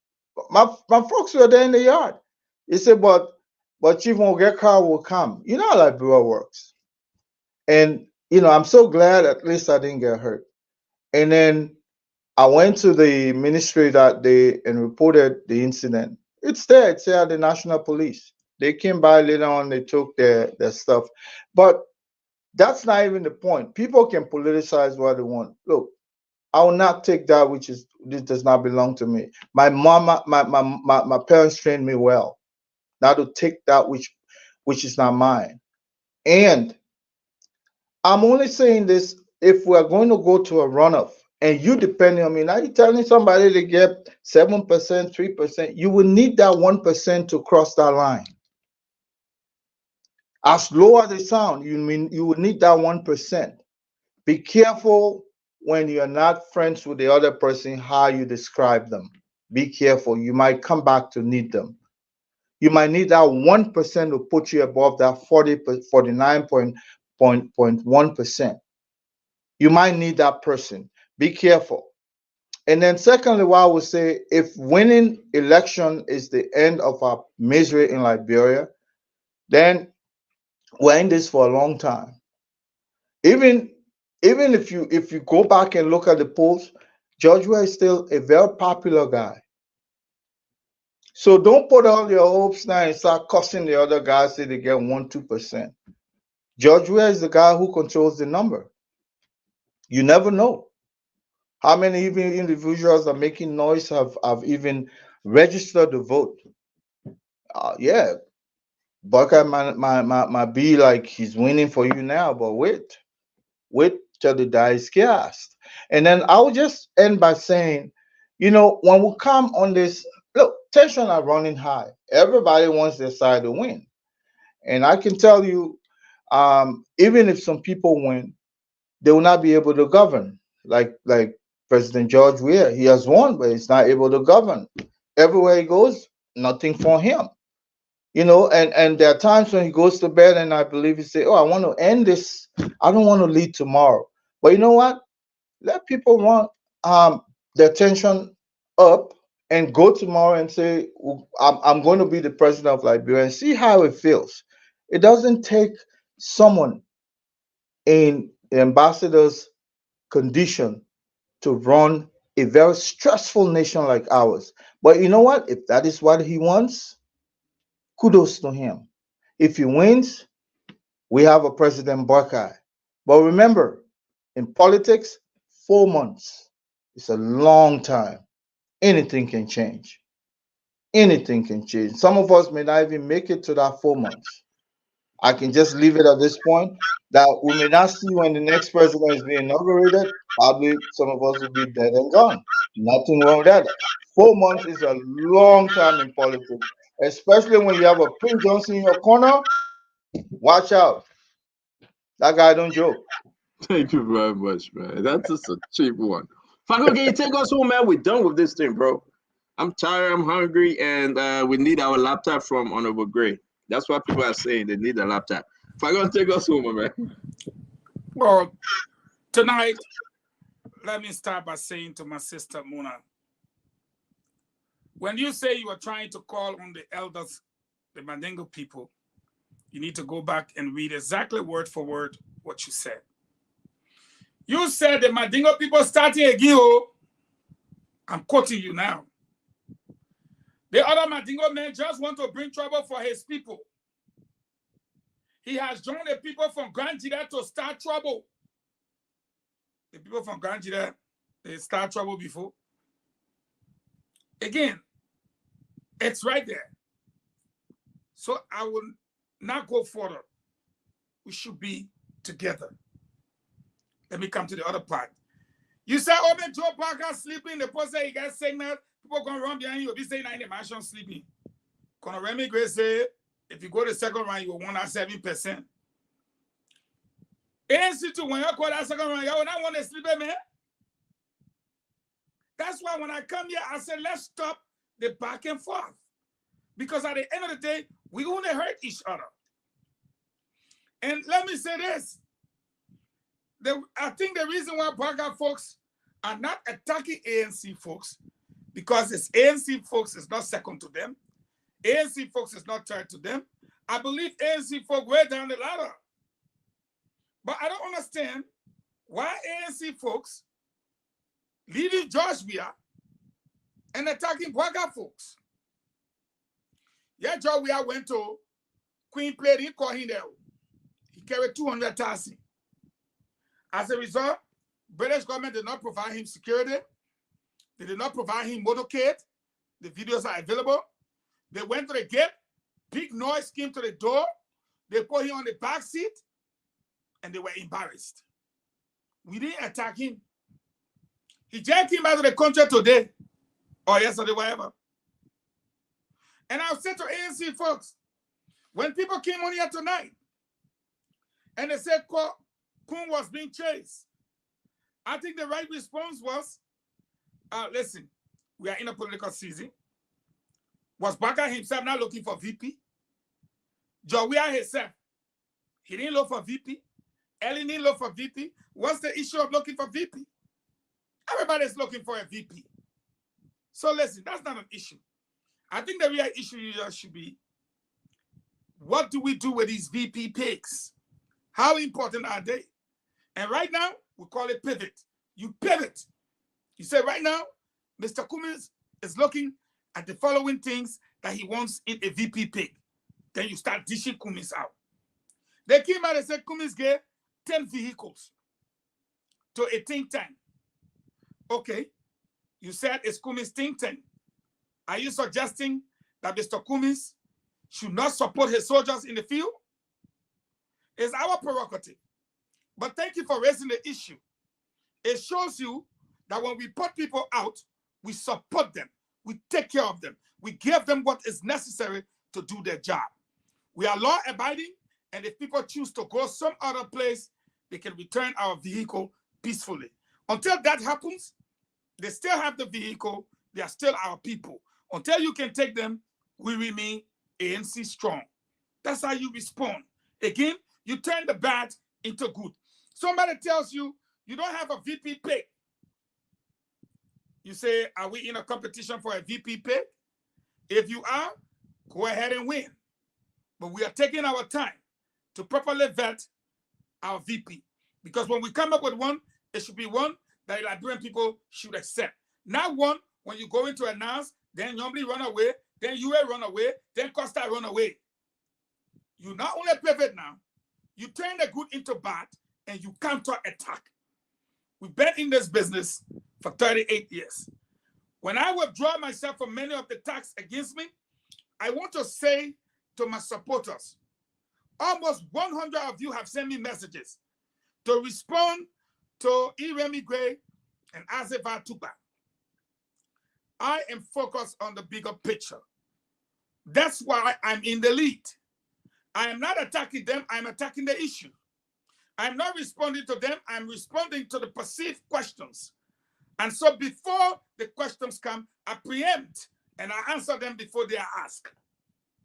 So again, we will continue to fight a battle, but both sides will lose because our ultimate target is not what we are fighting to hit. So nobody's going to win this battle here. ANC people, you will not win us. We will not win you. The person we're fighting to win is George Weah. So what good is it if we fight each other? You don't have hair on your head. I don't have hair on my head. Two all get sabu. Why are we fighting over Kum? Why you want to wear a kum? My fellow citizens, this network is for the Liberian people. We're set to announce that the former bank governor, former GSC boss, Raleigh Siki, died. And this government did not even put his picture up, carry his death announcement, or even say kind words about him, nor did this government identify, in my opinion, James Goode. And you could put up the late Raleigh Siki picture. He's the former bank governor, the former GSC boss. He taught banking and finance all over the country. Today he passed. The government acting like they don't even know him. He will be buried at the Sacred Heart Cathedral on Saturday, May 13th. Again, from this network, on behalf of the CEO, Ms. Titi Kane, our hardworking staff, both locally and internationally, all of our panelists, our guest panelists, and all of the panelists on this network, to include our sister Ambassador Mona Faha, Dr. Francine Chinowit Richardson, Colonel Remy Gray, Isaac Fatuba Samuel Wozi, Leopold Johnson, and the rest of the crew, Maundia Salimatu, and the former CEO of Spoon Talk, Stanton A. Witherspoon. We want to extend to the Reed family our condolences. And we say to him, to the family, may his soul rise in perpetual peace. Honorable Raleigh Siki, go and take your rest. You have impacted our country. You have impacted many of the young people, not only as bank governor or GSC boss, but also as a professor of the universities in our country. And I thought Muna wanted to say something, but I respectfully submit. Go and take your rest, sir. Thank you very much, folks. We want to say it again. Thank you, Minister Fagon. We appreciate every one of you. Muna, you want to say? Go ahead. Go ahead, Muna.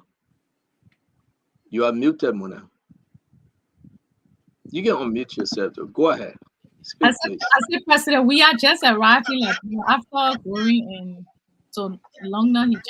She just want to talk about it, man. Sorry, boys, bathroom, the people. Hey, Muna, why you like this? You tell 200,000, they invite you. They not get you motor. Hey, Muna, you can't leave it, man.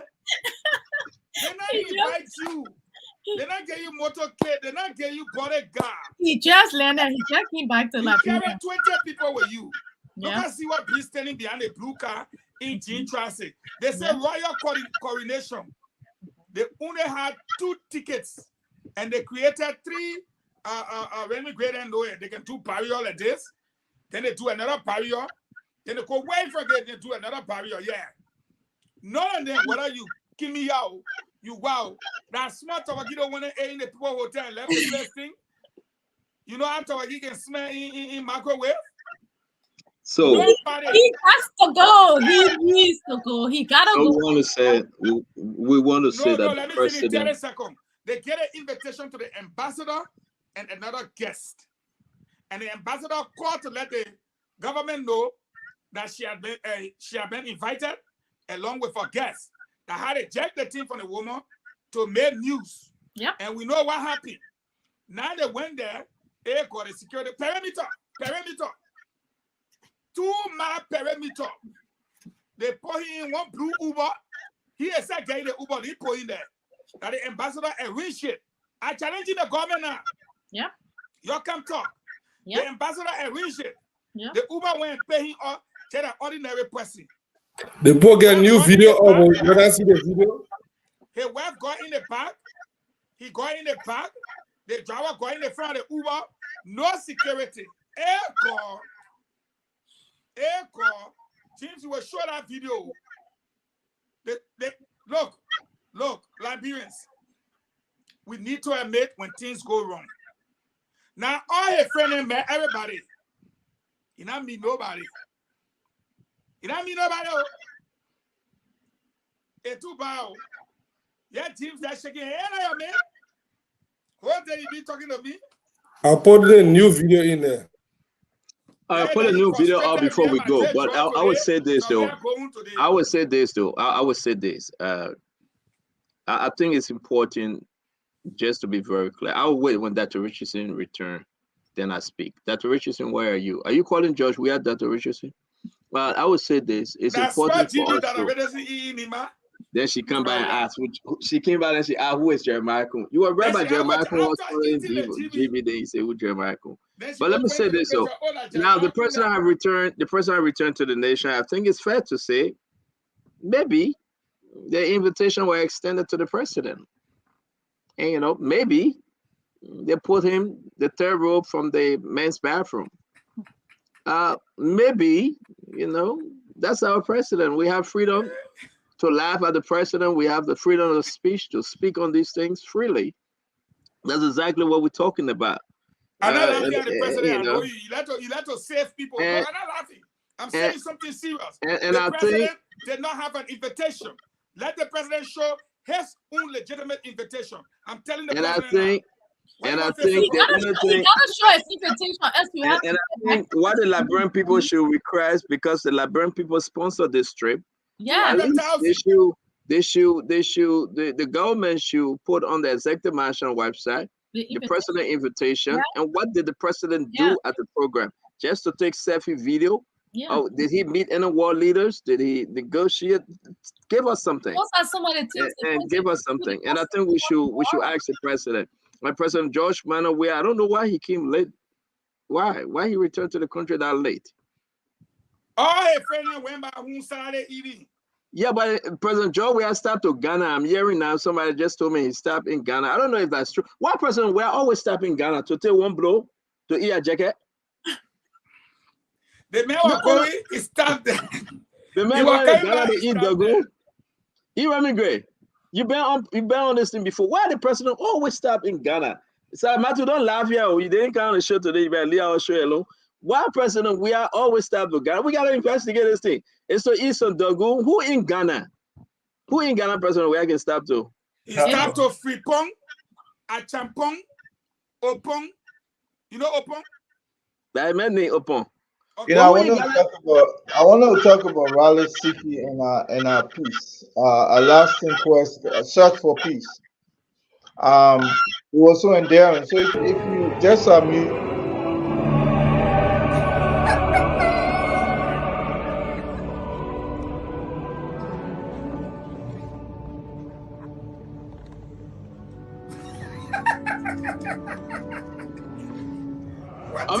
Joey face again, so we are there. People having serious program and the man doing selfie video. We are embarrassed.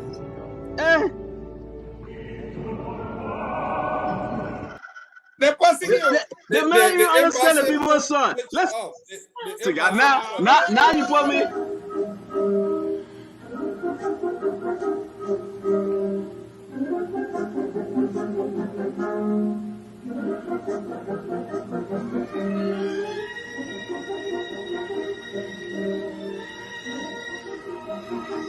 So we are, thank God we see Joe, we are not. So that kind of roll, go back a little bit. But you can't even recognize the man. The last row. I told your people, I say third from the back row. No, Fagon, you're not saying nothing. No, Fagon, no. When I said this yesterday, now you're not making me to talk. When I said it yesterday, you said I was lying. The man he was there from the back row, close to the bathroom. People are getting very with me. And again, folks, I want you to watch that video, yeah? You cannot even see Joe. Where are you?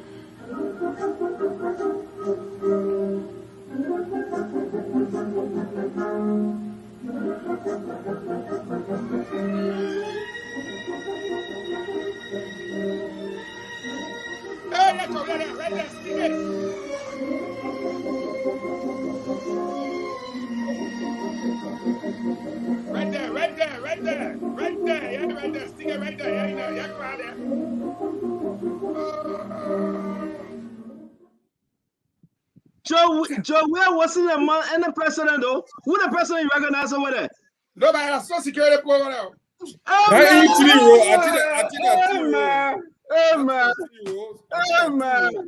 Hey, man. What are you crying for? Hey, President went to the people team.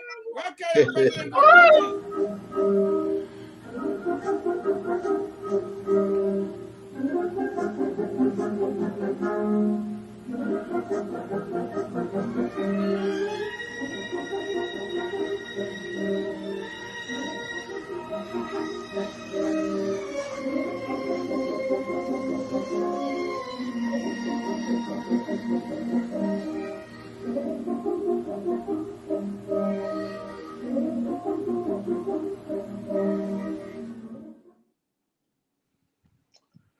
You know, gentlemen and ladies. I beg you, you talk about the passing of No, the I'll talk about policy people. Let me go back.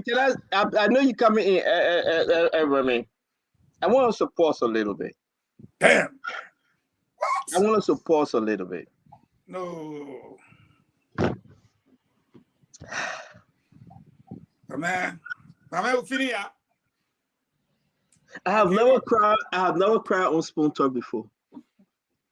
Come closer. Look at the tear coming from my eye. Come closer. Gentlemen, let me say this. The fact that the president and his wife were in that enclosure, only top of the toughest people made it within that perimeter. Yeah. It is a highly secure zone. And the coronation of the queen, of the king or queen, it's a lifetime event that people want to see themselves in the future, many centuries from now. They didn't even attend. And I can tell you, the president was there. Let's stop denigrating the city with the moment. We would never have the opportunity. No. Let me say this. We are making Eugene. where they put the president there. You Fagon, Iremi is entitled to make his statement. Go ahead, Eugene. But hold on one minute. Go ahead. If we rewind probably 12 months from now, this would have made one of those facts in Eugene's facts versus fiction. Because the fact that the president made it in a hall makes him one among many. So let's stop it, man. Let's give it to him. Kudos. No ordinary person will endear into that hall where the king is being coronated. So I think we must give it to him. It's not. So listen, Fagon. I think Eugene is done. It's not I our want to make argument. my 30-second argument. My 30 seconds. Look, everybody in our hall is not a president or a first lady. You got security people. You got diplomats. They get the you can shake your head. Remy Gray is the fact. It's true. Everyone's seated. They are not leaders of a country. Everybody in our hall has been vetted. You can't just go there. It's not our argument. It's not our argument. This is our president. Man, are you forgetting something, Iremi? No. We are not arguing that they are not being vetted. Liberia was in our hall. That's your argument. They get seats for ambassadors. They get seats for presidents. Pango. They get seats for kings and Liberia was in our hall. Your argument is the president made it in the hall. That's your argument. My argument is Liberia was recognized by Great Britain in 1847. It was the United States that later. Now, we have had historical ties with Great Britain. We will continue, guys. I beg you, Fagon, you can continue, but I have to go. You have to go. You have a good night. Ambassador, the president checked the card. That's why he's saying that to where he's saying that. If he was invited, he would be sitting where the president would be sitting. The seats are numbered. I don't know. I don't know where everyone was sitting, who was sitting where or when. I just know that once you make it within that perimeter of that hall, that room, you understand, you have been vetted. It means you have no security risk.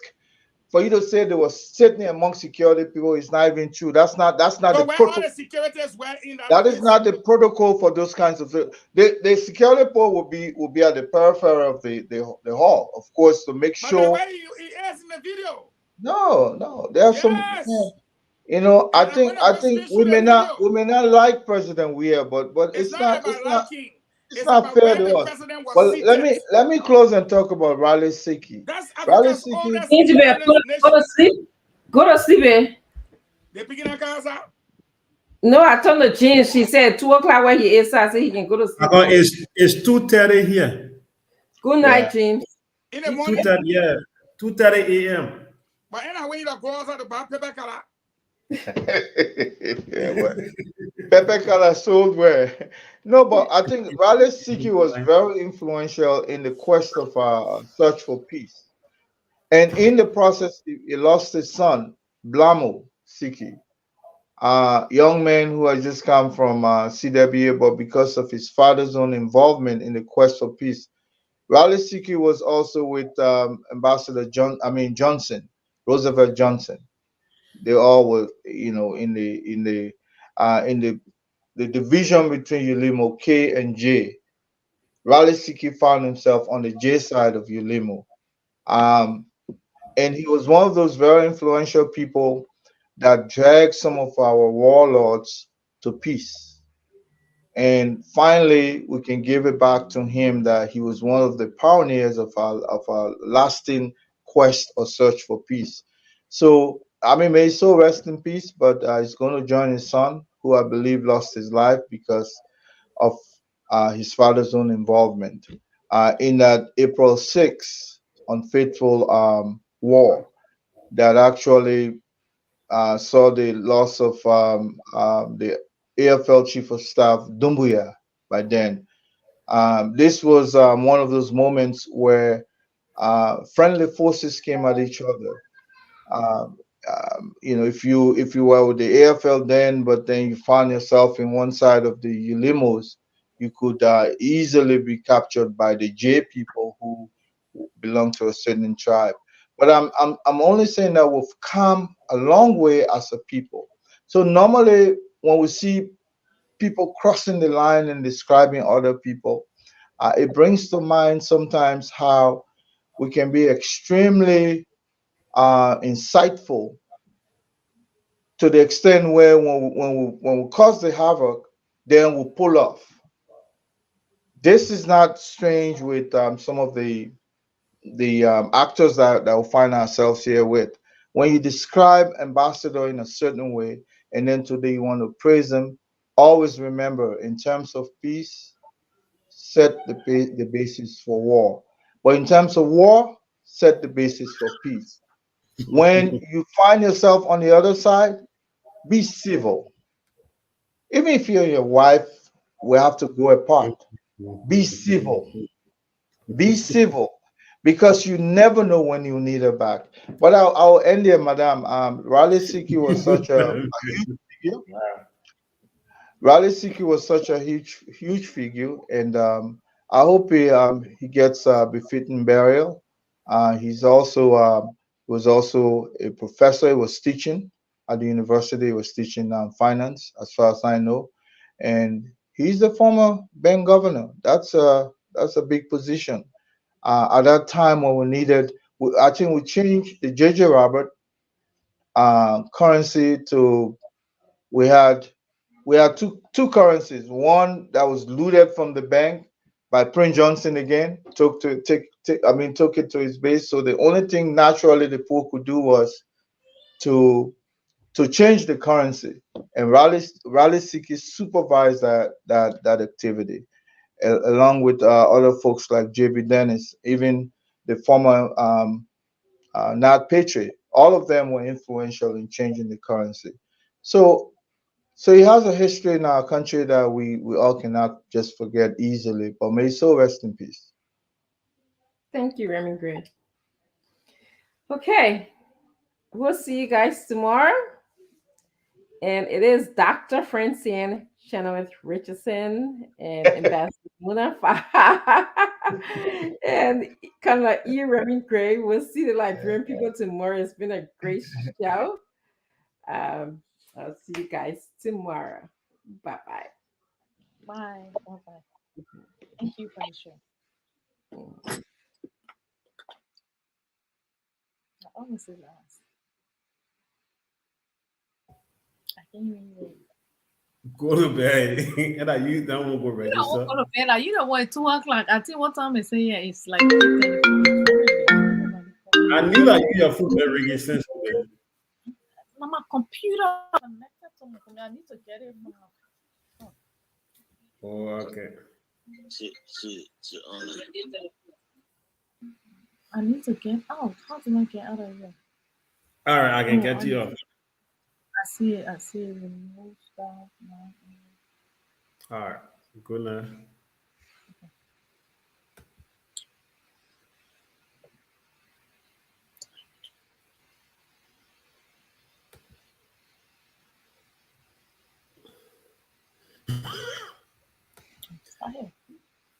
I should take you off? Yeah, I won't go. Bye. All right. Bye-bye.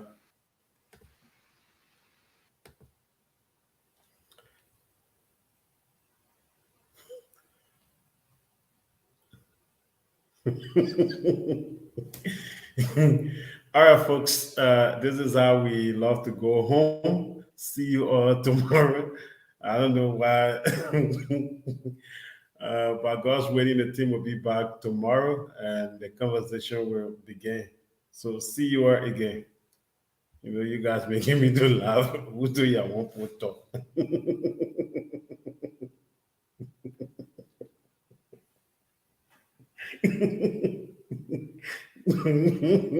We didn't want to talk.